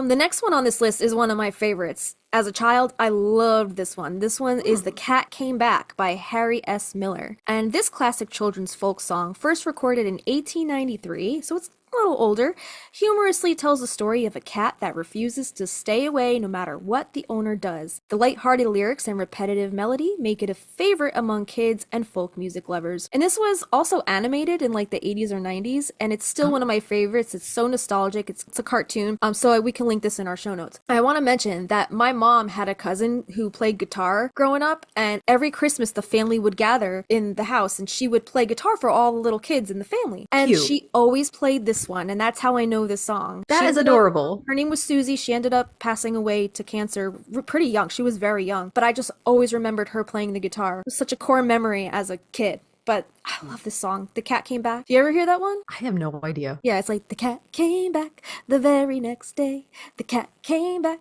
He thought he was a goner, but the cat came back. Yeah, it's funny. It's cute. I love it. That's So cute. So the next one on this list is Cool for Cats by Squeeze. This 1979 new wave song by Squeeze includes a variety of British slang with, quote, cool for cats, referring to things that are laid back and stylish, and the song itself is a witty, rhythmic tune that reflects the cool cat persona in the lyrics. I never heard that one. WMSR. I know, this should have been WMSR, which, by the way, we can't do WMSR episodes anymore because Spotify for podcasters took away that capability for us. Sorry, guys. Yeah, that sucks. Sucks. It does suck. So the next one on this list is number 5, Phenomenal Cat by the Kinks. So from the Kinks are the Village Green Preservation Society in 1968. This whimsical song tells the story of a cat who gains wisdom and knowledge over the years, then flies off into the sky. It's a light, surreal piece that fits the psychedelic rock era. The next one on this list is Cats in the Cradle by Harry Chapin. So while this 1974 song isn't literally about cats, its metaphorical title refers to a relationship between a father and a son. The, quote, cats in the cradle symbolizes misconnections and time slipping away, making it a deeply emotional folk rock hit. And isn't the Cats in the Cradle, isn't that like a nursery rhyme, like a Mother Goose kind of thing. Yeah. Yeah, so that to me is like youthfulness, like Innocence. there it went, you know? Childy, yeah. Yeah, that's a sad song, I think, right? It was very sad. Yeah. So the next one on this list is Year of the Cat by Al Stewart. This 1976 song is inspired by the Vietnamese zodiac sign and is a dreamy, mellow folk rock track with evocative imagery symbolizing a mysterious woman. Though it's not about an actual cat, the song's title adds to its allure and intrigue. There's a few on this list I've never even heard before. I've never heard that one. You haven't heard Year of the Cat? Maybe I know You what would it probably sounds. recognize it. Yeah, I'll probably recognize it, but it doesn't ring a bell. Like, Okay. I'm not like, oh, I know that song. But this next one tears at my heartstrings every time. This song makes me cry, and this is "Memory" from Cats, and it was composed by Andrew Lloyd Webber, and it's one of the most famous songs from the musical Cats. And this ballad is sung by the character Grisabella, reminiscing about her past. The song has become a standard in musical theater and is synonymous with the broader Cats phenomenon. I remember seeing like videos, I forget the name of the actress who played her, but she died of cancer. And watching her do this song, like the live performances were filmed, it's just like so heartbreaking. Yeah. Very sad. A beautiful song. And the last one on this list, I added this one, Black Cat by Janet Jackson. Jackson's idea for Black Cat was based on a warning to a rebel involved in substance abuse, in addition to the consequences of drug addiction. Its composition compares the theme to the folklore superstitions of cats having 9 lives, and black cats foreshadowing a negative omen or misfortune. She also related its title to the bold nature of a panther, saying, "I have always felt some kind of connection between myself and a panther. They're not afraid of anything, they're willing to take on anything, and that's the way I feel about my work." So a little more pop culture. Let's talk about Le Chat Noir. I was thinking of the picture, like the famous picture, which you're going to tell us about, but I did not know this was a club. The Belle Epoque and the Art Nouveau movement initiated the search of pleasure and beauty as a lifestyle. It was a time of going against tradition and towards the sensational. The Chat Noir was one of the first avant-garde cabarets to open its doors in the Montmartre neighborhood in Paris in 1881. The first time a place mixed people from all social classes in their common search of having a good time could gather. It was a place where the aristocracy and common people could eat, drink, talk, listen to music, and come and go as they wished. A place where all artistic forms collaborated, and a convivial setting where even the well-known street performer could express himself. This was a place where pleasure seekers discovered each other. It sounds like a kind of a Moulin Rouge kind of setting. Yeah, definitely. The anecdote goes that Rodolphe Salis, the owner of the cabaret, found a black cat on the sidewalk in front of the cabaret during its construction, and hence its name. It is during the period of searching for a new aesthetic that Art Nouveau appeared, banishing the distinction between fine art and decorative art. Art Nouveau is the result of all art forms comprised essentially from natural resources such as glass, iron, rocks, and contains strong symbolic motifs inspired by nature. Art Nouveau is best characterized by its uniqueness and functionality. I just love the style. It is so, so beautiful to me. Yeah. We have a photo from inside the club back in 1868. It says 68. so 68 cool. Boulevard is the address. I love old photos like this. That's really They're neat. just having a good time. And it was men and women together. And it could be higher class, lower class people. Everyone was welcome. The bourgeoisie? Is that what they say in Moulin Rouge? Right? It looks like a bunker. Yeah, it does. This photo, my aunt gave me, she gifted me, I think for my birthday one year, like a small little plaque of Le Chat Noir.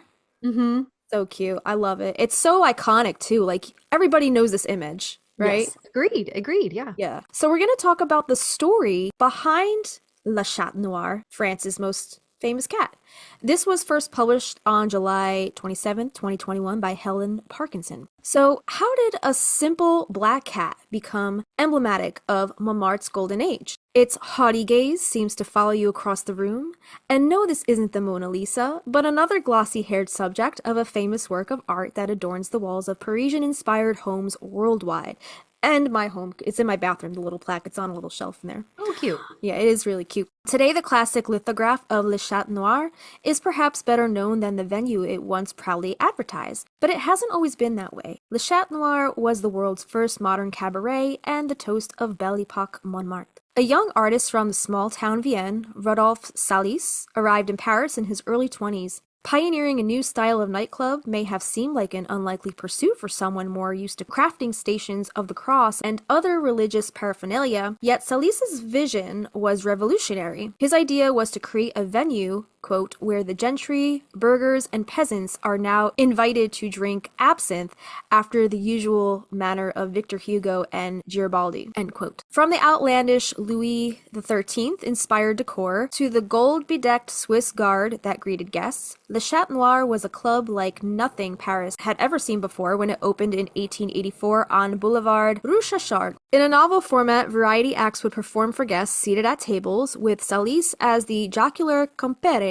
It soon became a hotbed for Montmartre's literary and artistic talents, outgrowing its home and moving to Rue Victor Massé. Keeping punters returning meant developing new acts, and the most popular of these was shadow puppetry. Illustrator Georges Auriol and painter Henri Sommier had built a puppet theater intended for adult performances in 1885, but some experimentation, their first shadow plays were born. First with figures made out of cardboard, then with more durable zinc. Over the next 10 years, such plays were performed nightly with complex staging. Famous participants included the satiristic Carandache and painter Adolphe Willet. It was Willet who introduced his Swiss friend Théophile Steinlen to Le Chat Noir, a fortuitous move that led to the creation of the latter's magnificent poster. Born in Lausanne, Steinlen had been seduced by Montmartre in the late 1880s, allured by its reputation in the art world as the place to be. Tournée du Chat Noir epitomizes his classic Art Nouveau style. What's more, cats would go on to become a trademark of his work. Finished in 1896, his design features a striking black feline advertising one of Le Chat Noir's tours. They would take their shadow puppetry abroad. Look out for the red aureola circling the cat's head, with a twist on the medieval war cry, Bonjour, Saint-Denis! Saint-Denis. In this case, it explains... I just say everything like I'm Italian. I know, that's fine. Saint-Denis. Sadly, Salice died shortly after his last international tour in 1897, and when his wife took over, production quality declined. Even before his death, the allure of Montmartre's cabarets had been waning, and he'd sold off some assets. His passing was simply the death knell for the Montmartre institution. Other nightclubs in the same name opened up, the most successful of which lasted into the Roaring Twenties. Now all that remains is the famous black feline, a striking reminder of Montmartre's cabaret heyday. And yeah, it's just an iconic image. It kind of threw the wife under the bus a little bit. A little bit, yeah. Specifically called her out for its downturn. Yeah. So the next thing on this list, have you ever heard of Schrodinger's cat? I have, but you'll go on and tell me more. In quantum mechanics, Schrodinger's cat is a thought experiment concerning quantum superposition. In the thought experiment, a hypothetical cat may be considered simultaneously both alive and dead, while it is unobserved in a closed box, as a result of its fate being linked to a random subatomic event that may or may not occur. This experiment, viewed this way, is described as a paradox. This thought experiment was devised by physicist Erwin Schrödinger in 1935. In a discussion with Albert Einstein to illustrate what Schrödinger saw as the problems of the Copenhagen interpretation of quantum mechanics. In Schrödinger's original formulation, a cat, a flask of poison,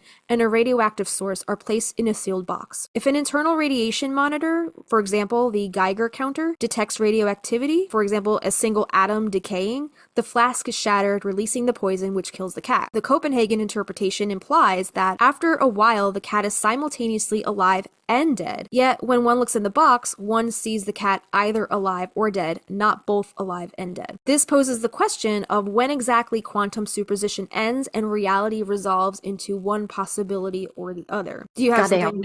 Yeah, it's a mindfuck. Exactly. Although originally a critique on the Copenhagen interpretation, Schrödinger's seemingly paradoxical thought experiment became part of the foundation of quantum mechanics.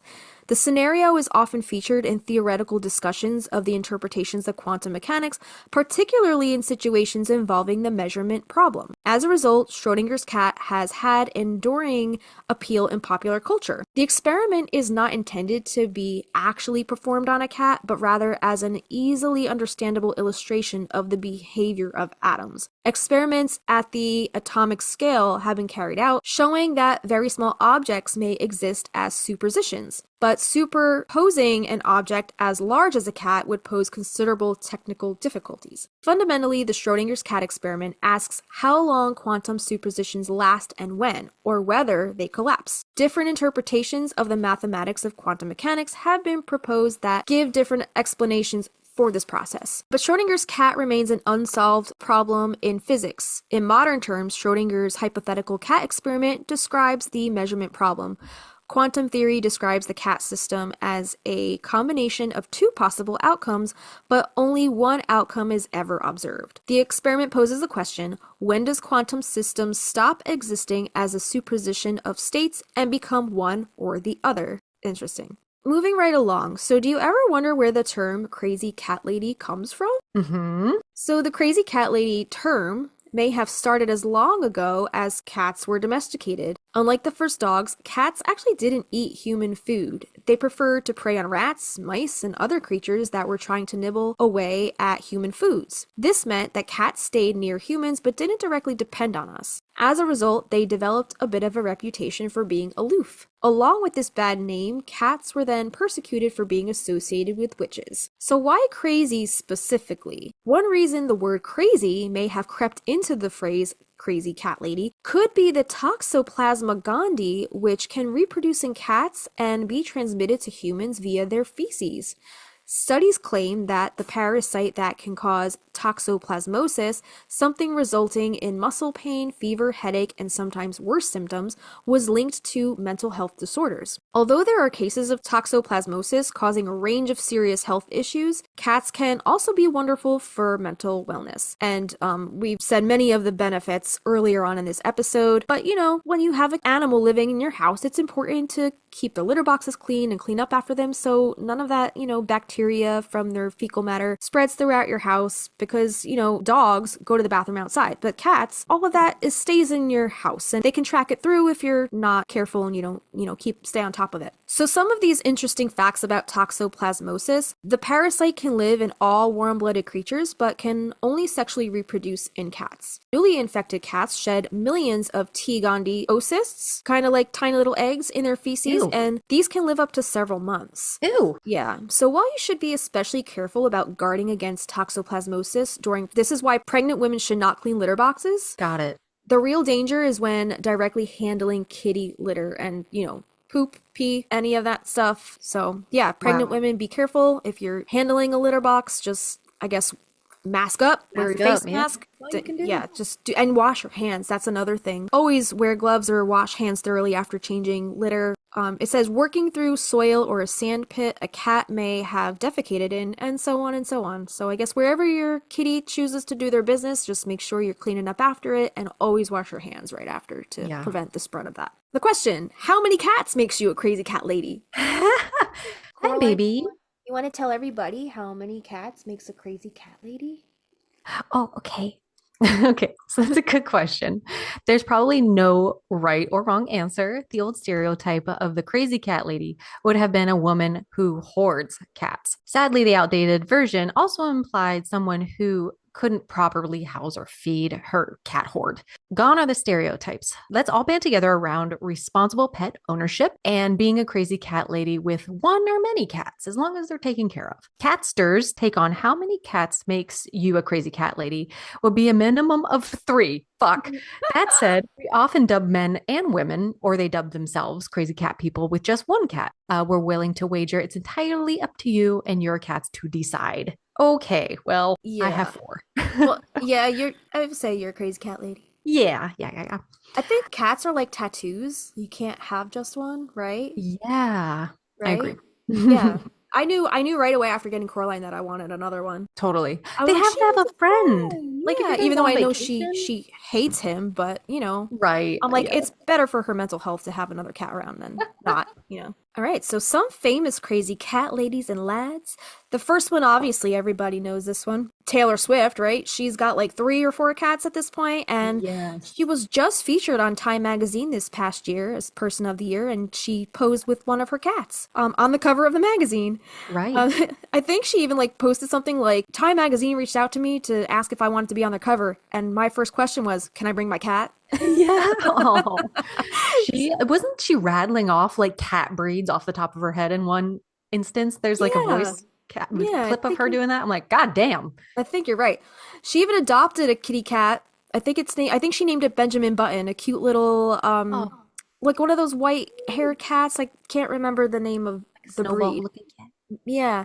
But it was in her music video and she like fell in love with it. They were like, "It's up for adoption if you want to adopt it." And she adopted the cat that was in her Oh my music video. God.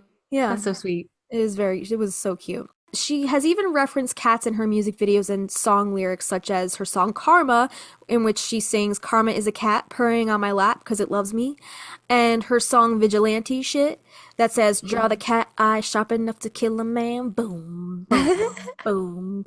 Yeah, yeah, good song. On the next one on our list is Lisa Loeb. Do you remember in the 90s? She had that, the cat famous for her cat eye glasses. Mhm. She also has many cats, and she even had an album in the 90s called Tails, which features a cute cartoon kitty cat face on that green background on the cover of the album. And also, her music video for Underdog features lots of Sanrio Hello Kitty characters. I think she Okay. even had like a Hello Kitty toaster or something like Oh that. my God. Yeah, she's a crazy cat lady. Another one is Kate Beckinsale. I remember her cat recently passed away, and I saw all her Instagram posts were just heartbreaking. Oh my God. And then a couple other these, I've searched these, but I didn't really see any stories about these. Amanda Seyfried, Kesha, Martha Stewart, Mandy Moore, Katy Perry, whose nickname at one point was Kitty Purry. Oh, cute. Jonathan Van Ness from Queer Eye, he's got tons of cats. And Freddie Mercury, there's a photo of Freddie Mercury eating like soup in his bed with his cats on the bed with him. I've seen that. What a man. And he appears to be a fellow tortie lover. The cat, Aw. the cat sitting on the bed with him is a tortie. Also, Elton John, CeeLo Green, known for judging The Voice with his white long-haired cat that he would just hold while, he judged the contestants. So random.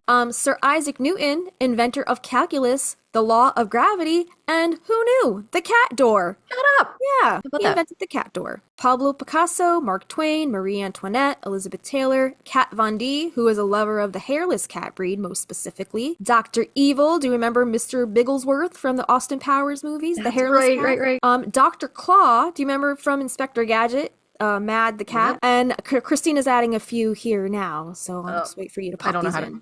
I don't know his full name. Oh yeah, Christine McConnell. Yeah, and Carole King. And Carole King. There's so many crazy cat ladies in the Yeah. world. Cat That ladies Tapestry album is so freaking good. is about cats. No.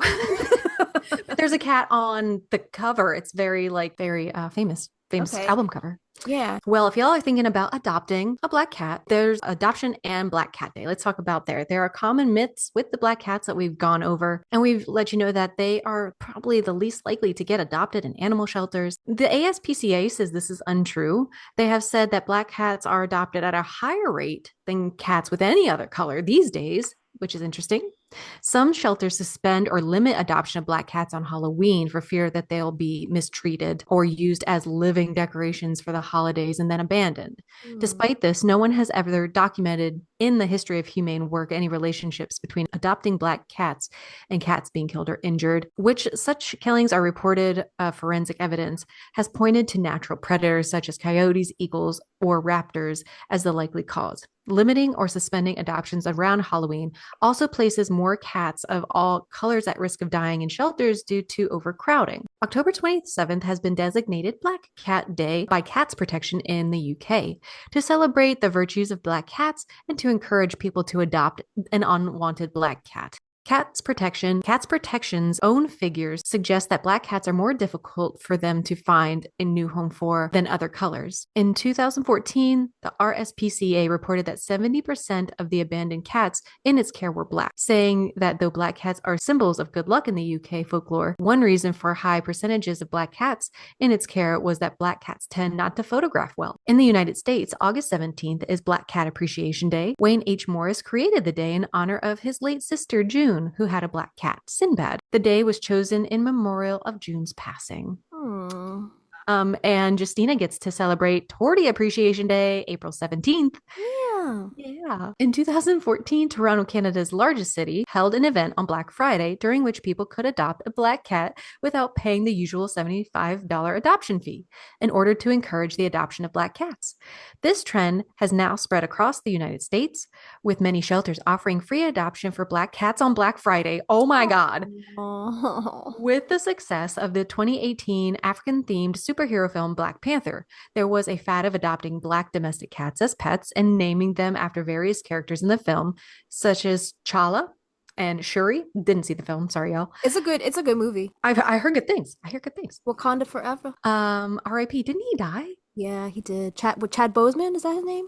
I don't know. Yeah, he died. R.I.P. R.I.P. It has been observed that usually people were not going out of their way to follow this fad, but visited animal shelters to simply adopt a pet under normal circumstances and were inspired by the Black Panther to adopt a black cat when they saw one. Regardless, as much as this was a welcome development for pets that are difficult to get adopted to reduce the chance of such cats being abandoned when the fad fades, reputable animal shelters personnel took the usual precautions of having potential adopters fill out questionnaires to weed out potentially abusive guardians and have them read literature about the needs and responsibilities of such a pet to dissuade the less conscientious. That's what worries me. Like these fads that happen, and then it's like people that buy like dogs for their kids at Christmas time and they don't realize Rabbits at Easter. Yeah, and they don't realize their responsibility. Like it's not just a gift. It's like you're taking care of a living thing. Right. You know, and there's a responsibility and a commitment that comes with that. Coraline is so happy right now. She's Look so at her zen. sleepy eyes. She's sitting in Jess's lap. Oh, chin Loves the scratches. chinny scratches, yeah. She likes listening and learning about her people, her Yeah, kind. totally. Yeah. All right, we're I going to take a love it. quick break right now. And then when we come back, we're going to tell you how to use cats, how to use your familiars in your own magic, right? Will the mic pick up her purr? Did she I purr? don't know. Okay, I don't trying know. to hear How her. many hertz is how many hertz is it? Can this microphone pick up? All right, we will be right back. You're listening to Magnolia Street Podcast. All right, everybody, we are back. We're going to tell you how to use your little familiars, your kitty cats, in your own witchcraft and magic. The first thing on this list is making use of their whiskers. Since becoming a cat mommy, naturally, I'm the one that does most of the cleaning around this house and cleaning up after them. Not only the litter boxes, but the vacuuming and the sweeping up of the hair and, the stray litter, pebbles, etc. And in the process, when I'm like sweeping and vacuuming, I'll find stray whiskers just like strewn about on the ground. And so since I can remember, every time I have found one, I would store it away in a little jar. So by now I have like a whole jar of them. And I could tell the difference between Punky's whiskers and Coraline's whiskers because hers are very like sleek and smooth. His are like wiry and like, yeah. My little wild boy, yeah, he's got wavy whiskers. So when I find one while cleaning, I'll either make a wish on it before storing it away. I've even used them to sew into protection poppets or in protection or healing charm bags. And I guess I did this intuitively, not knowing that this was a thing. Come to find, on like TikTok, on Witch Talk, many witchy folk practice this kind of kitty magic, and it's a great way to incorporate the energy of your familiar into your magical workings without having them being required to be physically present in the room while you're doing your magic, because some of us like to burn incense or sage or work with a lot of candles, which might not be an ideal setting for a cat who's kind of all over the place, and we don't want our fur babies being exposed to open flames, inhaling smoke, herbs, or oils that could be harmful to them. So this is just a great way to incorporate their energy without them having to be physically involved in your spell work. Also, one important thing that I do want to stress with this method is to never, ever pluck whiskers from your cat's face, ever. Their whiskers help them navigate their environment, providing sensory input like an antenna on an insect, and cutting them is never advised, and it can actually be very painful as the base of these long stiff hairs contain blood vessels and nerve endings, and because they are a sensory mechanism, cutting these tactile hairs even by mistake can cause cats to feel very disoriented and wobbly on their legs. So if you do plan on using your cat's whiskers in your spell work, just please only use the loose ones that you find laying around the house that fall out naturally, and they do fall out naturally quite often, which is perfectly normal. The next thing on this list is cat's claws. So cats, when their claws grow and you cut them, the follicle or what do they call it? cartilage, not cartilage. I don't know what they call Like it, the but like casing? the casing around it. Yeah, sometimes those shed off, and sometimes Yes. you'll find little cat claw things like laying around the house too. So using cat shedded claws in Magic can be a unique way to harness the energy associated with your feline companion. So here are some ideas on how to incorporate these fallen cat claws into your practice. So first of all, you can use them as protection talismans. Cat claws can be used to create protective charms or talismans. You can place the claws in small pouches or containers to carry with you, invoking the protective nature of cats. You can use them in binding spells. Since claws symbolize strength and defense, they can be incorporated into binding spells to protect yourself or others from negative influences. You can use them alongside of herbs or other materials that resonate with your intentions. You can use them in cleansing rituals to symbolize the removal of negative energy. Burn them in a safe space or bury them in the earth, focusing on releasing what no longer serves you. You can use them in ancestral connections. If you feel a spiritual connection to your cat, you can use their claws in rituals aimed at honoring your bond or seeking guidance from their spirit. Do you ever look at your cat when it's like sleeping, just kind of like in like that Zen mode, and you're like, where are you right now? Like astrally, like where are you traveling? Because I feel like my cats astral project when they're in, Oh, like that like Zen mode. I feel like Coraline is very capable of this, but my boys are kind of dumb. Like, I don't know. I love them, but I feel like I haven't looked at them that way before. Maybe I should. Maybe they are. And they're like, you're an idiot, Christina. Yeah, because sometimes she'll just be like zoned the fuck out, and I'm like, where are you right now? What plane are you on? So funny.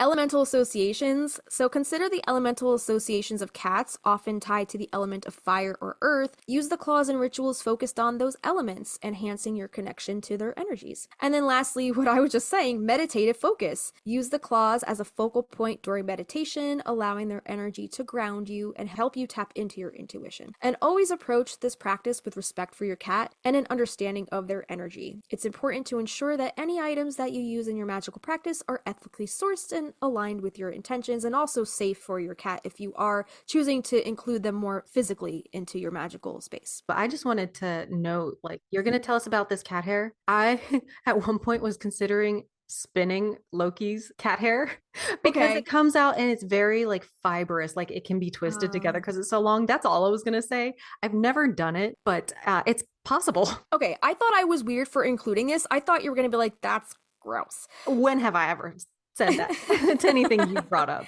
This might be gross to some people though. Okay. So I don't know about you, but I've never done this, but between my two cats and all the fur that they shed, I could probably make a whole line of sweaters. Yes. It's crazy. So why not put this hair, instead of discarding it in the trash, why not put it to good use in your magic? Oh. You can make little poppets, effigies, or little dolls to symbolize your cat out of their own hair. Yeah. So it's like, it's so them. meta, right? It's so meta.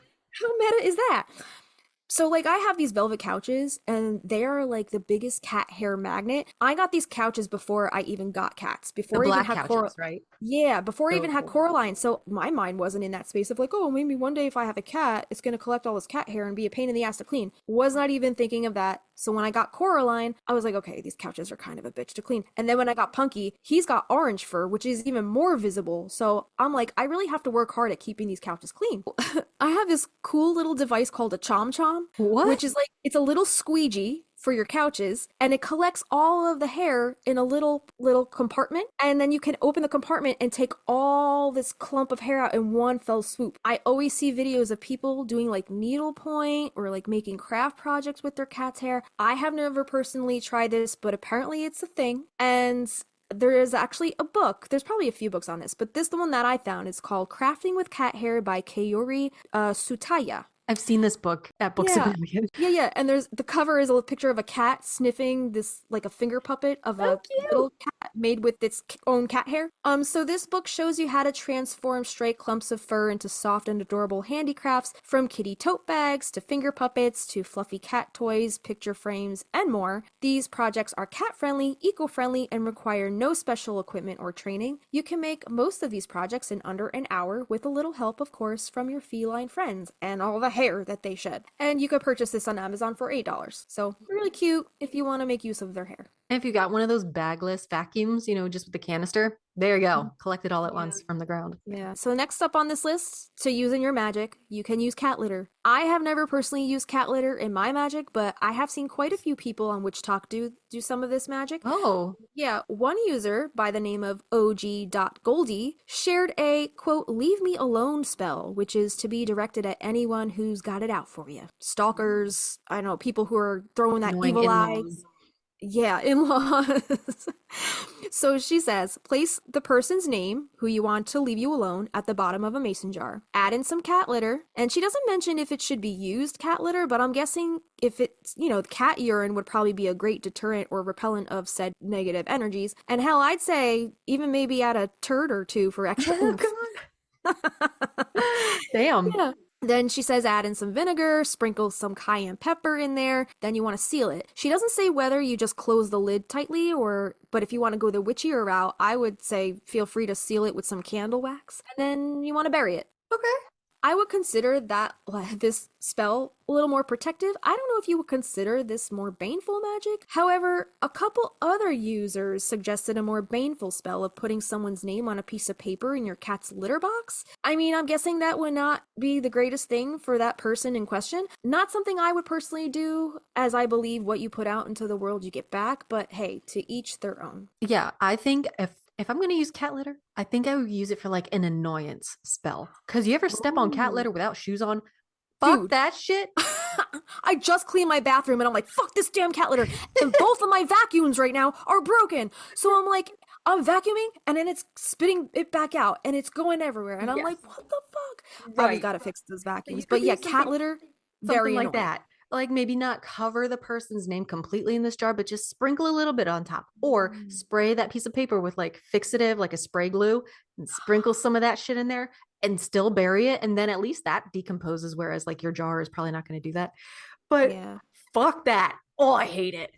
It is. No, you're probably right. So sprinkling in a little cat litter to annoy somebody, like do an annoyance spell, like that would be like, I don't know, maybe they keep hitting traffic on the way to work. Maybe they keep splitting their pants. Maybe, stupid stuff that is just like minor inconveniences, but like enough to be like, what the fuck? Yes. Totally. Exactly.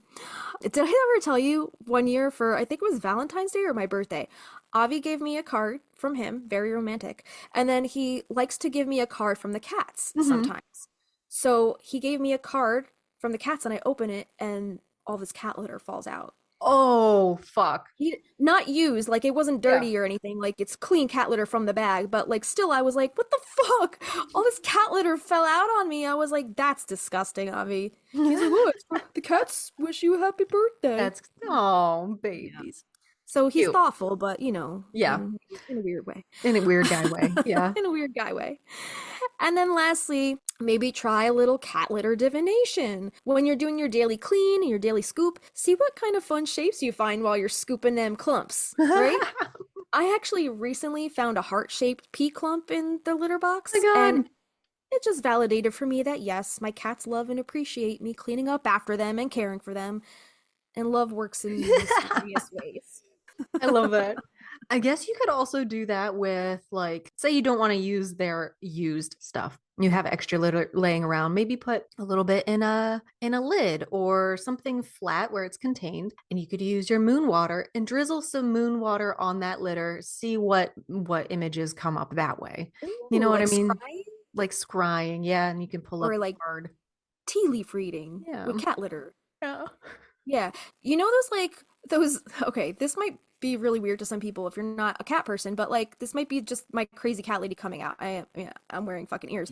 But you know those little Zen gardens that with the sand with the rake? Yes. You're like drawing little pictures in the sand and stuff. Like, I don't know, but to me, like cleaning the litter box is kind of like therapeutic, like scooping and like sifting and like panning for gold. Yes. And you're giving your cats a healthier life. So exactly. Yeah, it's like a meditative practice. Exactly. So the next thing on this list is cat urine. And I found a whole article on the spiritual symbolism of cat urine by Jim Kudaleski. And this was a very, very long article, so I actually only took like a little blip of it. But this is on athervy.com. We will link this in our show notes if you guys want to go deeper down that rabbit hole of cat urine. But cat urine apparently has been long associated with purification and healing in ancient cultures. For instance, ancient Egyptians revered cats and their urine as sacred, believing that it had the power to ward off evil spirits and even cleanse spaces. This connection to purification is a reflection of the cat's natural instinct to maintain cleanliness in their environment. In these cultures, the presence of cat urine was seen as a divine sign of purification, sweeping away negative energies and bringing in positive forces. Beyond purification, cat urine also symbolizes the assertion of territory and the establishment of personal boundaries. Cats are territorial animals, and their urine marks their domain. This behavior has translated into a symbolic meaning in spiritual practices, where cat urine signifies the need to assert personal boundaries and protect one's space. In this context, cat urine serves as a reminder to honor and maintain one's personal space, free from unwanted influences or energies. In modern spiritual practices, these ancient symbols continue to hold relevance. Spiritual practitioners may interpret the smell or mere presence of cat urine as a sign to cleanse their environment or reaffirm their personal boundaries. It is also seen as a prompt for healing, both physical and emotional, encouraging individuals to address and release old wounds. The symbolism of cat urine in spiritual contexts underscores the importance of maintaining a clean and protected space, both externally as well as within oneself. I have a question. So, yeah. Because cat urine has ammonia in it, is that right? Yeah. But also there's ammonia and other cleaning products, is that right? Yeah. How does that work? I don't know. Okay. That's a good question. Can somebody write us in and tell us the difference between ammonia and cat urine and ammonia and cleaning products? Because this makes sense in that relation, those two things as far as, keeping a clean environment, clean of negative energies. But I never got that because a cleaning product does not smell like cat urine, Right. Yeah. It definitely smells cleaner. So AI, well, like Google, I just typed ammonia in cat pee versus ammonia in cleaning products. AI on Google said ammonia in cat urine comes from bacteria breaking down the urea in the urine, while ammonia in cleaning products is found in many household. Okay, that didn't tell me anything. Okay.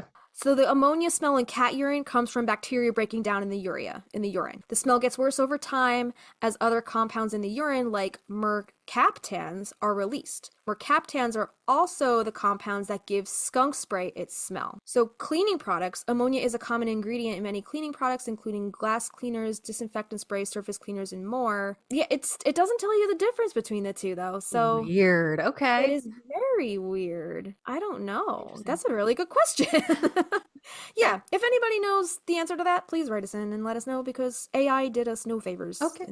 So some of the things you can use cat urine for, according to this article, are purification, healing, territory assertion, personal boundaries, cleansing, and renewal. I would also say like protection and like warding off those evil energies, right, as well. So spiritual practices today often incorporate these ancient symbols to enhance personal well-being. For example, rituals involving cat urine or its symbolic representation. So for example, you don't actually have to use cat urine. You can use something to represent it. So maybe Gatorade. Actual ammonia cleaning product, if you want. Was...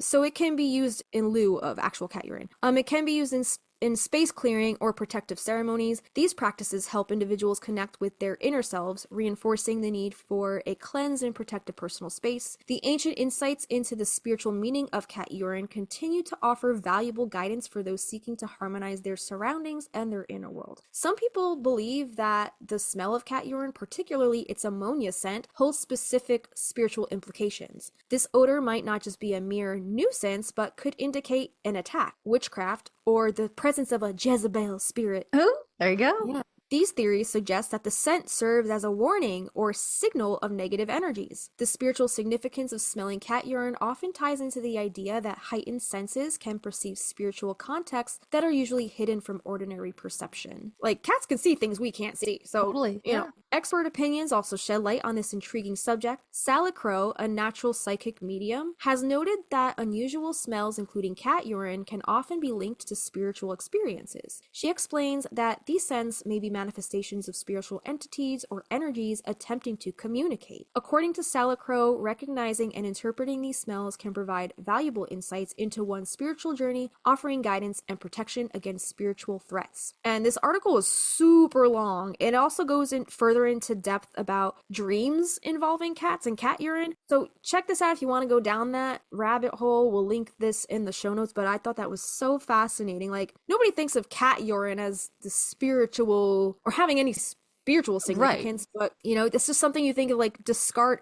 something we discard. It's a pain in the ass to deal with. Yeah. Right. Yeah, exactly. Something that we keep adding to these notes as we're talking, which is really funny. There's so much. And I'm happy to talk about it because I love cats.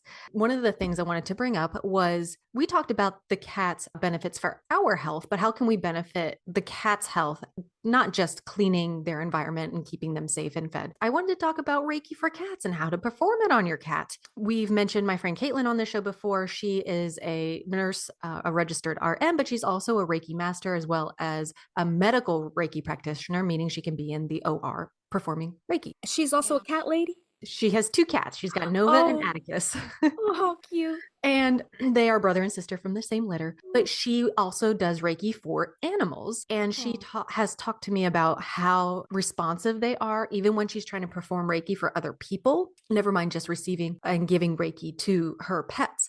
But I did ask her if she would like to enter her own personal experience with that. So if she does get back to me, we can enter that here.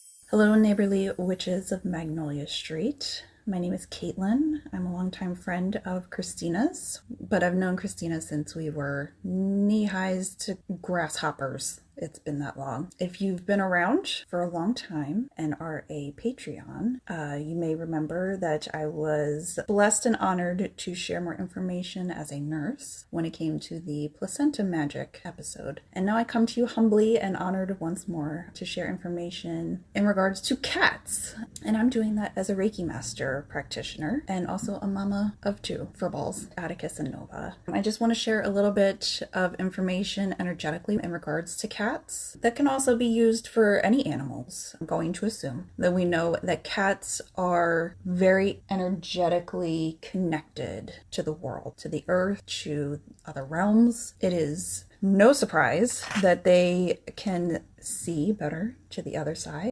They are very in tuned to frequencies. So a little bit about Reiki. Reiki is an energy healing modality that originates from Japan. It's hands-on, but very gentle. This isn't like a massage. Just gently we're guided to place our hands where we feel like energy may be blocked, so to speak. When it comes to Reiki, most people think of it as being for humans, and it generally is. In fact, we're taught as practitioners that you can use Reiki for your food before you eat it, before and after you plant flowers, vegetables. My planters were thriving this past summer because I utilized some Reiki as I was planting them. Also, especially for animals of all kinds. We just kind of have to be very aware of what we are doing. And in fact, it's even better if you have a Reiki practitioner who has actually taken like an animal Reiki course, or at least has given themselves some knowledge. I utilize Reiki with the cats all the time because they are naturally drawn to it. I've had, my parents over to my place and have shared Reiki, and especially Nova. She is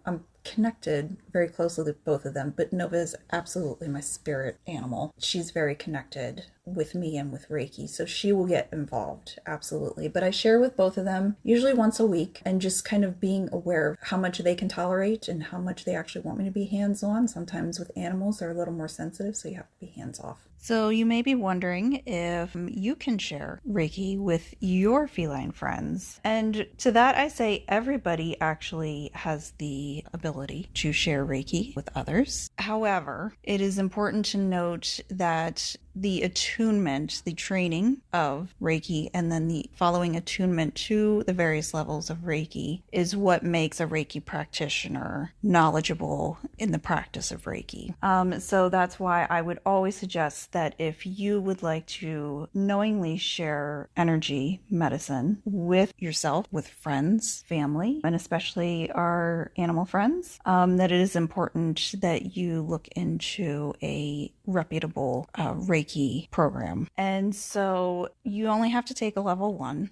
It doesn't have to be that you take multiple steps by any means, but you would definitely want to have better knowledge of how Reiki works, and hand placements are a little easier than if you already have that basic knowledge. But if you feel like you are connected to energy medicine, feel connected to the energies of your feline companion, then I would suggest that you start off with a hands-off approach. Reiki is well received by cats and animals. However, sometimes the animals are so sensitive to the energy that being hands off, meaning not putting your hands directly on their bodies, is a better approach when first starting, so that they can kind of get used to it before moving into a hands-on approach after a couple of sessions and seeing if they actually personally like it. For that, you want to just make sure, have they had recent meals? Usually with a full belly, they're happier, because aren't we all? Had some water, and definitely always have that available to them. If it's kind of just like in the middle of the day and they're nowhere near a meal, just, like 2 or 3 treats to kind of entice them and make them happy and know that this is a good thing, is a good idea. And then you want to just kind of sit in a comfortable position, whatever that is for you. If you want to get down on the ground, by all means, go right ahead. My cats prefer the couch, and to be honest, so do I, because I'm not getting any younger here. And so you just kind of invite them in. If you want to, you can diffuse some essential oils. Aromatherapy can be great for us, but it can be a safety hazard for them. So cats have very sensitive noses, and we don't want to kind of mess with their systems. That brings down their energy, of course, just like anybody who doesn't feel well. So essential oils that are not good for cats include cinnamon, citrus, pennyroyal, peppermint, pine, sweet birch, tea tree or melaleuca, wintergreen, and lang-lang. I buy doTERRA from a friend, and when it's wintertime and you don't feel good and you want to support your immune system, there's something called On Guard that I believe has lang-lang in it. So I don't diffuse essential oils anymore, just because I hadn't originally been aware and it wasn't being diffused enough. I was putting too many drops to not enough water for the cats. And so I noticed that especially Nova was getting like sinus congestion, so I stopped and she was fine. But the On Guard has, I think, lang-lang in it, and so if I have to use it, I'll put it on my feet because they won't get to that. So I'll put it on my feet right before I hop into bed so that they don't have access to that, because it's either ingested or inhaled, can be an issue. So the essential oils that are okay are rosemary, copaiba, helichrysum, oregano, frankincense, cedarwood. They're all safe. Ones that need to be a little more diluted are chamomile, lavender, thyme, and valerian. When in doubt, don't use it. Better to be safe than sorry. You can put some nice music on that is calming and comforting to both of you, and just invite them in, and you're going to place palms out and let them come to you. Don't force it. It is always a good idea to say to any animal, please only take what you need and release what is not needed, because they will take on sometimes too much, and they should only take what is needed for their little bodies. So they may come in and out. They may come up to you, rub up against you, be intrigued by your hands. They may want to lay on the floor. Some of them will, and you can kind of hover your hands over them. If you feel drawn to a spot, stop there. When you feel like it's okay to move, or they get up and move away, leave them be, or move on from that spot. It's very important to take in their body cues as well as what your body is telling you. And that's why I speak about it's important, if you're going to do this, to really have some sort of knowledge behind all of this, and take at least your basic Reiki level 1 course. From there, if they seem like they really enjoy it, and to be honest, like cats and kids are kind of the same in this this way. They can maybe handle 15-20 minutes, some less time, some more time. It's all dependent. But we're not going to force them to go for long periods of time. This wouldn't be like an adult 1-hour session. If it feels like they are done and they've walked away and they don't want any more, then we thank our spirit teams for the ability to share the Reiki and we move on. The benefit of doing multiple Reiki sessions, I would say, once a week is a good idea. That's what I do with my two. It helps them in the long run. It helps with keeping them calm, dealing with maybe some separation anxiety. Sometimes we adopt animals with traumatic backgrounds, and it helps them to release that trauma that is possibly stuck in their bodies. And they get used to the Reiki over time as well. With more sessions, if they seem like they are really intrigued and staying around longer, you can then kind of see if hands-on is appropriate. If they move away from you, that's their indication that I don't care for hands-on, but you can still keep your palms out and just kind of send the Reiki towards them, and that might be their best bet. They may enjoy that. They may not want the hands-on. Nova, my female cat, she loves hands-on Reiki because she's a sponge, and it's a good way to help her heal as well, because she's such a healer herself, and she enjoys hands-on for about 15 minutes, and then she lets me know that she's done, she's okay, she's taken in what she's needed. Atticus, my male cat, he on the other hand likes a combination of both, and usually is not into a longer session. Usually he's good with about 10 minutes. And, we've just kind of felt each other out. If you are going to do hands-on, obviously go to the points where you are attracted to. Nova, I'm always attracted to what we would consider the third eye on ourselves. Her eyes and the top of her head, where we like our pet, And so she really enjoys there. I mean, it doesn't affect her, but she has a previous old wound. She kind of strained a tendon in her one paw, and so I'll give that love, that kind of like some extra love. And then her belly, because she likes to give off her belly. Atticus, on the other hand, I'm always drawn to his shoulders, almost like he keeps himself stressed and he keeps it in his shoulders like a lot of us humans do. So I will definitely share at his shoulders, and I'll just gently place my hands there and just kind of feel out, are they liking it? Are they not liking it? Sometimes they fall off to sleep and you're like, okay, so we're really liking it.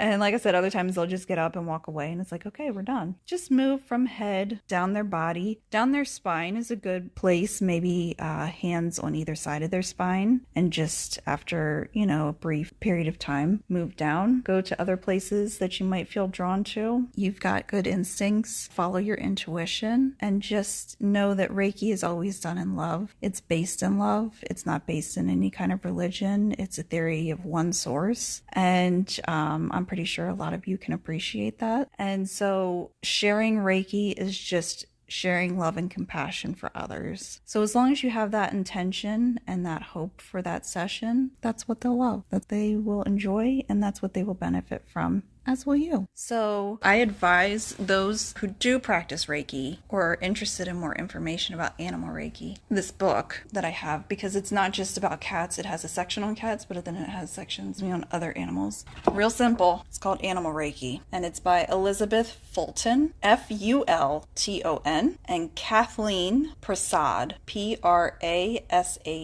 But that is a good source, and it's one that I've used to kind of have a better understanding of how to read animal body language and where to place your hands and that kind of jazz. Much love to you all, and I hope you find this helpful. I hope that your felines also enjoy their little Reiki sessions. And I'll just insert here, if your cat is ill, you're welcome to do this, but team this with a vet visit. Yes. Usually with a Reiki session for humans, they offer they'll offer a piece of chocolate because it's very grounding. So don't do that to your cat, but give them their own kitty cat treat. Did you know they make kitty cat chocolate? No. What? Yeah. What? Yeah. Oh yeah. Okay, we're gonna have to link it because I saw it. I think I saw it on TikTok. Wait. Oh my God. Cat chocolate treats. I know they have cat wine. By Fancy Feast. It's they're beef flavored, but they look like chocolates and they're so cute. Yeah, they're so cute. Okay. I'll have to, yeah, well, I'll link this Okay. in the sidebar. What were we, I was gonna say something else. What were we just talking about? Wrapped in plastic. No, no. What you just said. Grounding. Oh, chocolate, the chocolate. We just talked about that. Krista was just telling us that. Yes, exactly. Yeah. That's so weird. I've never heard of that before, and now we're hearing it again. Yeah. Crazy. It's like mac and cheese all over again. Exactly. So Reiki is most effective when done regularly. So you may want to consider scheduling regular sessions with your cat depending on their needs. You may want to perform Reiki sessions once a week or more frequently, once a month, bi-weekly, whatever. Reiki sessions can deepen the bond between you and your cat and promote a sense of well-being and balance. If you are not experienced with Reiki, it's best to find a qualified and experienced practitioner who works with animals with patience, care, and attention. You can offer your cat a peaceful and healing experience through Reiki, and they link a Reiki 1 class here. I recommend doing your research. I'll link Caitlin's Reiki practice. It's called Benultra Healing. Benultra means nurse in Gaelic.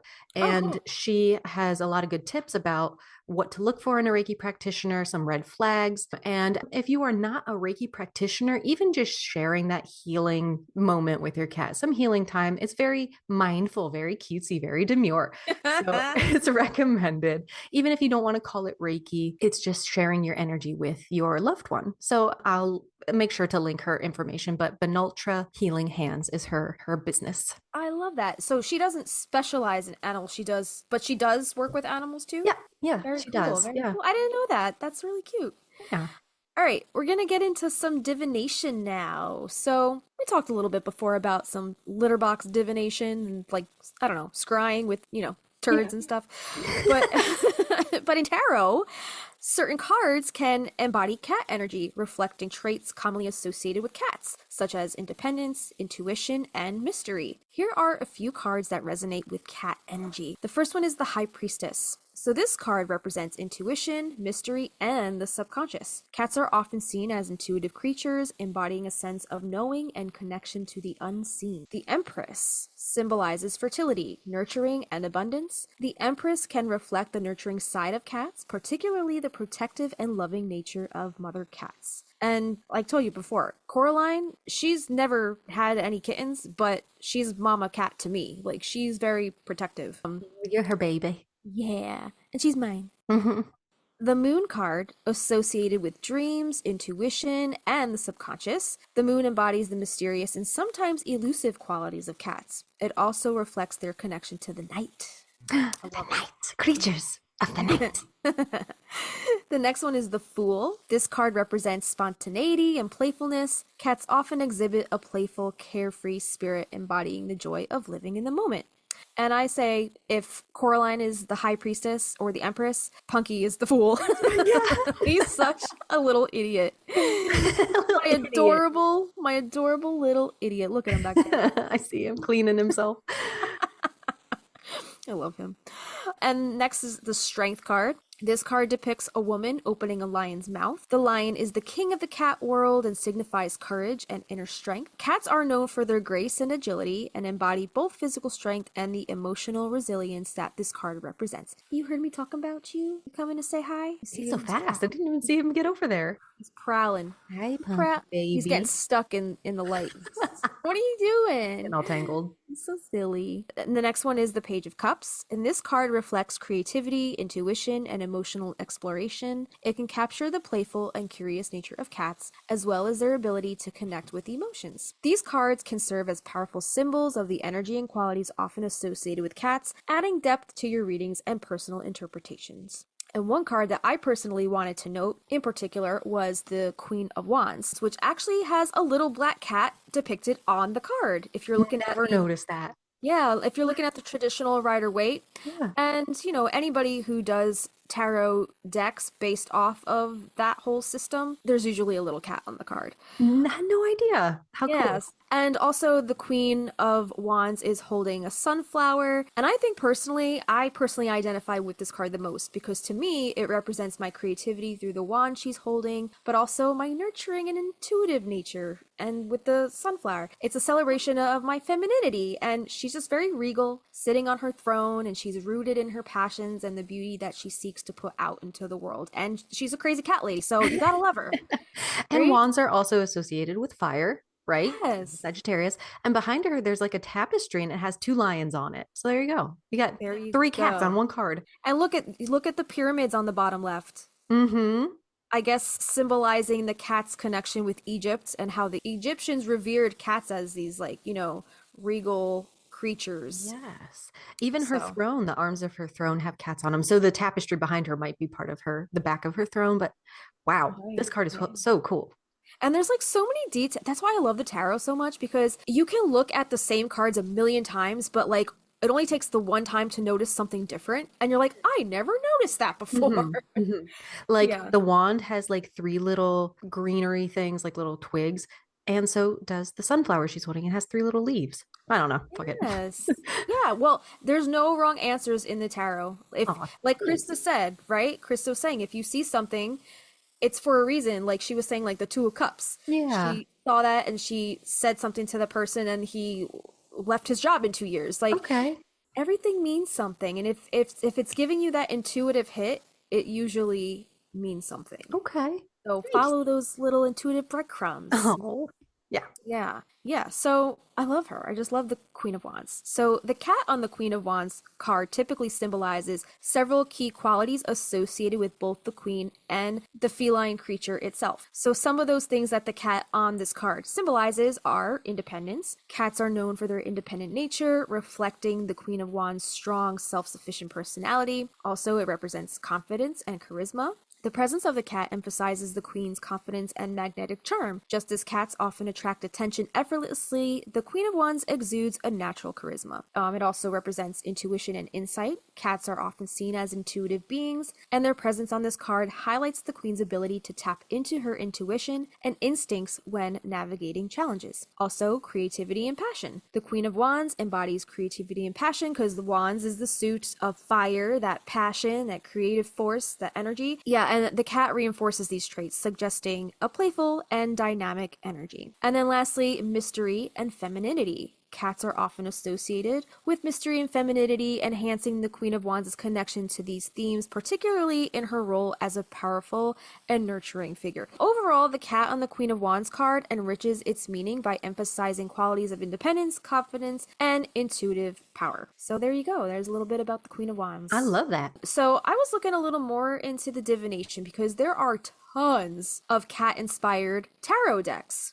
So I just wanted to share a few, and you guys can get these on Amazon. We'll link all of these in our show notes. So here's just a list that I, came up with. There's the Golden Black Cat Tarot by Helena de Almeida. The Cat Tarot, 78 Cards and Guidebook by Megan Lynn Cott. Cats Rule the Earth Tarot by Catherine Davidson and Thiago Correa. The Soul Cats Tarot by Lisa Robertson and Adam Ohlers. The Mystical Cats Tarot by Lunea Weatherstone and Mickey Mueller. The Black Cats Tarot by Maria Cora and Lo Scarabeo. And this one threw me for a loop because I had no idea this existed. Christina Ricci.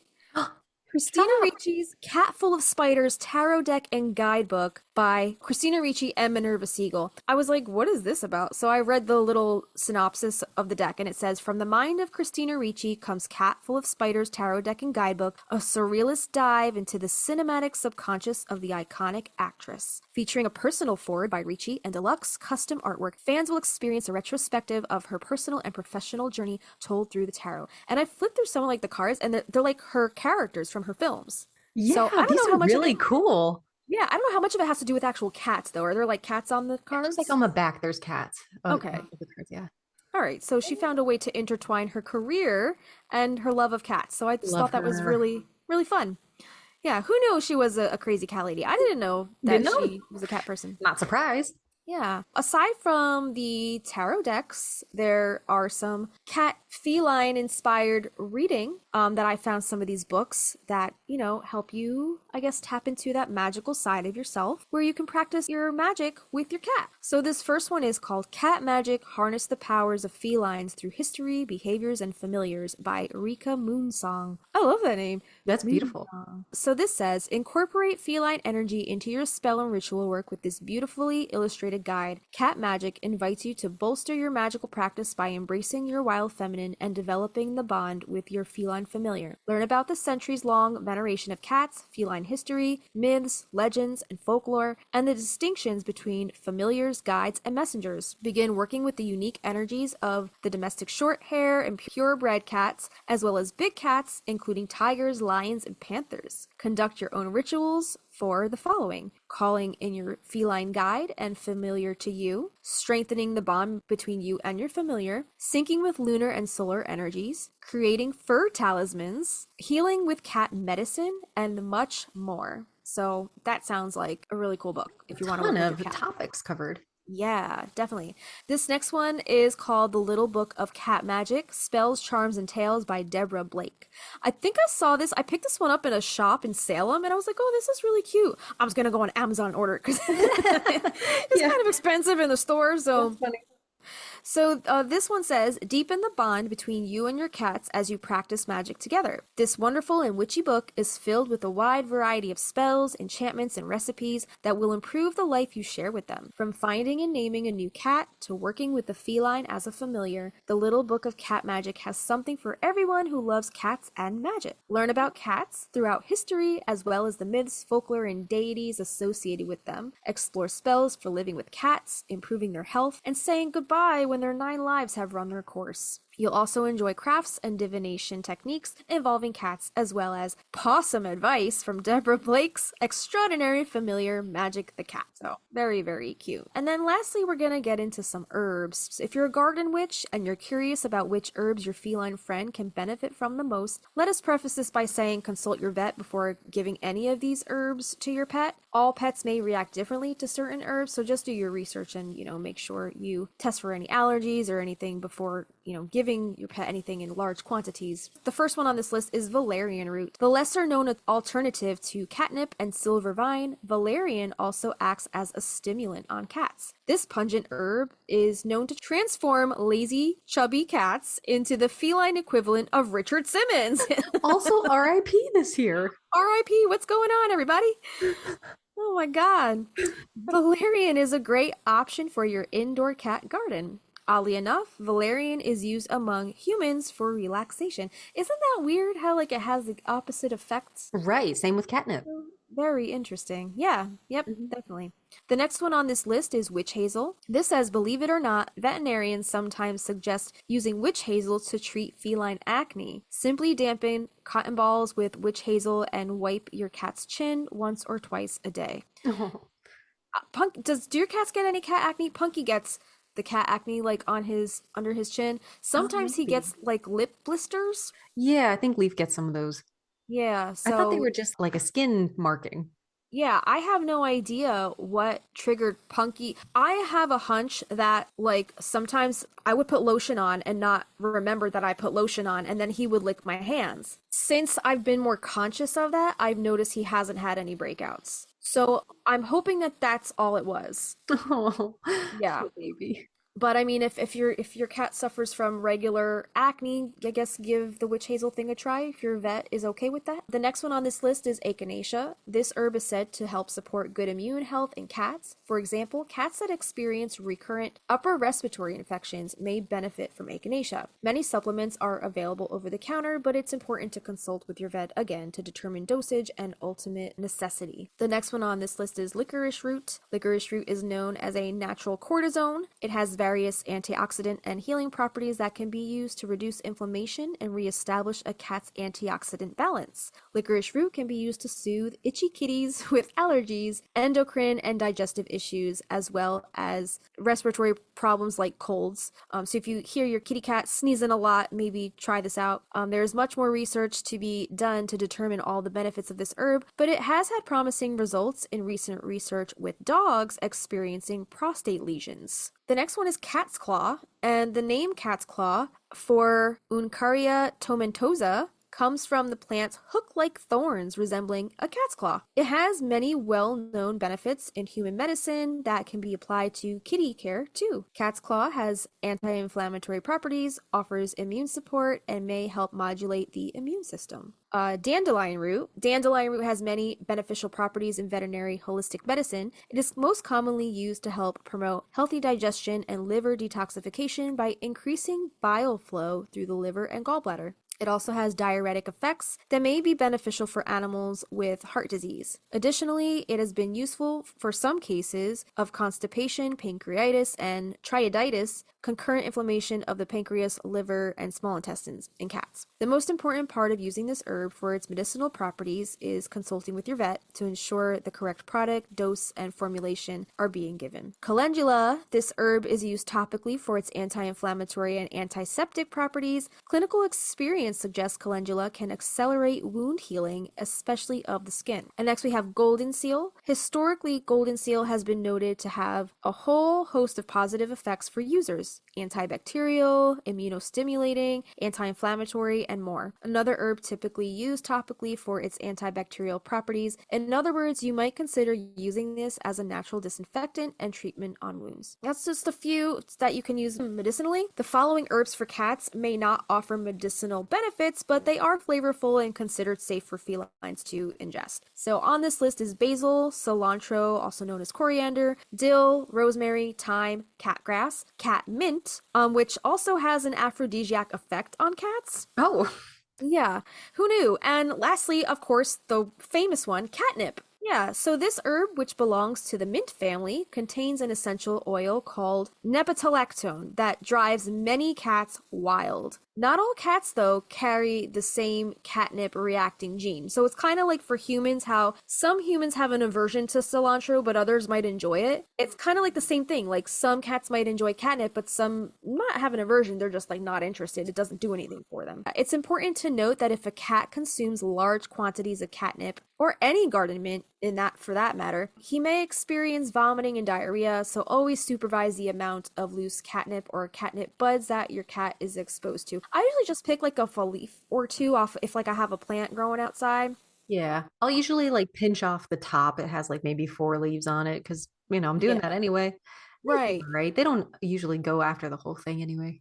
Right, yeah. Yeah, so I'll just like do like a leaf or two per cat, and then I'll also give them the dried little flaky catnip that comes in like the bags that you get at like a pet store. But I think they do prefer the fresh leaves. Punky, I noticed catnip makes him feral sometimes.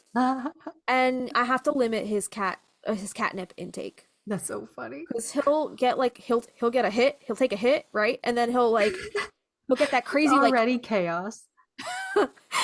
And then he's chasing Coraline, and then he's biting my hand, and like, I'm surprised I don't have scars from him attacking my hand after eating catnip. Yeah. He's insane. Okay, so here are some herbs to avoid for cats. These are either may be toxic or just, not good for cats to ingest or come into contact with in general. Garlic and chive, some marijuana. Don't get your cats high, please. That's why they have catnip. That's a cat's marijuana. Chamomile, St. John's wort, lemongrass, mint, oregano, and tarragon are all considered, avoid those for the cats. It begs the question, is lavender toxic for cats? Some people say yes, some people say no. This article from litterrobot.com says, while it's not deadly, lavender is still toxic for cats. It contains linalool and linalyl acetate, which cats cannot process in their livers. This means that consuming too much lavender can actually lead to liver damage. So I would just be safe. Stay away from the lavender, as far as ingesting goes. But you mentioned earlier that in the Reiki session, maybe put a little lavender in a diffuser, maybe. That might be okay. But as far as like ingesting the actual herb, I would say maybe stay away from that. And then also, lastly, I guess to cap off this episode, I just wanted to include some other cat-safe foods that are great to incorporate into your kitty's diet as a supplement. So most of these are fruits. Cranberries, they're a great source of fiber, vitamin C and E, and other antioxidants. They also contain polyphenols and proanthocyanins, which which may help support urinary tract health. Cranberries are a common ingredient in cat food, appearing in about 28% of dry cat foods and 16% of wet cat foods. Also, there's blueberries in moderation. Limit your cat to about 2 to 3 blueberries per day. Like, if you even give them blueberries per day. Like, I would say maybe if they're curious, give them 1 or 2 here and there. Like, it doesn't have to be a constant thing in their diet. And if your cat is an adventurous eater, Coraline's very picky. She usually sticks to like cat only food unless it's cheese. Like, she loves her cheese. Had a girl. She's so Italian. But Punky's a very adventurous eater. Okay. He'll at least try something and then he'll spit it out if he doesn't like it. But for the most part, he'll eat most things. So funny. They love canned pumpkin. Yeah, pumpkin is great for cats. So, but only feed your cat plain, cooked, unsweetened pumpkin, and avoid any canned pumpkin pie filling or pumpkin with added spices or sugars. Pumpkin can be a great addition to your cat's diet if they have gastrointestinal problems. It's great to settle their bellies. Okay, especially mild chronic constipation. It can reduce symptoms of constipation and diarrhea. However, healthy cats don't need pumpkin in their diet, but if they enjoy the taste, why not let them have it? Next is raspberries. Raspberries, and most berries I find that like cats can have. Raspberries are full of nutrients that can support your cat's health, including vitamins A, C, E, and B6, as well as fiber, antioxidants, and potassium. Because raspberries are higher in sugar, overfeeding your cat can lead to digestive issues like diarrhea or upset stomach. So again, feed in moderation. The next one on this list, watermelon. If you can get your cat to eat this, amazing. It's high in water content. Most cats don't drink a lot of water as it is, so they get very prone to like kidney failure, kidney disease. So this is a nice little treat for them if they like it, and it keeps them hydrated. Coraline, she'll eat watermelon all day, every day. She loves her watermelon. We discovered it when she was a kitten. It was summertime and we just mashed some up and she was curious about it, so we let her, sniff it out. We did our research, made sure it was okay for her to ingest, and she loves it. She'll drink the juice, she'll eat the fruit. Like, Punky won't touch it though. So yeah, watermelon is great for them. And it's a great substitute if they don't like drinking out of a water bowl, or they're not, cool with like a water fountain. Maybe it's, try a fruit. Maybe they'll get their water intake that way. Cantaloupe. Cantaloupe is a good source of fiber, vitamin C, beta carotene, and antioxidants. It's also high in water content, which can help help keep your cats hydrated. This says cats don't have sweet taste receptors like humans, so they may like cantaloupe for its texture or its smell. I didn't know this, but the scent of cantaloupe actually mimics the scent of meat proteins, which that may be why cats like it. And while Punky doesn't like the watermelon, he loves cantaloupe. And I always wonder why he liked the cantaloupe but not the watermelon. And then when I did the research and I read into it more, that it mimics the scent of meat proteins, I was like, that makes so much sense. He thinks it's chimkins. Chimkins. He thinks it's the chicken, yeah. So the next thing on this list is strawberries. Strawberries are not toxic to cats, and it can be perfectly safe for them to eat in moderation, again, as with all the other berries we mentioned. Also, if you've ever seen your cat react to strawberries as if it were catnip, here's why. They have a similar chemical profile to nepetalactol, the attractant in catnip. So cats may be drawn to the smell, the texture, or juiciness of strawberries. And I found this out when I was eating strawberries one day. I had them on my desk, and Coraline came up and she started rubbing up against the bowl. And she on my desk, on top of my desk, she went belly up and was just rubbing all over everything. And I was like, what is your little slut? I was like, what is your deal? And then I did the research. I was like, is there something in these strawberries? So funny. Enough, yeah. And sometimes when we'll come home from Costco with the big thing of the strawberries in the grocery tote, we'll put it on the floor to open the fridge and make room and stuff.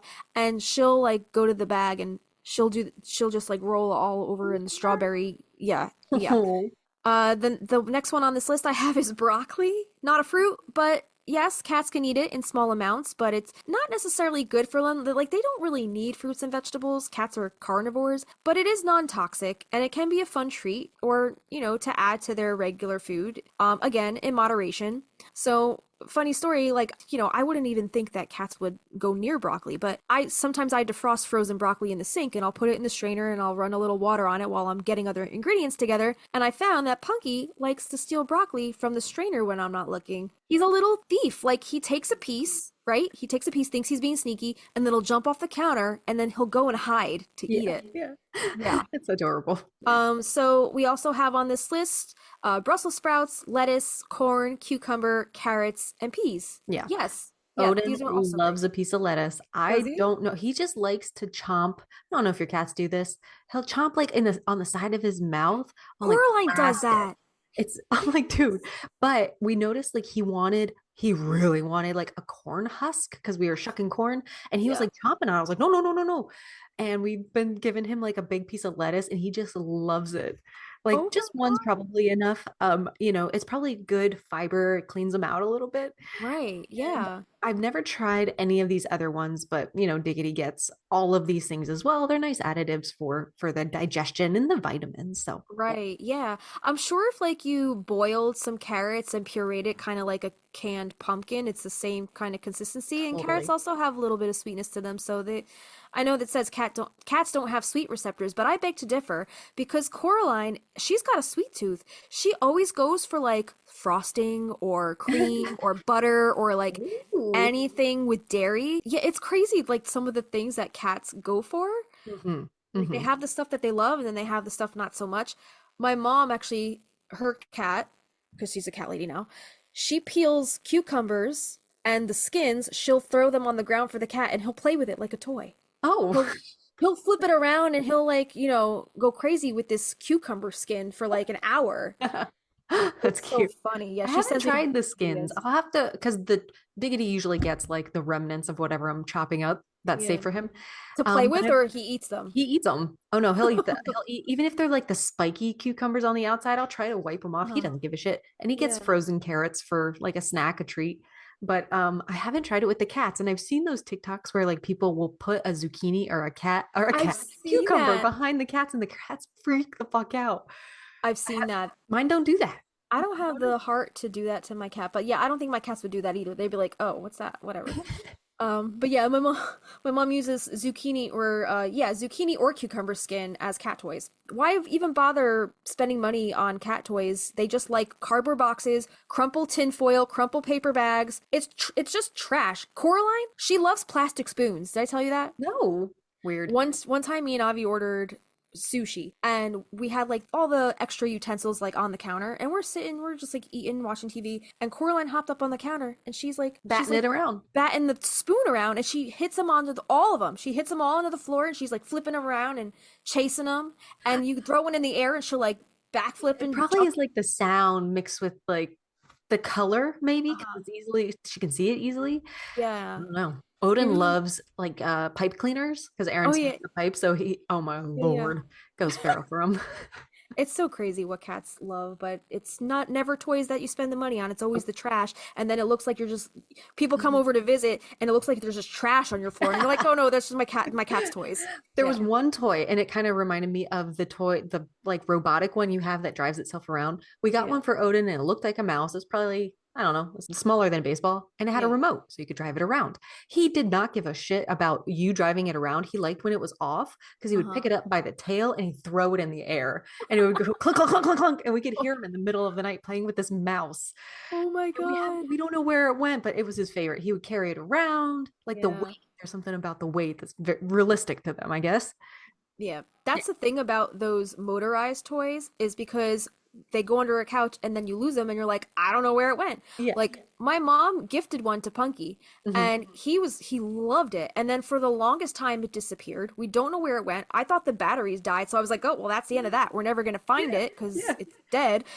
So when I recently, like a week or two ago, I was sleeping. You lost it again? Because I found it when I was there. Yeah, it got lost again. It's been missing since you were here. Yeah. Don't know where it went. So one night, I'm laying in bed and I'm just getting ready to go to sleep. I hear Punky playing with something on the floor, but like I was getting ready to do laundry, so I had a pile of clothes like on the floor next to the bed. And he's like playing in the pile of clothes and I'm like, Punky, what the fuck are you playing with? So I shine my phone flashlight on him and it's the fucking mouse toy. And I'm like, where did you find that? Where did you dig that out of? So he's been playing with it since, and it's been keeping him nice and quiet during the day when I'm like trying to edit or do other things. Oh. He loves it. And yeah, he also likes to like carry it in his mouth and prance around. Like he's like, Mom, look what I caught. Yeah. Yeah, Coraline could give two shits. She doesn't really hunt things like that. She just chases spoons. I don't know. Too regal for that bullshit. Yeah. In closing, cats are carnivores, so fruits may have minimal nutritional value. However, fruits are higher in water content, which is great for their kidneys. As I said before, most cats don't drink much water on their own as it is, so if they enjoy eating fruits, keep incorporating it into their diets in moderation. And of course, always feed them a little bit of something first just to test any allergic reactions, and always consult your vet if you have any questions or concerns regarding your pet's diet. We are not veterinarians, so do your own research before feeding your pets any of these things. These are just things that I've had experience with, knowing what my cat's like and what Christina's cat's like. So I'm laughing at Coraline up on your bookshelf. She's so funny. She's all gargoyled up there like Batman.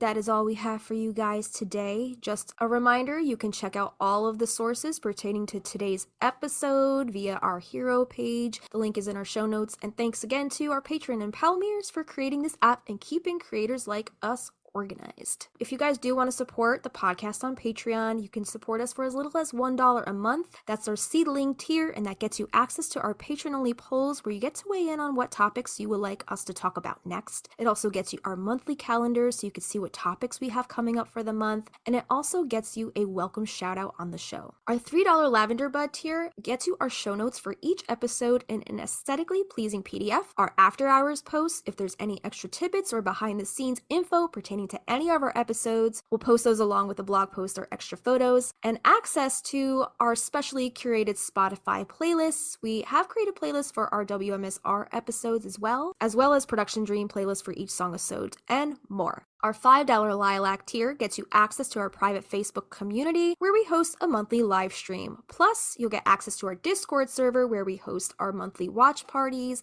And also on the Discord, you can join in on the discussion with other Magnolia Street neighbors via the various interesting channels and threads. And then here's the $8 Rose tier. This gets you access to extra audio visual content such as a once a month full-length video episode, unlimited bonus videos, uncut footage, cutting room floor footage, bloopers, outtakes, meditations, exclusive interviews, and old home videos from the vault, or spell or ritual videos, and more. It also gets you bonus content to coincide with our song-episodes, such as full-length demo streams of our original Practical Magic inspired music, plus lyric sheets, guitar chords, and original scratch demos, or bonus video performances of our songs and more. Lastly, we have our $15 Wisteria Vine tier. Just like a twisting Wisteria Vine, there's a way for you to stay connected with us, the Stinas. In this tier, we invite you to join our private Marco Polo video messaging app. The app is totally free for both Android and iOS. Sign up with your phone number or email, and we will help you do the rest. This is a great way to chat with each other in a more intimate group setting, face-to-face via video recording. We love to show each other our pets, our gardens, or anything else you'd like to share. And just a reminder that the higher the tier you sign up under, the more rewards you get, because you get all of the rewards of the tiers below it. You can upgrade or downgrade or even cancel at any time. So to support the podcast, head to patreon.com/Magnolia Street Podcast. Yeah, and there are additional ways to support us and our podcast that don't cost you any money. If you do listen on Spotify, please give us a star rating. If you listen to us